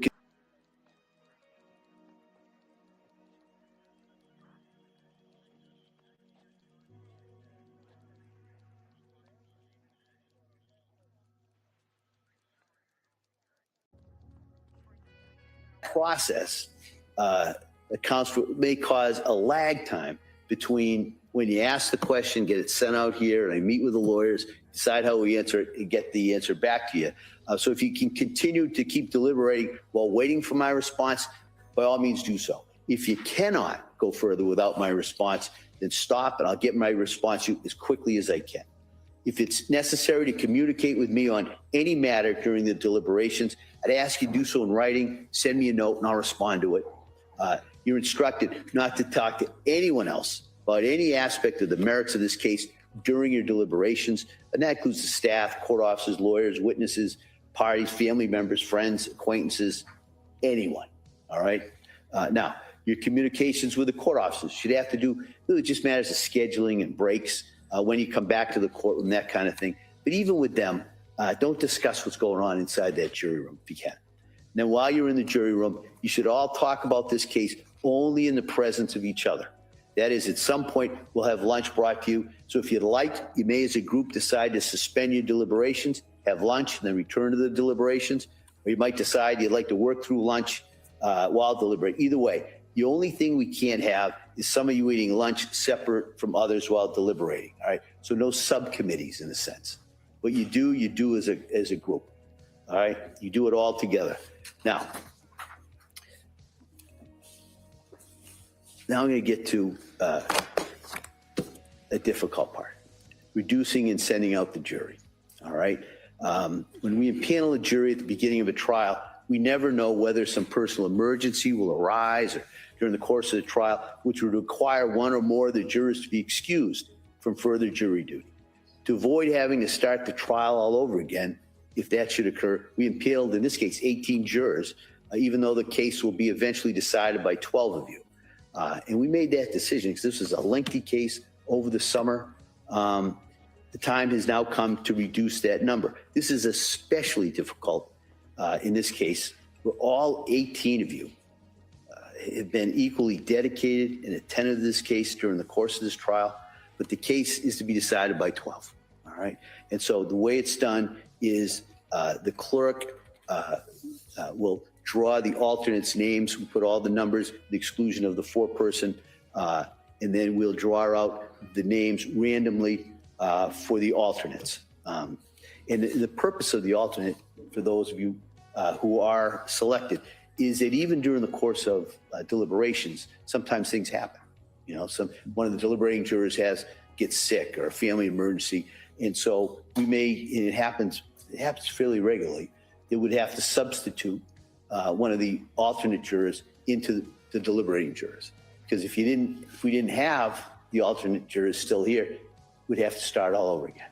So that's why we do it. It doesn't make it any easier, but I thought I'd just explain to you why we have to do that. So I put in here, fate makes you an alternate juror, don't take it personally.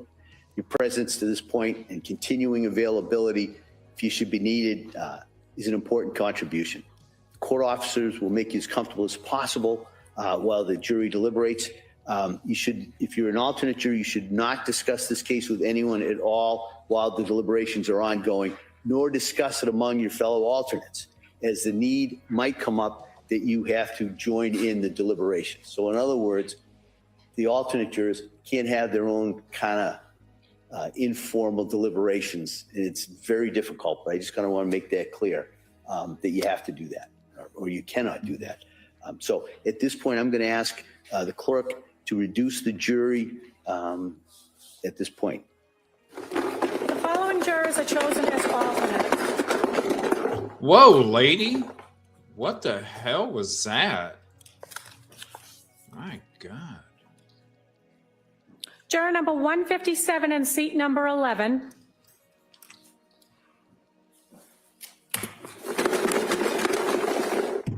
Oh my God.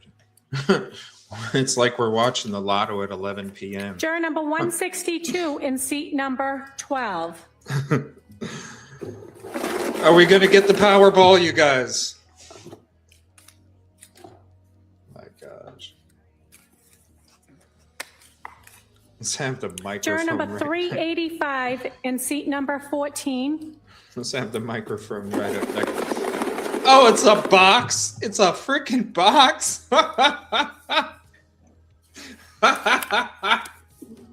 It's a freaking box. Juror number 122 in seat number 6. I mean, it's economic. It's economical. A freaking box. Juror number 124 in seat number 7. It's not even a shoebox, Stone. It's an Amazon box that has a hole cut And juror in the number middle. 245 in seat number 15. Thank you. It has a No. hole cut in the middle. Oh my What God. I kind of forgot to talk about, I mentioned it with the four-person. Every and day it's everyone, something wild regards with to the this verdict- trial, man. Verdict slip. Every day. This is the verdict slip. This is what it looks like. There will be a verdict slip for each Oh my count. God. And it says right there's a count regarding Cora Clancy, there's a count regarding Dawson Clancy, and there's a count much. regarding Callum Clancy. This And on is too each of those, there's a box Oh, my chest. for not guilty, My chest. not guilty by lack of criminal responsibility, Oh my God. guilty of murder in the first degree by the theory of deliberate premeditation. That clerk should be criminally Or extreme responsible atrocity for and cruelty. using that box. There's a box What the- for guilty of murder in the second degree. There's a box for manslaughter. So when you have reached a unanimous verdict as to which verdict it is, the foreperson is to check that box that is applicable to Oh the my decision, God. sign it and date it, and let the court officers know we have a verdict. I can't stop. It's I pretty can't stop. self-explanatory, but I just kind of wanted to let you know that. Now, I know I'm not telling you anything you don't know when I tell you that reaching a verdict in this case is not necessarily going to be an easy task. It's going to require conscientious service on your part and a conscientious approach to your duty as jurors. I suggest respectfully that you each approach it with a mutual respect for the opinions of your fellow jurors. You have a disposition to listen to each other. Don't be afraid to change your own opinion if the discussion persuades you that you should, but don't come to a decision simply because other jurors feel it's the right decision. It's your decision, all right? Each of you must decide this case for yourselves, and you should do so only after you considered all the evidence, discuss it fully with your fellow jurors, and listen to the views of your fellow jurors. You all heard the same evidence. You've all heard it with the same degree of attention. You're all governed by the same desire to arrive at the truth, and you're all under the sanction of the same oath that you took as jurors at the start of this trial when you agreed to well and truly try the issues between the parties in accordance to the evidence and the law. Now, I'm about to submit this case to you, and I need not remind you that you have an awesome responsibility. But I believe that you will bring to bear all the wisdom and the judgment and the conscience that you possess in reaching your verdict in this case. All that we can expect from you is that you decide this case with integrity and with principle. Now, everyone has feelings, assumptions, perceptions, fears, stereotypes. Those are implicit biases that we may not even be aware of. These hidden thoughts can impact what we see and hear, how we remember what we see and hear, and how we make important decisions. Because you're making such an important decision in this case, I strongly Make sure you vote in encourage chat. you 1, 2, to 3, or evaluate 4. the evidence carefully. Resist jumping to conclusions based on personal likes or dislikes, generalizations, gut feelings, prejudices, sympathies, stereotypes, or biases. The law demands that you return a just verdict based solely on the evidence, your individual evaluations of that evidence, your reason, and your common sense in these instructions. Our system of justice is counting on you to render a fair decision based on the evidence and not on biases. Please have confidence in what you're about to do, all right? I have that confidence in you. I don't think I've ever seen a more dedicated group of jurors in any trial that I've ever been involved in. You're all people of intelligence and common sense. Collectively, you're bringing a truly powerful force to determine the truth of the matters in this case. And I, as I said, have great confidence with this case in your hands.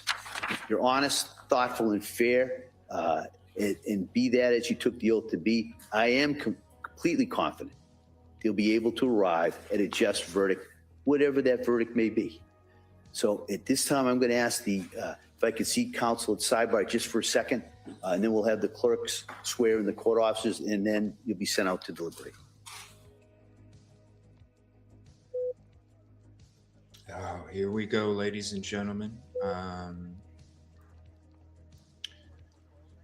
right, so they're going to go to the seal.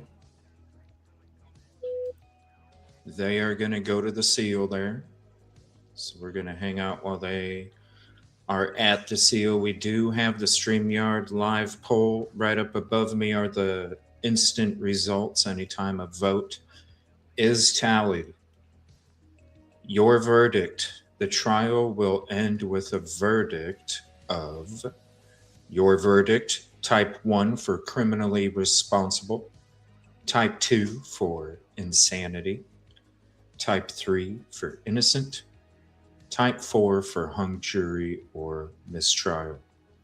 Let us know what your verdict is in chat. We got an interesting poll result today. I think it's one of the most divided, actually.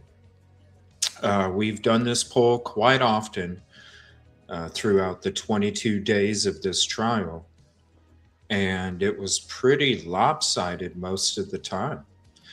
So that's why I'm a little shocked. That's why I thought, maybe because we all are potential jury members, right? Your verdict matters as well. No matter what you believe, your verdict matters as well. And we look at the poll results here, ladies and gentlemen, pretty divided, which makes me think, are we going to have a long verdict watch? Is it going to be a hung jury mistrial after all? We got 21% criminally responsible, 46% insanity, 17% innocent, and 17% hung jury mistrial. Now, when you you look at the results for criminally responsible, insanity, and innocent, yes, even though it's a 46% insanity, it's not 100%. None of them are 100%. None of them are lopsided. They all are. I mean, look at that. Criminally responsible just jumped up a little bit there even. Very interesting. It makes me wonder how long this verdict watch is going to be.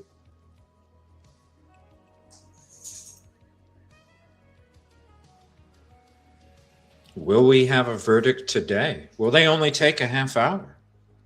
Could be. Could they take an hour? Could they take a day?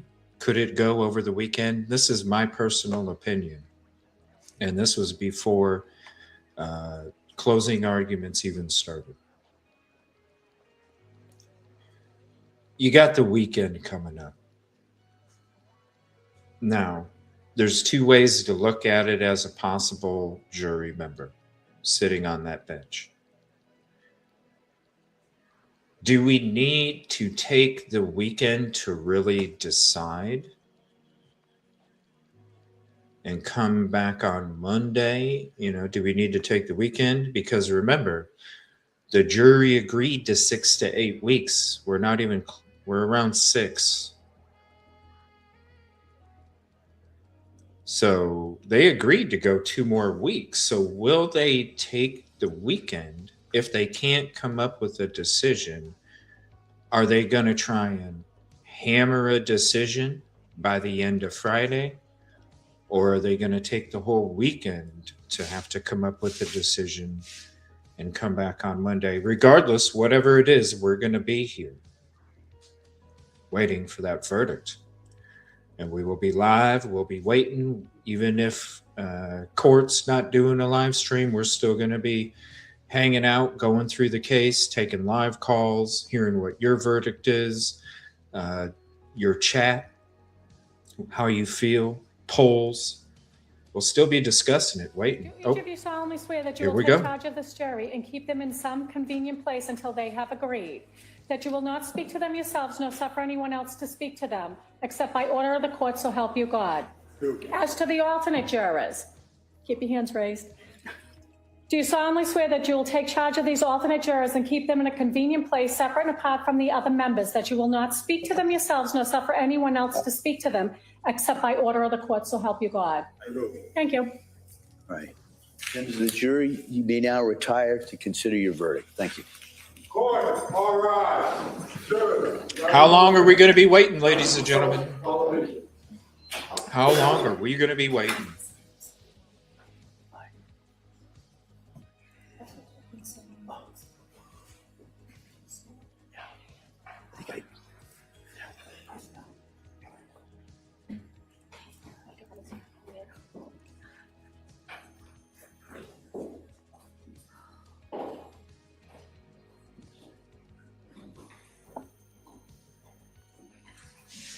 Jurors have exited the courtroom. All right, we could be seated. Thank you, everybody, for being here. Please hit the like, subscribe if you haven't. I just wanted to make one comment. It really is, unless what happened? you've tried a difficult murder like this one, you may not be aware how difficult and tough it is to try a case like this. It's emotionally taxing. It's intellectually challenging. It's physically exhausting. So I just wanted to commend all three counsel for their work and their efforts in this case, in this trial. I know how challenging it's been for them, so I just kind of wanted to acknowledge that and thank them for their efforts in regards in this case. So then before we break, could I see counsel just in regards to a couple of the exhibits?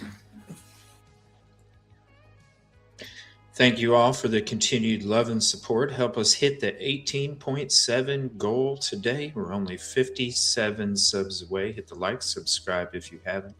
Share it out to your socials and friends. Hell, if you're hanging out with us, why not have your friends come hang out with us too? And you're damn right, Queen, it would be exhausting. Hell, it's been exhausting for us all, has it not? We weren't even in the courtroom. We weren't even the ones sitting on the bench. It's been very exhausting. It feels like it's been forever. It's crazy. We finally went through the closing arguments. If there is any extended breaks that we're going to have, I'm going to replay the closing arguments for you all. If any of you have showed up late and you'd like to check it out, we are going to replay the closing arguments during any extended breaks. Now, we're not sure how it's going to be working today, how their breaks are going to be working or whatever, but one thing I can guarantee is that as soon as somebody shows up on this camera, we're going to be coming right back to it no matter what we are doing, whether it's a call, whether it's a discussion, whether it's replaying the closing arguments, whatever it may be. As soon as they are back, we will take you back to it. So we're just waiting to see what's going on. Wanted to do a sidebar real quick. I don't know. They typically go to break in about 25 minutes. Not sure if they're just going to go ahead and go to break. We're going to take a lunch. We're going to rewatch the closing arguments and wait to see if the jury comes up with a decision during lunch or if they're going to go to lunch and then go back. Who knows what's going on? Everything is up in the air today. But yes, thank you, John Woods, for the vote. We do have a StreamYard live poll open. Your verdict, the trial will end with a verdict of type 1 if you feel criminally responsible, type 2 if you feel insanity, type 3 if you think innocent, or type 4 for hung jury or mistrial. We're going to have this StreamYard live poll open the whole day until we close up shop and head out. If there is somehow a decision while we are not live, definitely follow me on social media, on Twitter, X, Facebook, all at EvilleCJ for all my socials.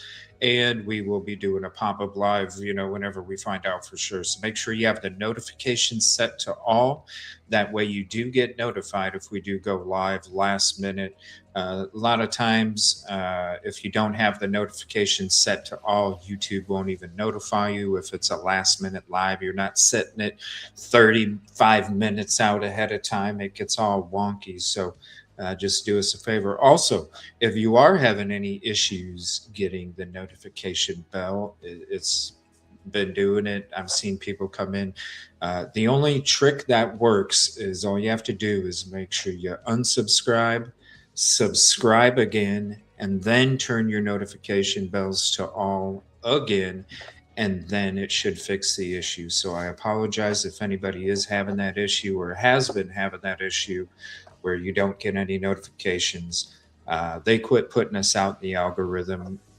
I had to take about a 6-month mental health break from everything, and because of that, YouTube's like, oh, you didn't earn us any commercial money, so we're gonna punish you by not putting you out in the algorithm. So if you want to help for free too and help put us out in the algorithm even more, go ahead and share it out to any of your social media that you do use. It really would mean a lot to us, and we appreciate you for being here and hanging out. That StreamYard live poll does give up to the second results. We'll go ahead and take a look at the percentages. Again, I've seen some more votes come through. So as we have it right now, and again, this poll will be open the whole day today. Your verdict, the trial will end with a criminally responsible verdict, type 1. That is 21%. If you feel it'll end with an insanity verdict, type 2, and right now that is at 46%. If you feel it'll end in an innocent verdict, type 3, and that is at 17%. And if you feel it will end with a hung jury mistrial verdict, type number 4 in chat if you haven't voted, and that is at 17%. Yes, if you voted one time, it's not going to calculate it, but I always suggest, we know technology, just because you vote one time doesn't mean that it went through. So vote as many times as you like, or you can just vote as many times as you like just to show what you think is what the verdict is going to be as we continue this verdict watch. So thank you all for being here with us. All right, so who knows how long this break is going to be? What I'm going to do is, while we are waiting for this sidebar, I'm going to prepare this video for you guys. Hold on one second. Pull that up, and let's see here. I don't want to get into the closing arguments just yet. I don't want to replay them just yet, because I want to make sure that we're not just replaying 5 minutes of it. You know what I'm saying? Because I don't know how long they're going to be on this break. If they let us know we're going to have an extended break, then I'm definitely going to go, because it's only right. I think I would like to watch the closing arguments again. I don't know if any of you would. I would like to, even though I already watched it. I know there's some people that are just joining, might not have been able to because of other reasons. And so I think we need to rewatch it again just for more knowledge, especially before this verdict comes back through. So let me switch it to this, because you know what? If we're in a minute and 12 seconds of listening to these hosts, then it's cool if we cut it out real quick and go right back to the judge. So we're going to check this out real quick. In the meantime, we're going to hear what these experts have to say. Shout out to all the people that we show up here on the channel as we go through these different videos, their opinions. I do go through it. I do a lot of preparation in the background. I make sure it's particular videos that are respectful and that get to the point and that are real opinions, not this clickbait BS. You know what I'm saying? So enjoy these videos as we take this break. I only assume it's going to be a few minutes. I'm just assuming. That's what the judge said. He didn't say we're taking a lunch. He said we're going to just a few. I'm just assuming it's only a few minutes, but we got a whole bunch of stuff prepared for you, because if anything, this judge has taught me to prepare and then have a prepare part B, because of all the stuff that goes on here, the unpredictableness. Thank you again, Leona, for the 10 jewels. Hiding. Appreciate everything. Thank you all for the contributions. All the jewels today, too. Shout out to you all for the jewels. I love it. Pretty soon, StreamYard, I'm sure, is going to get those emojis showing up on their messages. So hopefully StreamYard will do that. All right, this is Megan Kelly True Crime, and we're going to hear about some of this closing argument stuff. Thank you all for being here. Hit the like, subscribe if you haven't. Make sure you come back Monday too. Let me remind you real quick. Monday, 8 a.m. Eastern, we're going to be covering the Microsoft Executive Murder for Hire trial. It's Florida versus Shanna Gardner. It's going to be day one of the trial. Make sure you hang out with us 8 a.m. Eastern. We're going to be hanging all day, starting off with this new trial, day one. And if you don't know any about this case, we're going to be doing some live streams this weekend, catching up on everything with you guys right before we jump into this trial. And I'm telling you right now, if anybody knows about this case, Jared Bridgen, if anybody knows about this case, let us know in chat what you think about it, because I can tell you right now, it is crazy. There's a lot of people involved, and it's wild. It's going to be a wild. If you thought this trial was wild, wait for this trial coming up. Appreciate you guys. Before we get into the final witness in the Lindsay Clancy trial, I want to talk about how everyone has been watching this so closely, but I really want to know, Doug, what your thoughts on the trial are so far. You know, I don't know that my thoughts are very different from most attorneys that have been watching this trial, which is that the prosecution's doing a terrible job. And then you contrast that with the amazing job from Kevin Reddington. And it's really spectacular. It's hard to believe these prosecutors have been doing this for what, 15 years? No, they're seasoned prosecutors and they've tried a lot of cases. Well, you know, I don't know how much of this is Reddington and how much is them. It just feels like their inability to present a cogent, compassionate, humane case is stunning to me. And that's not really Reddington. No, and I think that's let me ask you a question on that, Doug. That's an interesting choice of words. So how would a prosecutor go about putting on a compassionate, humane case, particularly when the accused person is accused of murdering 3 children? I mean, I think, and the reason I'm saying that is you normally, I think, would expect prosecutors to kind of go for the swing for the fence on this, and I wouldn't expect them to try to be humane and compassionate. So I'm curious to know how that might look. Well, I think if you would just, as a prosecutor, demonstrate some basic humanity with the witnesses that you're presenting. I didn't get any sense of that when they were examining Patrick at all. The examination that they conducted of the medical examiner, when they went into such excruciating detail, which, you know, we've all done murder trials. We know that you're going to have testimony from the medical examiner, but it doesn't need to be nearly as graphic as they did it here. The oh so onto nose bit about wearing the hair bows.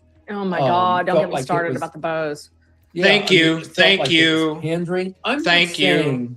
Drives me nuts. You need to stand up there and say, oh, Get poor the bow Mrs. out of your Clancy hair. over here. But I think you have to have some appreciation in front of the jury that you understand what everybody is going through. It was immature. The way that she cross-examined her mother, her mother-in-law, was just something that seemed to exhibit no understanding of the grief and the trauma that everyone involved in this has gone through.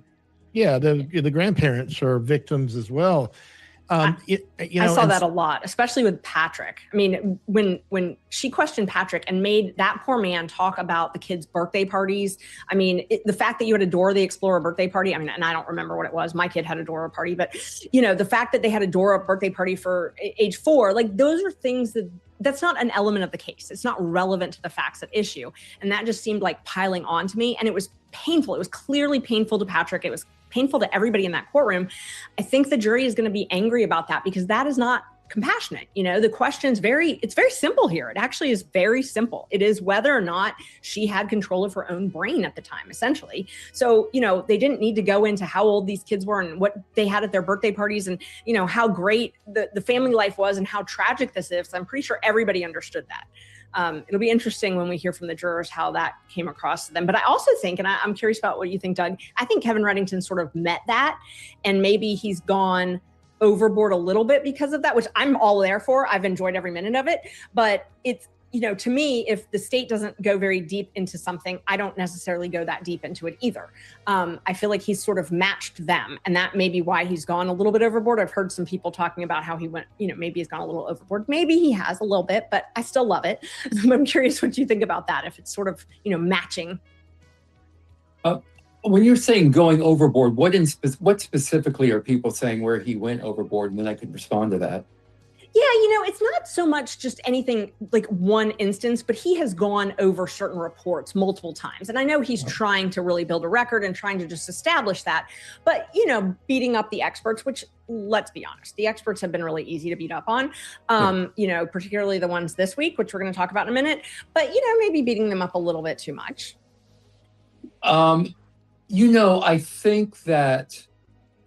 I think he's leveraging the fact that the state has looked so unsympathetic in those circumstances. I think it's almost part of the theme. He's done a wonderful job of humanizing, I think, his client throughout the testimony. He's done wonders with using the state's own experts in order to present his case, which of course is what we're all trying to do when the state is presenting their witnesses. But I don't know that he's gone overboard. I think that he's got certain points that he really wants to hammer home to the jurors, and that is what he's been doing.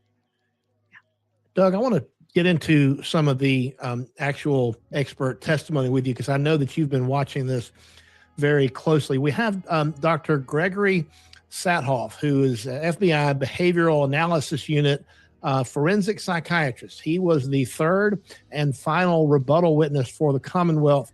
His testimony began Tuesday afternoon. He says he's previously treated between 5 and 7 female patients who were incarcerated for killing their children. He's the senior psychiatrist for the FBI's Behavioral Analysis Unit in Quantico. He says he's not being paid for his testimony. That's come up quite a bit, but be that as it may, he has interviewed Lindsay Clancy personally via Zoom twice for a total of around 11 hours, he says, reviewed medical and court records. He's also interviewed Patrick Clancy by Zoom. He affirmed Dr. Heilbrun's testimony that Lindsay's description of a command hallucination was highly atypical. I want to play SOT 11, Doug, which is his comments on that, and then I want to talk to you about it on the other side. SOT 11. It wouldn't necessarily just keep playing over and over again as if it were on a tape, which Ms. Clancy told me that it was a voice. It's the same thing in the same tone, repeated over and over and over until she had strangled Callan. And is it typical, based on your training and experience, for someone to hear command hallucinations and then for them to stop abruptly? No. Committing the act is not curative of the voice. I've not ever seen that. Doug, what do you think? Is that an effective testimony that would favor the Commonwealth there, that might help move the needle for the jury on this? It seems to me that almost any discussion, given the Massachusetts standards for NGRI, for not guilt by reason of insanity, any testimony that really gets into the voices in her head where she is being commanded is almost more helpful, I think, to the defense than to the Commonwealth. I mean, it has to be addressed, right? It has to be addressed. But this idea that there's this external or internal voice, there seemed to be some contradictory testimony as to whether it was external or internal. But this voice that's commanding you would seem to favor the defendant, would seem to favor Lindsay to meet Altogether, I thought the most, and you may be about to get to this, but I thought the most important testimony today was the very last question that Reddington asked during his cross of Satoff, where he read the Commonwealth's opening statement and asked Satoff if Satoff agreed with it. I think that was very powerful as well. I think that was definitely one of the most powerful. I actually don't think this witness was that detrimental to the defense. I mean, I think Kevin Reddington turned him on a lot of things, and I almost feel like he felt bad at certain points. I loved the fact, I think one of the really strong things that they had him do was support the defense's expert. When Kevin Reddington asked him, about the defense's expert, and isn't he a really well-known source? Is he one of your trusted colleagues?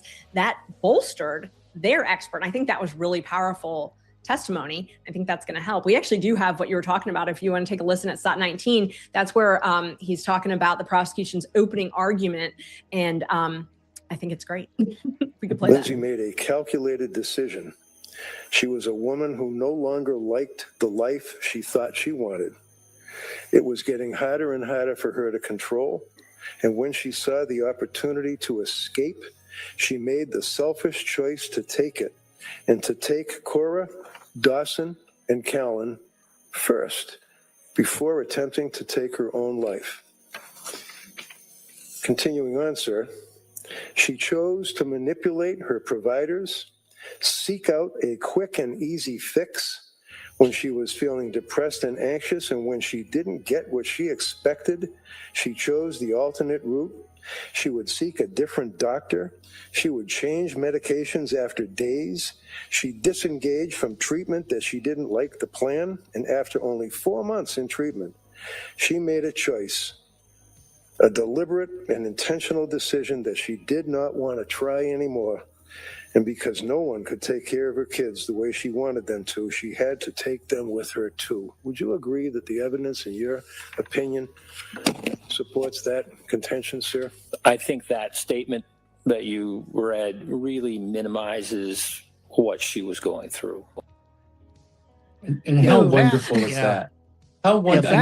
That was a win for Reddington. That was one of those great cross-examination. It could have backfired. What if the answer wasn't what he was expecting? I know, and he probably didn't know the answer to the question. That is exactly what I was thinking. I'm like, that is a daring question. Yeah, I mean, we always say only ask leading questions on cross-examination. Right, that you know the answer to. I mean, bipolar type 2 is a little bit different. As a lawyer, I deal with people with various degrees of mental health issues. And so from my layperson / lawyer's knowledge of this, what I can tell you is that type 2 bipolar, the lows may not get as low, but particularly the highs, when they go into mania, they don't get quite so high. That's why I call it hypomania. So he said that she definitely had depressive episodes. She did not have any episodes that sounded like typical mania to him. So that's why he went with type 2. He says that he does not believe, he being Dr. Heilbrunn, does not believe Lindsay suffered a command hallucination on the day her children died, which, by the way, directly contradicts what the defense psychiatrist, Dr. Resnick, said. But he basically says that, she definitely has this complicated mental health disorder, and she has these intrusive thoughts. And so my question is, what is the difference between an intrusive thought, something that's really that intrusive, versus maybe an auditory hallucination? I don't really understand the difference. Not much. Right, not much at all. And I don't think the jury understands there to be much of a difference at all. Because if you have a command hallucination, it's essentially telling you to do something, where you could be hallucinating that you saw something, for example, and you could be scared of that and you could take action that you saw that. Let's say that you saw a man and they were shooting at you, and so you shot back. Well, No one commanded you to shoot back. You shot back because you hallucinated that someone was trying to kill you. That would be just a regular hallucination. But if it's a command hallucination, somebody is commanding your brain to tell you to shoot that person. So you're not reacting to a hallucination, you're reacting to a command. So they're a little bit different. But I think what, Mr. Reddington actually pressed the doctor on whether the psychiatrist, and I want to play this up, I think it's really fascinating. There's a lot to talk about this one. It's SOT 5, where he pressed this doctor about whether the psychiatrist had adequately questioned Lindsay about the intrusive thoughts versus hearing voices. If we could play SOT 5, and then I want to talk about some of the things that popped in my head when I heard this. She indicated, and I quote from your testimony.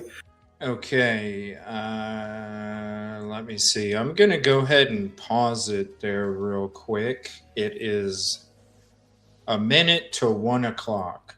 Now, we just have this up right here. So I'm going to sit here for a second. Let's see if they come back and announce the 1 o'clock to 2 o'clock break. If they're not going to announce it in the next minute, I'm just going to assume that we are going to be on that 1 hour break. And so what we're going to do is we're going to play the closing arguments right now. So we're going to rewatch the closing arguments. And again, if we come back and we're going to take you right there, we're going to pause it. We're going to take you right to the live. But I think we can assume that we're going to be, I wish I would have known 20 minutes ago, thank you, Judge. Wish I would have known 20 minutes ago, but we didn't get any word. They were just supposed to talk for a minute. But now that it's reaching the 1:01 p.m. Eastern mark, we're going to go ahead, switch to the closing arguments. And again, as soon as they go live, we're going to take you right over there. This is from earlier this morning. This is right before Reddington steps up. So we're going to watch Reddington. We're going to watch Jennifer Sprague. And we are going to hear the judge permitting whatever happens with the verdict watch. So thank you for continuing to hang out as we do this verdict watch. I appreciate your conversation. I love it. I love seeing what you guys are typing. So many different opinions. Don't forget, we got that poll up above, and we'll take you right back. But this was from earlier today, the closing arguments. Hell of a job by the defense. Let me know in the chat as well. Do you think the prosecution proved criminal responsibility? Let me know. All right, and I'll go over that a little bit later, but I just wanted to remind you that. And so after we go through the closing arguments, I'll come back and give you the balance of my instructions on the law. All right, and so, counsel?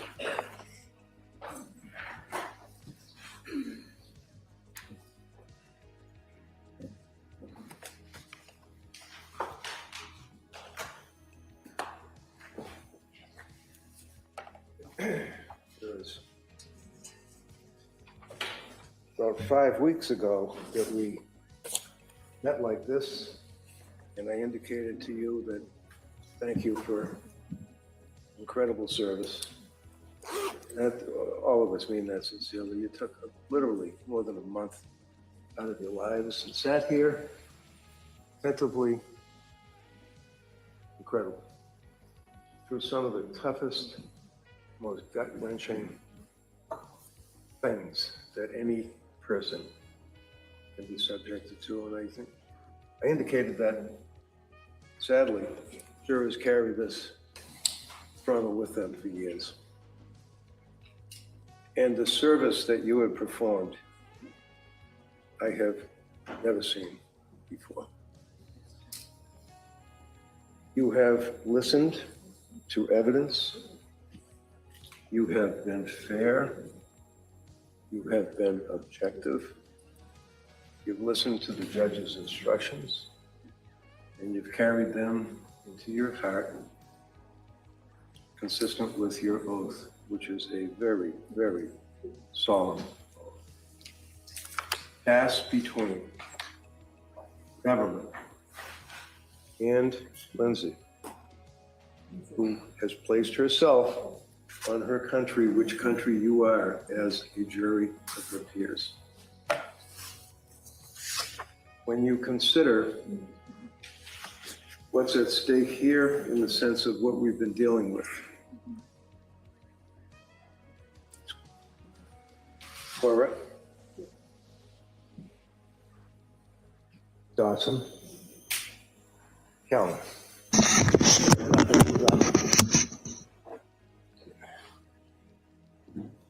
She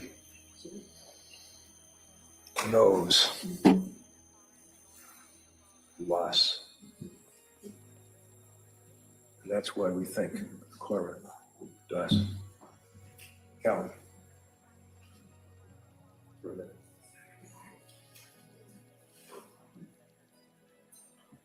They are the victims of this case. They are the victims of the horrible, horrific act that has been laid at your feet as jurors to decide whether or not Lindsay is guilty. Beyond a reasonable doubt, as His Honor instructed you and will instruct you, what that means, that standard of proof that we as citizens in this country are so blessed to have, proof beyond a reasonable doubt before the government charges any citizen with a crime. I don't care how many cops you have in here, how many DAs are sitting here, how many people are sitting in the front row, and they're all going to sit there and be proud of this prosecution. I told you in the opening statement that this is a prosecution that has ripped the soul out of this girl. This is what they had. This is their family.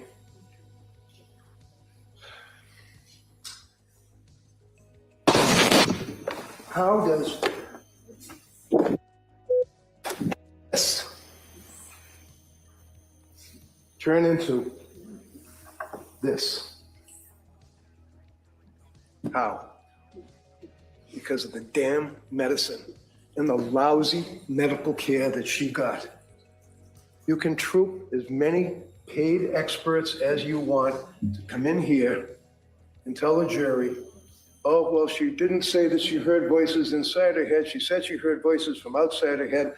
She said she was making chicken McNuggets. There was a bowl on the sofa. She wasn't making chicken McNuggets. She said something. As I think and I muse and I try real hard to tell you what my opinion is, that this woman was acting in her right mind when these children were killed.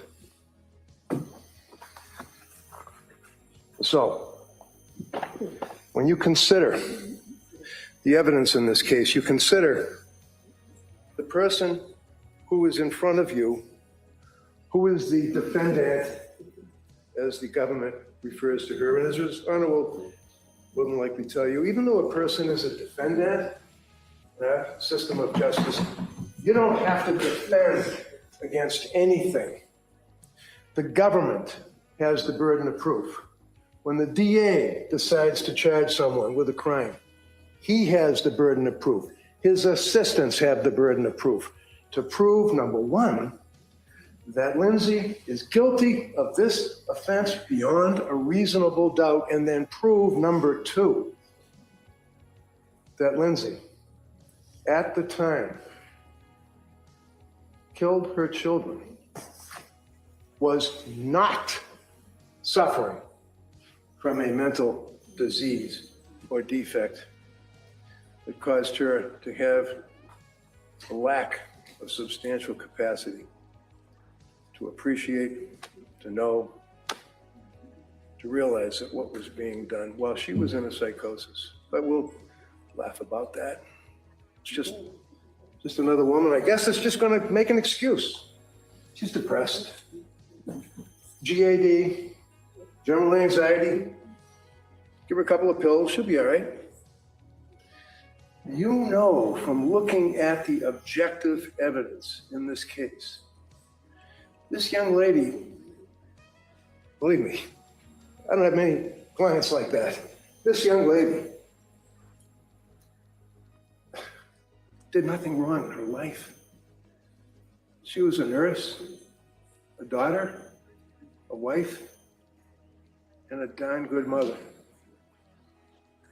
You can see from the objective evidence, you can see, and you'll have all the exhibits for you to look at, and you can see by looking at these photographs, which you will have in the jury room. You can see the Facebook postings. You can see what she indicates about, for example, I just randomly grabbed this one. A son, my prince,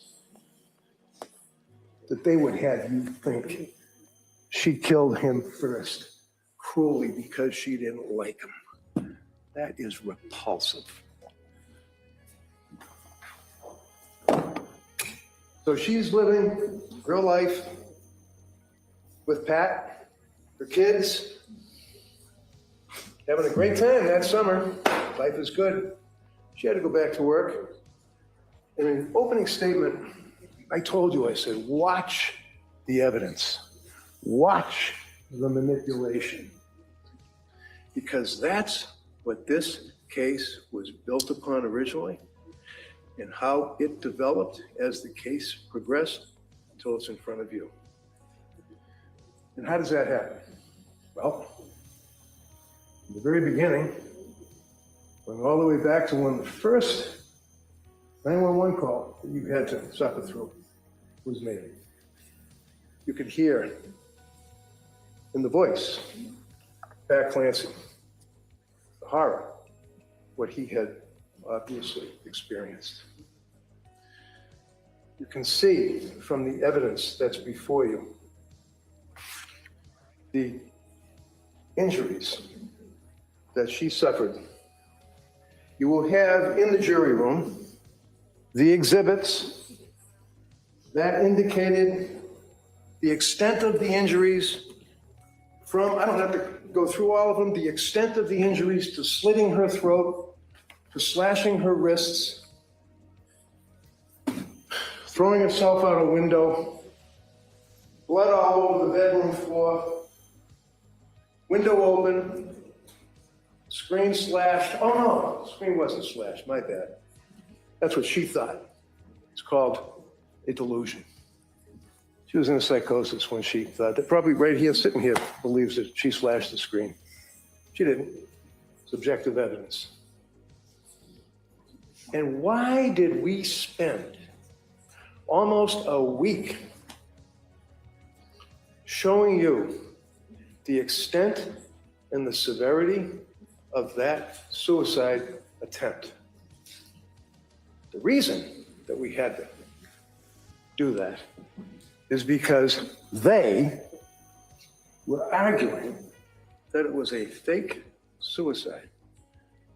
Dinky little cuts, no bleeding. She didn't mean to kill herself. She's going to throw herself out the window, I guess, and slide down the house. Remember that one? Hanging off of the window, sliding down the house, and Lindsay screwed up, and she hurt herself bad. You know that's not what happened. You know that she made, the testimony of Dr. EvilleCJ, that she made a very, very significant suicide effort, slashing her wrist, slitting her throat. And isn't it interesting when you consider objective evidence? Googling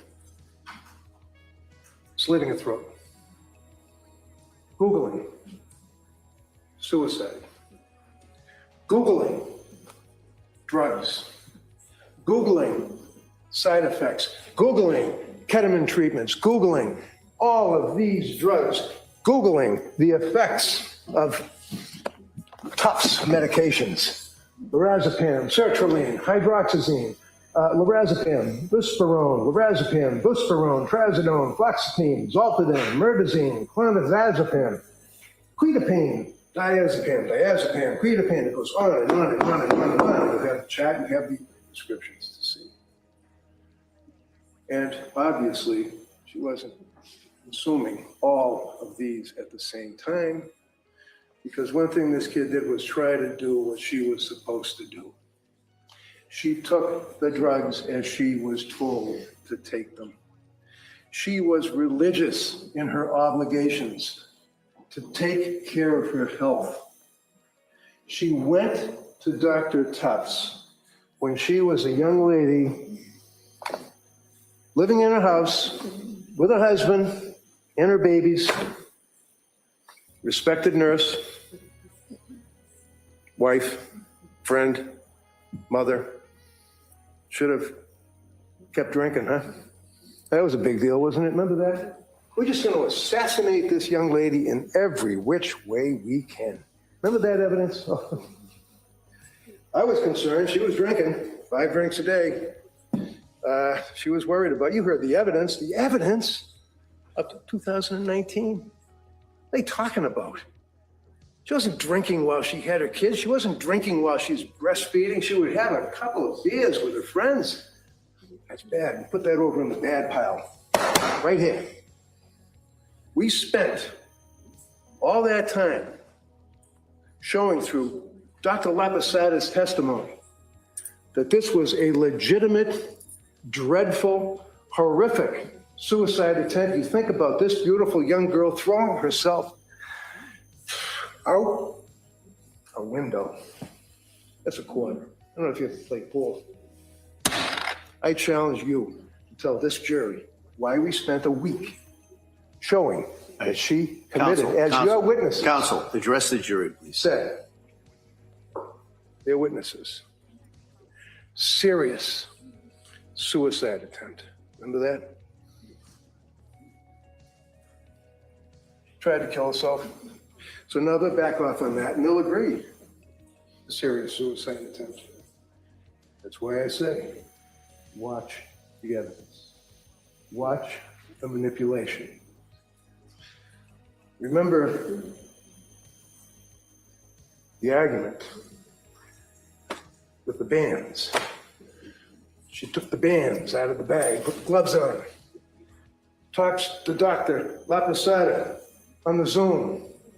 Slams the bands down, out of the paper bag. Does the movement of the bands and yells at Lapasada and says, wrapped. They were just wrapped. You weren't knotted because you gotta get Lindsay tightening the band, right? You gotta hold it. You gotta hold it for a minute. You gotta hold it for 2 minutes, 3 minutes, 4 minutes. That's why she needed the bands not knotted. And then she said, it's like this. And they sprang open. Remember that? Dr. Lapasada said, yeah, I saw what you did. And she walked away like if the gloves won't fit moment. Quarter number 2. What did Patrick Clancy testify to?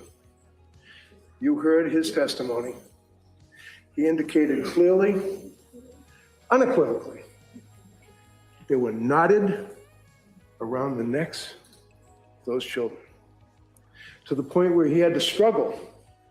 And it's your memory, not mine. If I say something you don't recall, forget it. It's what you remember the evidence to be.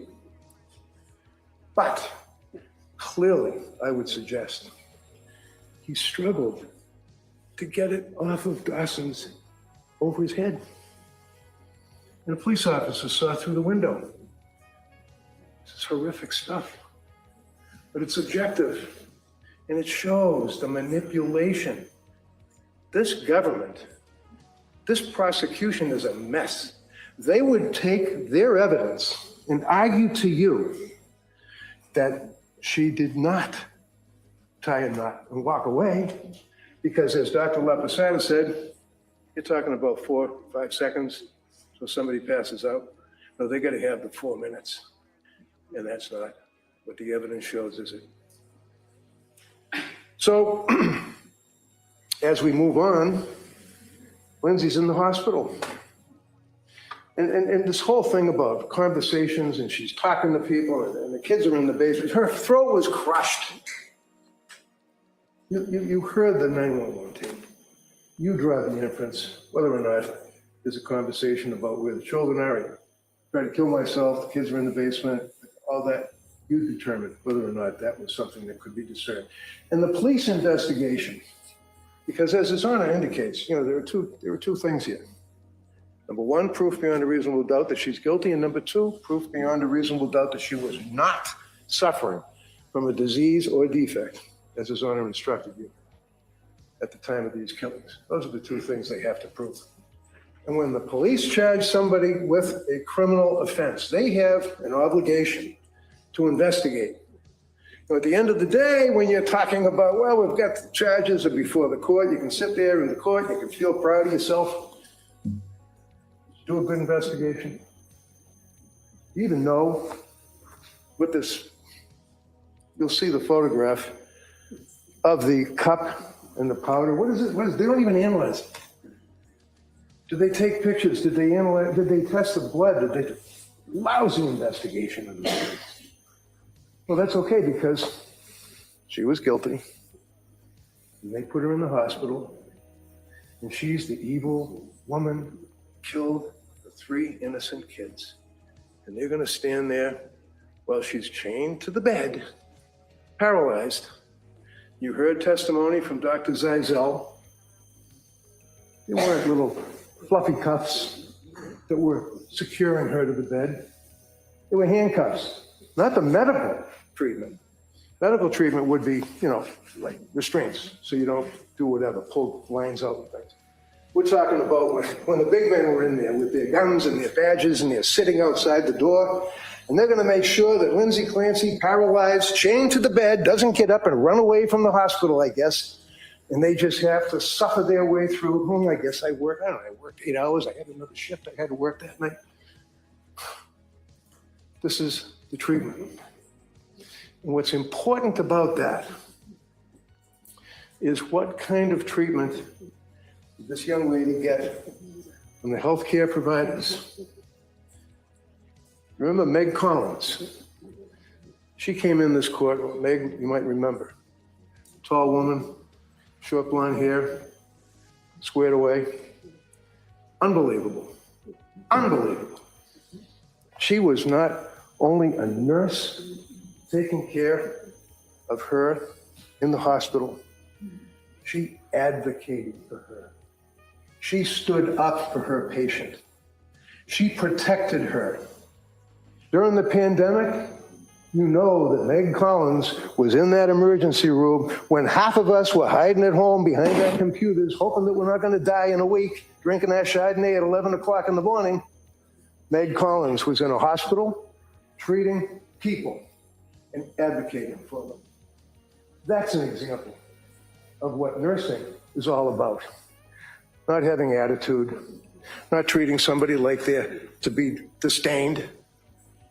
And what's even worse, she comes out of a coma. She is intubated. She has had major surgery of her broken, crushed spine, vertebrae, rib, thyroid. Massive, not my words, medical records, massive testimony, blood transfusion for the blood loss. And when someone, you've heard evidence, comes out of surgery, they are delusional. You've had anesthesia. You've had think about having a tooth pulled. Think about the trauma that somebody has when they're in a hospital bed laying there, paralyzed, unable to feel the lower half of their body, but able to feel with the meds and the pain medication and everything else, the damage to the spine. And then the hospital has a meeting. Remember the other doctor, I think it was Dr. Shah, the Indian woman? Wicked impressive. She was amazing. She had the facts. She was able to tell you exactly what she observed. She was able to tell you what they were doing to treat Lindsay. She treated her like a human being. She was a damn good doctor. Came in here and told you all of her observations about her and told you one of the things that ultimately that they were concerned about is they had to have this big confabulation about, we're going to take her off the healthcare process. They had to have lawyers. They had to have people there. They had to have her signing documents. They had to determine whether or not she was going to be signing something to have her parents take over because Pat was not going to be responsible for her care. Lawyers, cops, handcuffs. Do I need a lawyer? Write that down. Where are you? You're out there somewhere. Write that down. Boy, she wanted a lawyer. That's a bad thing. Must be guilty. Let's put that in the guilty pile. That's why she said that, in a delirious state, dealing with all of these people about that issue. But what's even more nefarious, you think about it, as I said, your eye on the ball because of the manipulation. Paul Zeisel, big deal. I'm friends with the guy. You heard evidence that I called him. I was with Pat a night or two after this incident in the bedroom with all the blood. I was with Pat taking evidence that the police didn't even see in their thorough investigation. And I was able, as you know now, certainly, to grab this. Why wouldn't the police have grabbed this? They're all empty. You can see when they were prescribed. You can see what they are. You can see what she took. You read the testimony. It's tough to take a handful of pills. Remember the guy saying that yesterday? Tough to take a handful of pills. Well, no, they were crushed. Oh, shit, they were crushed. Okay. Where's the residue? Where's the crusher? Where's anything? Doesn't matter. Doesn't matter. Great investigation, guys.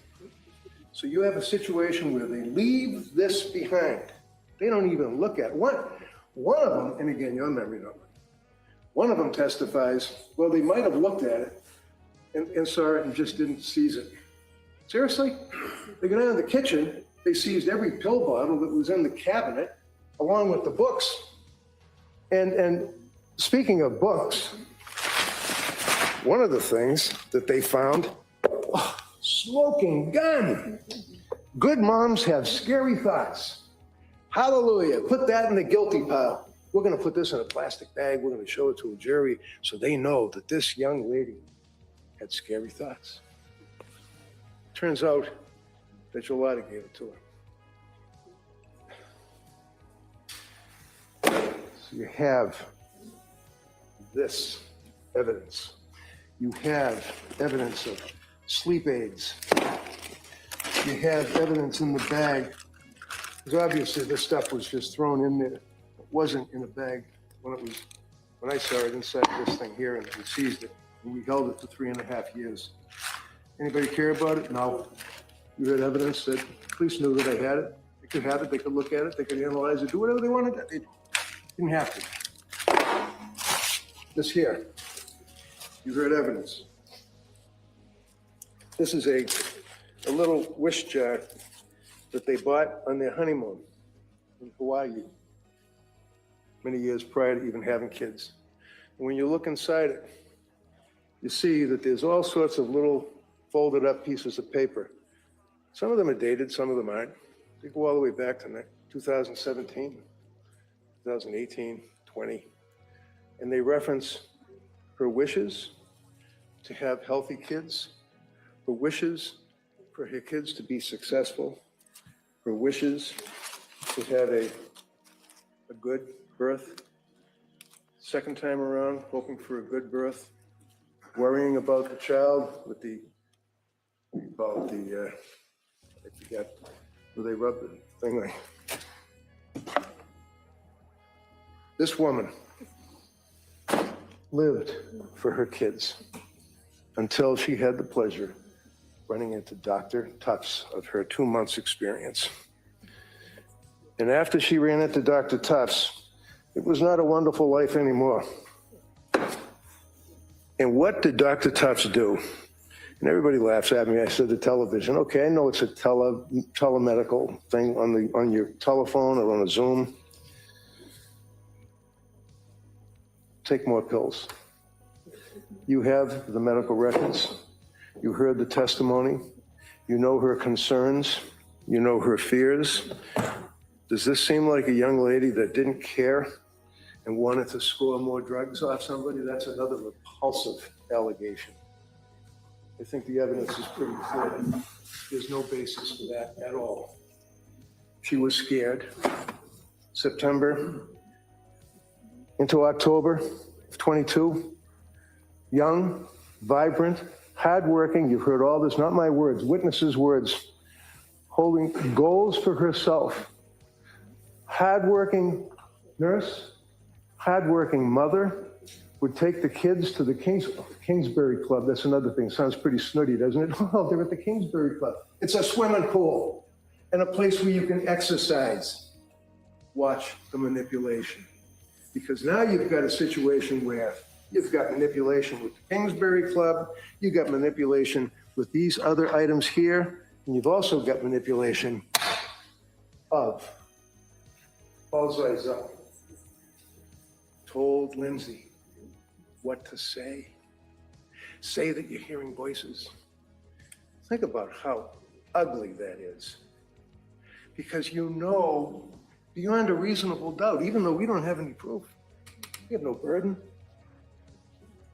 You heard from Sheila. Remember Sheila, the woman that's the reverend or whatever, she's the chaplain at the Brigham and Women's Hospital. She didn't know Lindsay from anybody that night when she came in all broken up. And she told you that she continued. She was there when Lindsay came out of, was extubated. She was there when Lindsay was going through her treatments. She was there for 8 days before Paul Zeisel even knew Lindsay existed. But they would be in here telling you that Lindsay saw the psychologist because the lawyer went and got the psychologist to go and speak to her. And then you have these guys here, the cops. They're having meetings, talking about it. They're talking about it. Must have been the shrink. Must have been the psychologist. Must have been Zeisel. He's the guy that told her what to say, and he did not.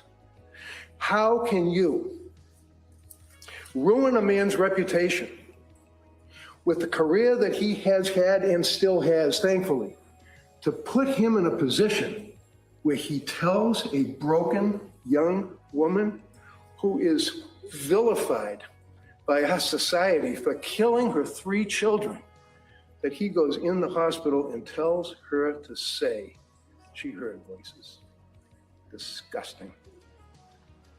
So now you know that she told Sheila first that she heard voices. Command hallucinations. She didn't say command hallucinations. I heard voices. It was a male voice. Told me. You had these other guys that came in. The government's rebuttal witnesses. Very, very impressive. Very, very impressive. The first 2, Mac, put him aside. You've got the other doctor as well. So Mac is why he was freaked out when I asked him where he stayed. When the other guy looked at me like his eyes were bugging. Why did I ask where he stayed? Whatever. Point is, they don't see her for years. Years. And why?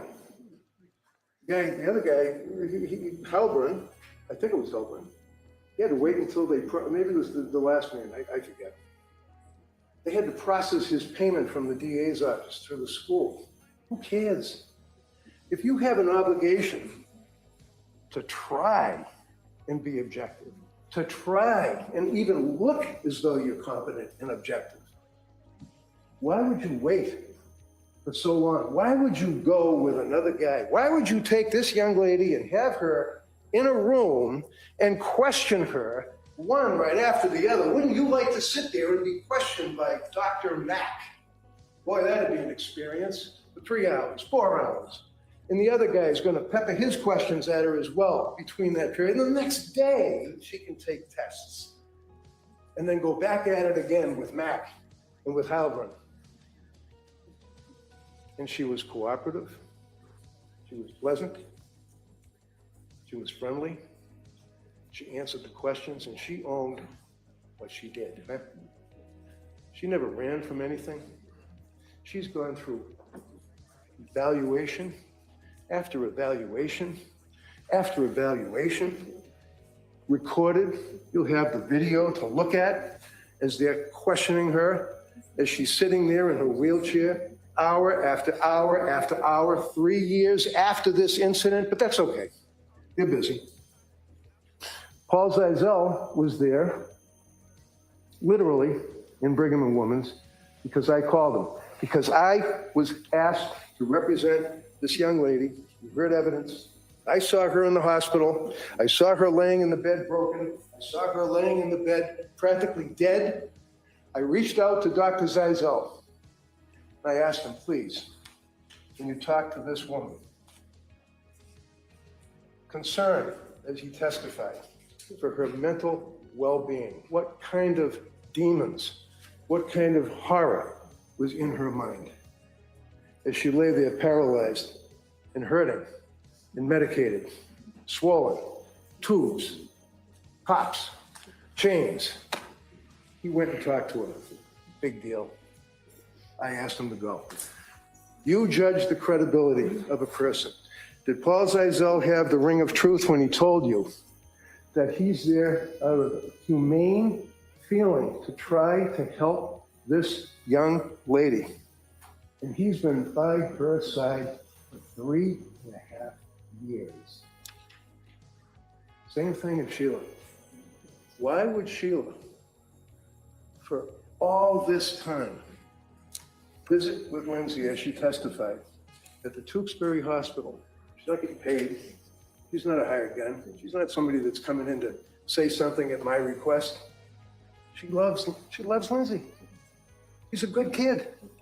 He's a beautiful soul. So you have Zeisel that has been with her all that time. You've got Sheila who's been with her all that time. You've got evidence that her mom and dad who lived in Connecticut come up and they stay and they visit with her and that they sit with her and God forbid they actually sometimes had dinner. Remember that? They get the Tewksbury records. Boy, there's a good score. Let's go through the Tewksbury records and see what she's doing on the anniversary of the deaths. How about on their birthdays? Can you see them sitting there going through the medical records? Okay, doctor, what did she do then? She propelled herself down the hallway, met with her parents, laughed, had dinner, watched TV, talked on the telephone. God forbid. She's not curled up in the fetal position, wailing, self-flagellating constantly. For 3.5 years, she's acting like a human being trying to exist. But they go through the records and they want to get those dates and use them against her. Manipulation. And then you consider we're 3 weeks away from a trial. The guy yesterday that's looking up to the heavens while he's testifying, Caesar, tells you that he wanted to establish a rapport. Can you imagine? You know that you're 3 weeks away from your murder trial, and you know that this is doctor number 3 who's been hired by the government to come in and evaluate you and testify against you, and he's going to establish a rapport. There is no rapport, but yet he was cooperative, she was friendly. Interestingly enough, just like the treating doctors don't talk to each other, they don't communicate with each other, they don't have access to medical records. She signs the HIPAA forms. They don't know what her records are, but they know for sure what Dr. Resnick had in his report. They know for sure what Dr. Zeisel had in his report. They know for sure what Meg Spinelli had in her report, and they incorporate that into their report. But then you have the MMPI and the other psychological tests that were administered to her on the second day of the Mac Heilbrunn team interviewing, interrogating, questioning her. She passes the MMPI. Testimony is presented. She answered the MMPI honestly. And they're pertaining to state of mind. They're pertaining to questions about what occurred. They're questioning this young lady as to what her state of mind was then, in the middle, and now. And she didn't lie. She didn't malinga. She didn't exaggerate, and more importantly, if anything, she minimizes. But she certainly was off the chart on the suicide scale. And then you have testimony from Dr. Resnick, Dr. Zeisel, Dr. Conley, and they were paid for their testimony. We're all paid, like I said, not the jury so much, but the judge, myself, Chrissy, everybody gets paid. These doctors came in and testified. Phil Resnick, the man is something out of a scary movie. He has the world record of investigating, examining, and treating people in psychosis that kill their children, filicide. He has a world-renowned record for checking fakers to see if a person is malingering. Their doctor agreed that his article on Voices is a leading article with research in the world. Their doctor agreed that he, Bill Resnick, is an expert on malingering. You heard him testify by Zoom because he had surgery. But he showed up by Zoom and testified that, again, 4 months after this incident, he met with Lindsay, he evaluated Lindsay, compared, looked at all the records, just like all the rest of them. Everyone says they looked at all the records, the police reports, grand jury minutes, everything else. He indicates clearly, in his opinion, that she was in a state of psychosis at the time of this death, times 3. Has any of the government doctors rebutted that? One of them, Halbrand, said it's possible either way. That's not proof beyond a reasonable doubt. The other one, Mac, you can accept his testimony if you wish, but I suggest that you probably won't. And then you're left with the doctor yesterday who didn't even know what killing during the course of the psychosis was. And when I was questioning him about it, he agreed. And I said, don't just agree with me. You're just agreeing with me because I said that? And he basically said, yeah. What kind of expert testimony is this? It's a mess. But the government uses them to try to rebut a man like Phil Resnick, who tells you that she was suffering from a horrific mental disease and defect at the time of the killing of her beautiful children. Why? The how? And the fact that under the law, as His Honor has given you, she's not criminally responsible. And the burden is on them right here. Prove to you that at the time of the killing, as Dr. Resnick says, that she was suffering from a disease or defect. As Dr. Zeisel said, she was suffering from a disease or defect. As Dr. Conde said, she was suffering from a disease or defect, and Conde took you down the road of all of these medications as a psychopharmacologist, as a doctor that specializes in prescription medications. And you got the evidence, so you're able to look at that and determine, see what the side effects are, what she was complaining of, and look at her records. I mean, they have really turned her inside out. I mean, they've got every single text, every single email, every single picture, everything that she did in college. Oh, that's another thing.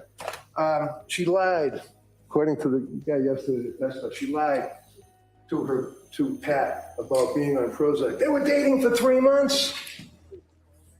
She's living in Boston. She meets this kid. She thinks that she might like him, and they're dating. Oh, excuse me, before you go out with me, let me tell you that about a year ago when I was studying for my exams, because I'm nervous about talking in public, I got on Prozac. Seriously? That's what the government is arguing in this case.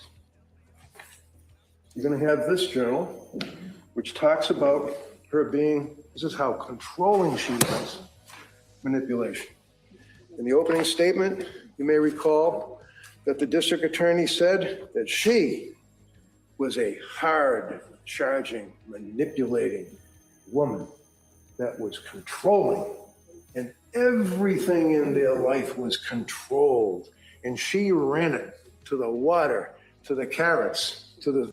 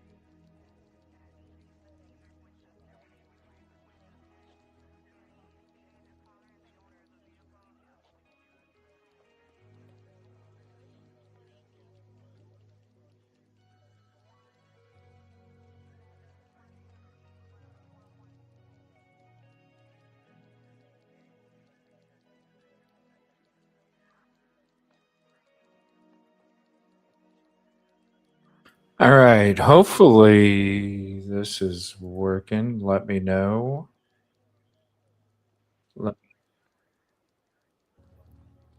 Hopefully it's working. What the hell, man? So on the vertical version, we got a copyright violation, but on the horizontal version, which is the landscape, we didn't. Are they mad because we got a bunch of views? I mean, I'm sorry that we're bringing attention to this case, this trial. That's weird. Never happened before. Never happened before. I don't know.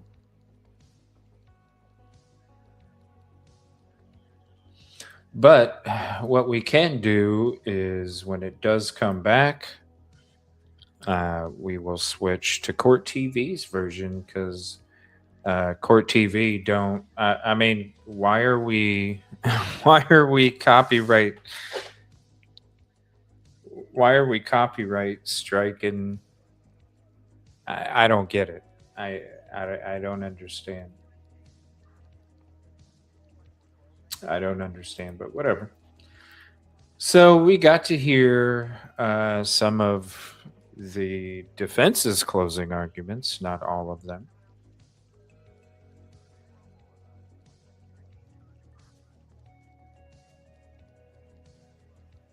Damn, that sucks. All right. Well, I wanted to, yeah.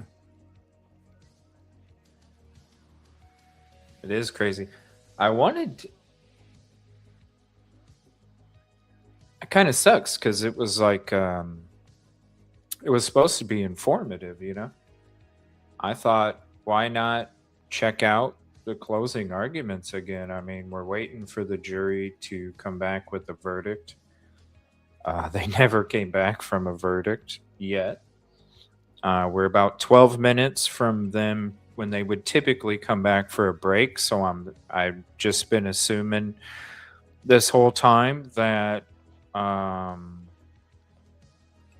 just been assuming that we're on that kind of schedule or something. Maybe we'll come back from the 2 o'clock and maybe what was that? Oh, outside the here we go. courthouse in Plymouth, Massachusetts. We're inside the jury deliberation. Here we go. 12 men and women are deliberating the fate of 36-year-old Lindsay Clancy. The former labor and delivery nurse admits that she killed her 3 children. Now it's up to this jury to determine whether or not she is criminally responsible. There was a day of closing arguments and instructions before the jury got the case. Both sides had an hour to use. Reddington used about 50 minutes or so. The Commonwealth right in that same area. Then the final instructions, and they were off. Dr. Priya Banerjee is with us, Jack Rice, and Julia Janae. Dr. Banerjee, this case is about mental health. It's also about postpartum depression, and a lot of people have come out, they've been watching this, they've been moved by it because they've felt versions of it. They've felt, they've gone through a version of it, of course not to this extreme, but they seem to gravitate towards Lindsay's struggles. Your thoughts? Well, as being a mom myself, it's overwhelming to become a mother, have a new baby, whether you've done it once, twice, or 3 times in this case. I think in some ways it's harder, right? You have other children to care for and a newborn. That being said, I find it interesting that there wasn't more medical attention to her prior history of mental health, challenges like postpartum depression, and that wasn't seen as in some ways a contraindication to getting pregnant again, and I make this analogous, like if you have a bleeding disorder where having a baby would put you at risk for bleeding to death, they would say, oh gosh, like that's not safe for you medically. And I think people sometimes, separate mental health from physical health, if you will, but I look at it in totality, that it should be considered part of her health.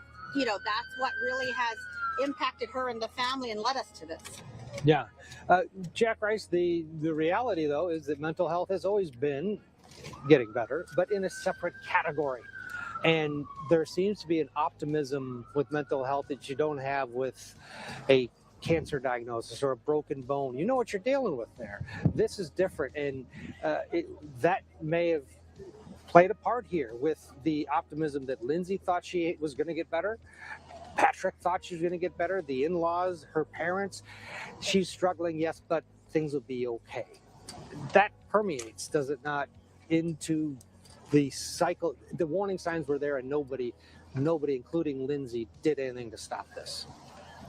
Yeah, Ted, I've been doing this in courtrooms for almost 30 years, and I've watched these so many times that I've stopped counting. Now, the concept that health is a wonderful and actually accurate approach, but that's not what we see in the real world. There is a wall that's 100 feet high between mental health on the one side and physical health on the other side. And in fact, and when we look at Lindsay Clancy, you look at this issue of postpartum depression as postpartum psychosis, and even generally speaking, mental illness. There was a time when we said it was the devil that did this. It was the devil that made this happen. And then there was a time where we would say, this is malingering and it doesn't exist. This, because we can't read it on a microscope, but it does exist. And in fact, when we talked about the Andrea Yates case, that was about the bubble where you started to see more and more people shift and starting to say, yes, we acknowledge that mental health is real, that mental postpartum depression is real, and maybe even psychosis is real. I know Julia and I have talked about this a lot in studio and elsewhere about what happens when juries just can't make that connection. Mm-hmm. Well said. We need a break. The jury has been at it well over an hour. We are here. We'll take a break and continue our coverage right after this. Right after this. All right, stand by for live coverage. We'll go ahead and flip that up there for right now. Let's, trust me, I'm going to be sitting here waiting. While we are waiting for the verdict, since we can't rewatch the closing arguments, I don't even know if I can rewatch my own damn stream. You know what I'm saying? What the hell, man? Are they going to hit me because I'm doing Court TV, not through Court TV? Is Court TV using the AP? I don't know. What the hell's going on today? I love you guys. Thanks for the support. The things that popped in my head when I heard this. She indicated, and I quote from your testimony, horrible, intrusive thoughts. She had thoughts about harming herself. These thoughts, did anyone say to her, are these thoughts? Are these coming from outside your head? Are they coming from inside your head? Are they male voices? Are they female voices? Anybody ask anything about thoughts, what they were? According to the medical records, not according to your guess. That's a standard question that psychiatrists ask at the beginning of each appointment. It's a standard mental status question. Did any one of those psychiatrists ask Lindsay Clancy that question, according to the medical records? Anyone? Ms. Clancy completed the answer to those questions what question? On a number of occasions, Sir, if I might. Question. No, well, good. What questions? Finish that question, and I'll let you have that question. Okay. Finish the answer. Questions such as, are you hearing voices? If so, describe those and so on. And the typical response that she gave as part of a question like that was no. Actually, a very astute observation by our producer, Michelle. It sounds to me like what he's describing is that her completing a written intake questionnaire at the doctor's office, like an intake form, not really speaking directly to a physician about some serious symptoms that, she might want to conceal or might be inclined to conceal. That's exactly what this was. That's what I picked up on. Completing the answer means you're doing an intake form. And it's not like an intake form like where you're filling out, your address and things like that. They've got actual scales where you go and you fill out answers to questions, but it's self-responding. You're actually answering the questions. And that's what most of these psychological tests actually are. So I think a lot of people find that shocking when they hear that. And how it usually works is a psychologist administers the test, but administers means give them the test, give them the directions, let them fill out the questionnaire, and then they do an interpretation of it. And then psychiatrists are the ones that actually tweak the actual diagnosis and the medical intervention, if there is any, if there's medication, anything like that. So yeah, it's a form. It's definitely a form. All right, Ashley, before we wrap up this particular segment and get to our guest, Doug Weinstein, green dress lady. In the next segment, we've got to talk about the green dress controversy, right? So we have this. Well, you tell us, what is the green? Oh my gosh. What is this green dress controversy? I actually feel really bad for her. And I feel bad for her because I'm one of those people that sometimes maybe responds a little bit inappropriately to, situations. So the green dress girl was a lady, a journalist who was in the courtroom, and we've got a shot of her we'll play in a minute, but she was a lady who was in the courtroom and she got picked out by the news media because she was smiling and winking at a camera during what is a very upsetting trial. Obviously, 3 young children were killed by their mother. It's an emotional case. So she was probably reacting a little bit inappropriately. If we could play SOT 9.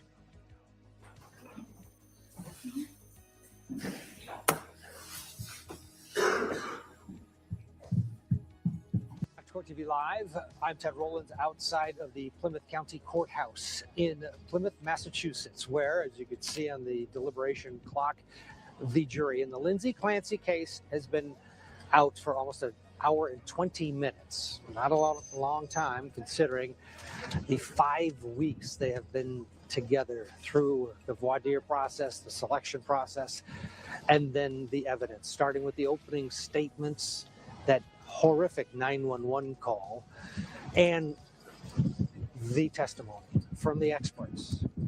It's been a lot. They have a lot to digest.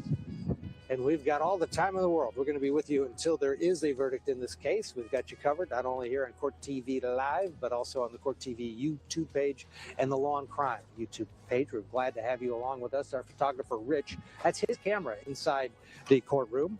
He'll be the first to know if there is a question or if there is a verdict. Sierra Gillespie is with us.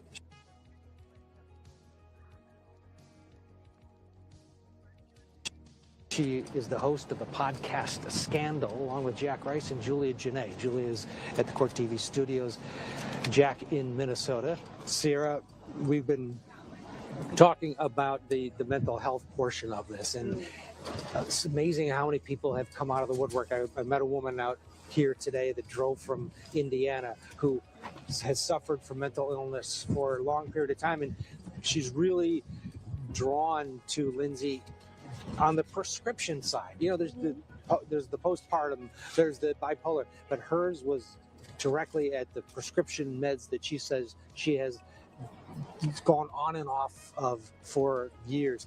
It's an inexact science, and to expect this jury to come up with the answer it's an interesting position we've put them in. Oh yeah, I agree. And I mean, just me, myself, following this case, I was taking a look at all of the prescriptions that Lindsay was on, and I thought, okay, wait, I've tried a couple of these myself, you know, and I wonder too if the jurors may have, because some of them are relatively common. I mean, we talked at length about how Lindsay was prescribed Prozac way back in college when she got anxiety when she was heading towards exams. And I mean, we've all had anxiety at some point, whether it be for exams or work or whatever it may be. And I wonder if some of the jurors may have dealt with that too, if they can relate, if they've been on any of these medications. And I wonder if they're going to take that in with them to the deliberations. Absolutely. And Julia Janae, that is something that more people can relate to than postpartum depression or for sure psychosis.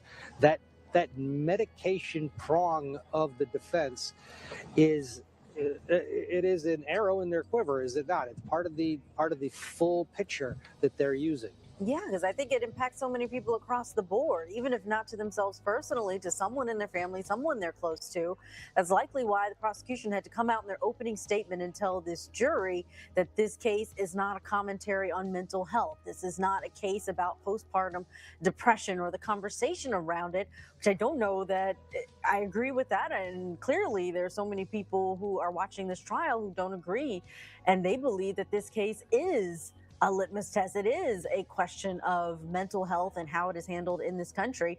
And Kevin Reddington used that in his closing argument. I talked about the other people that he left for this jury to take aim at, the investigators, the prosecutors, the doctors who may not have done everything and missing the signs. But he also took aim at the country, at the U.S. He compared this country to other countries and said that if you go to those other countries, you will see better attention on postpartum, that the DSM doesn't do a good job of making it a diagnosis, of saying that it can last more than 4 weeks.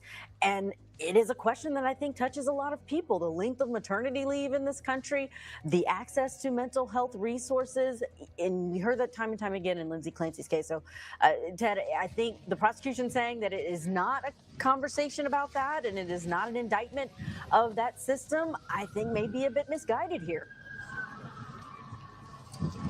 Is it Jack Rice, Kevin Reddington that has put everyone else on trial but his client somehow in the death of 3 children? Or is it the circumstances as a whole? There is a villain in this case, Ted. There is a villain, or maybe a group of villains, but there is certainly a villain. And the debate, obviously, between the Commonwealth and Mr. Reddington is exactly who that villain is. However, what it is that Kevin Reddington has done so successfully is that he has said, but for the failure of the medical establishment, this would not have happened. These poor children would not have died. And this poor woman would not have been brutalized as she has. And you take this cocktail of drugs and lay that over the mental illness. And by the way, one particular med that she was on was an antipsychotic. Now, sit with that for a second and imagine if you're sitting in the jury room deliberating right now and you're asking yourself, how good were these psychiatrists? And by the way, one of them had been practicing essentially about a month, never saw her directly in person, and wasn't an expert in this, and never actually saw never saw postpartum psychosis in her career, nor did the other one, by the way. But imagine being one of those jurors and simply saying, why was it that somebody gave her an antipsychotic if she wasn't psychotic? It's a question, but it's one that may resonate in the head of one or more of these jurors. And it also might be one of the questions that one of them is asking in the midst of deliberations, because there may not be a clear answer to that. Yeah. There is no clear answer. This is an area where there are no clear answers. Every patient is different. Every reaction to medication is different, and that is being brought out in this trial as well. Both sides used Lindsay Clancy's notebook, her diary of what she was going through and the medications in their closing arguments. Kevin Reddington looked at it and said, look, intrusive thoughts, horrible thoughts, horrible thoughts. Then she goes dark. And his assertion is, at this point, her brain is gone. She's gone. Let's listen to that, and then we'll listen to the Commonwealth. You look at her journals that she took, you'll see, as you go along, and the dates that she's recording in these journals, she's talking about the drugs that she was prescribed. And look at the first page. Look at how detailed. Dates, how she felt, 10 milligrams Prozac, and it goes on like that, goes on through November into December. December 9th, 10th, 11th. Horrible intrusive thoughts. Horrible thoughts in the AM. Horrible thoughts. Horrible thoughts. No motivation. And then finally, horrible thoughts, no motivation, deeply depressed. Then that's around the time she went to Women and Infants Hospital, right? Looking for help. Look at this. As she runs into January, there's nothing other than little chicken scratches because her mind was gone. In January, as she's on these drugs and she's suffering from what you've heard is postpartum depression that can lead to postpartum psychosis, and you have these men coming in here that don't even know psychosis from schizophrenia as experts, telling you that if a woman doesn't have these symptoms, like it's a disease, of symptoms of postpartum depression within 4 weeks, that's it. Lights out. You're not a person that can be considered. And if you look at their journal, you look at this journal that defense counsel showed you, she's very detailed, excuse me, about when she took medication, what she took, the amount she took, what the effect was for months, starting in October and going all the way up to January. And where it stops, January 18th. Someone who's been so meticulous about everything all the way up to January 18th.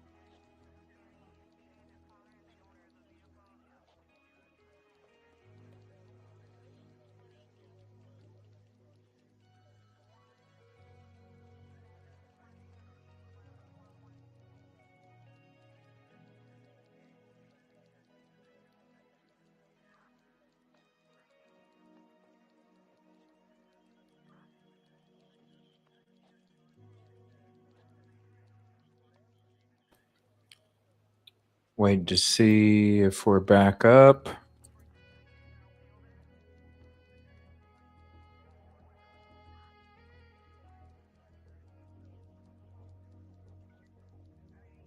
My Lord, that's the second time now. Getting shut down. My Lord.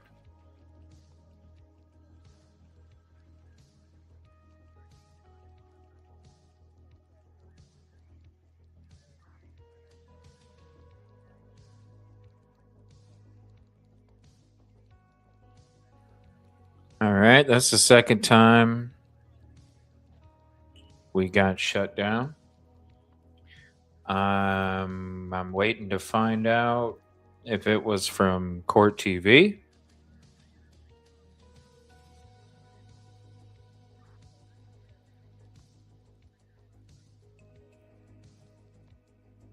Waiting to find out if it was from Court TV or the Associated Press. I mean, I got other stuff we can go through, but damn. I don't know. I don't know if I want to go for 3 strikes in one show. You know what I'm saying? Damn. Who would have thought that? I don't know. This is really weird. This is like the first time ever this has happened. You can help us out, though, by subscribing if you haven't. Help us get to the 18.7 goal today. And what we might have to do, we might just have to, I can't have, I can't have 3. So I think the best thing to do would be to end it right here. Follow me on all your socials at EvilleCJ, EvilleCJ, whether it's on Twitter, X, Facebook, Instagram, TikTok, whatever, at EvilleCJ. Follow me on there. Because you might get a retweet or a Facebook post before we go live. But yeah, just hit me up on all of the socials at EvilleCJ. I think on Facebook it's first name Evil, last name CJ, something like that. EvilleCJ, you'll find it. Just at EvilleCJ. So if there is a verdict, trust me, I'll be paying attention. If there is one, I'm going to go Insta Live. I'm already going to have some stuff prepared after we're done here. Yeah, I wish we could all hang out, you guys. But unfortunately, this happened. So, pay attention on socials. You'll get the social media before we go live. We will go live. If we do hear a verdict, also, we do have some live streams coming up for you. Studio live streams coming up where we're going to be going into a couple other cases, Mike Camilla, Idaho 4. Also, we're going to be catching you guys up on the new trial that we're going to be covering on Monday. I don't know. We'll see what happens about that, huh? Who in the hell gets this for covering a trial?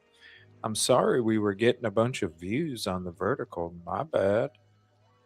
We appreciate you guys very much. Please hit the like, subscribe, share it out to your socials and friends. It's all free. And stay tuned. Check out some of the boots on the ground footage we dropped for you guys over the recent couple weeks here. Check it out. Love you guys. We'll see you if there's an update. Let me check one more time, and I don't see one. So if there is one, I might just go live with my phone outside in the back. We'll see. I love you guys. Thank you for your support. Thank you for hanging out. Thanks for your conversation. Thanks for everything, you guys. It really does mean everything to us. We'll see you soon.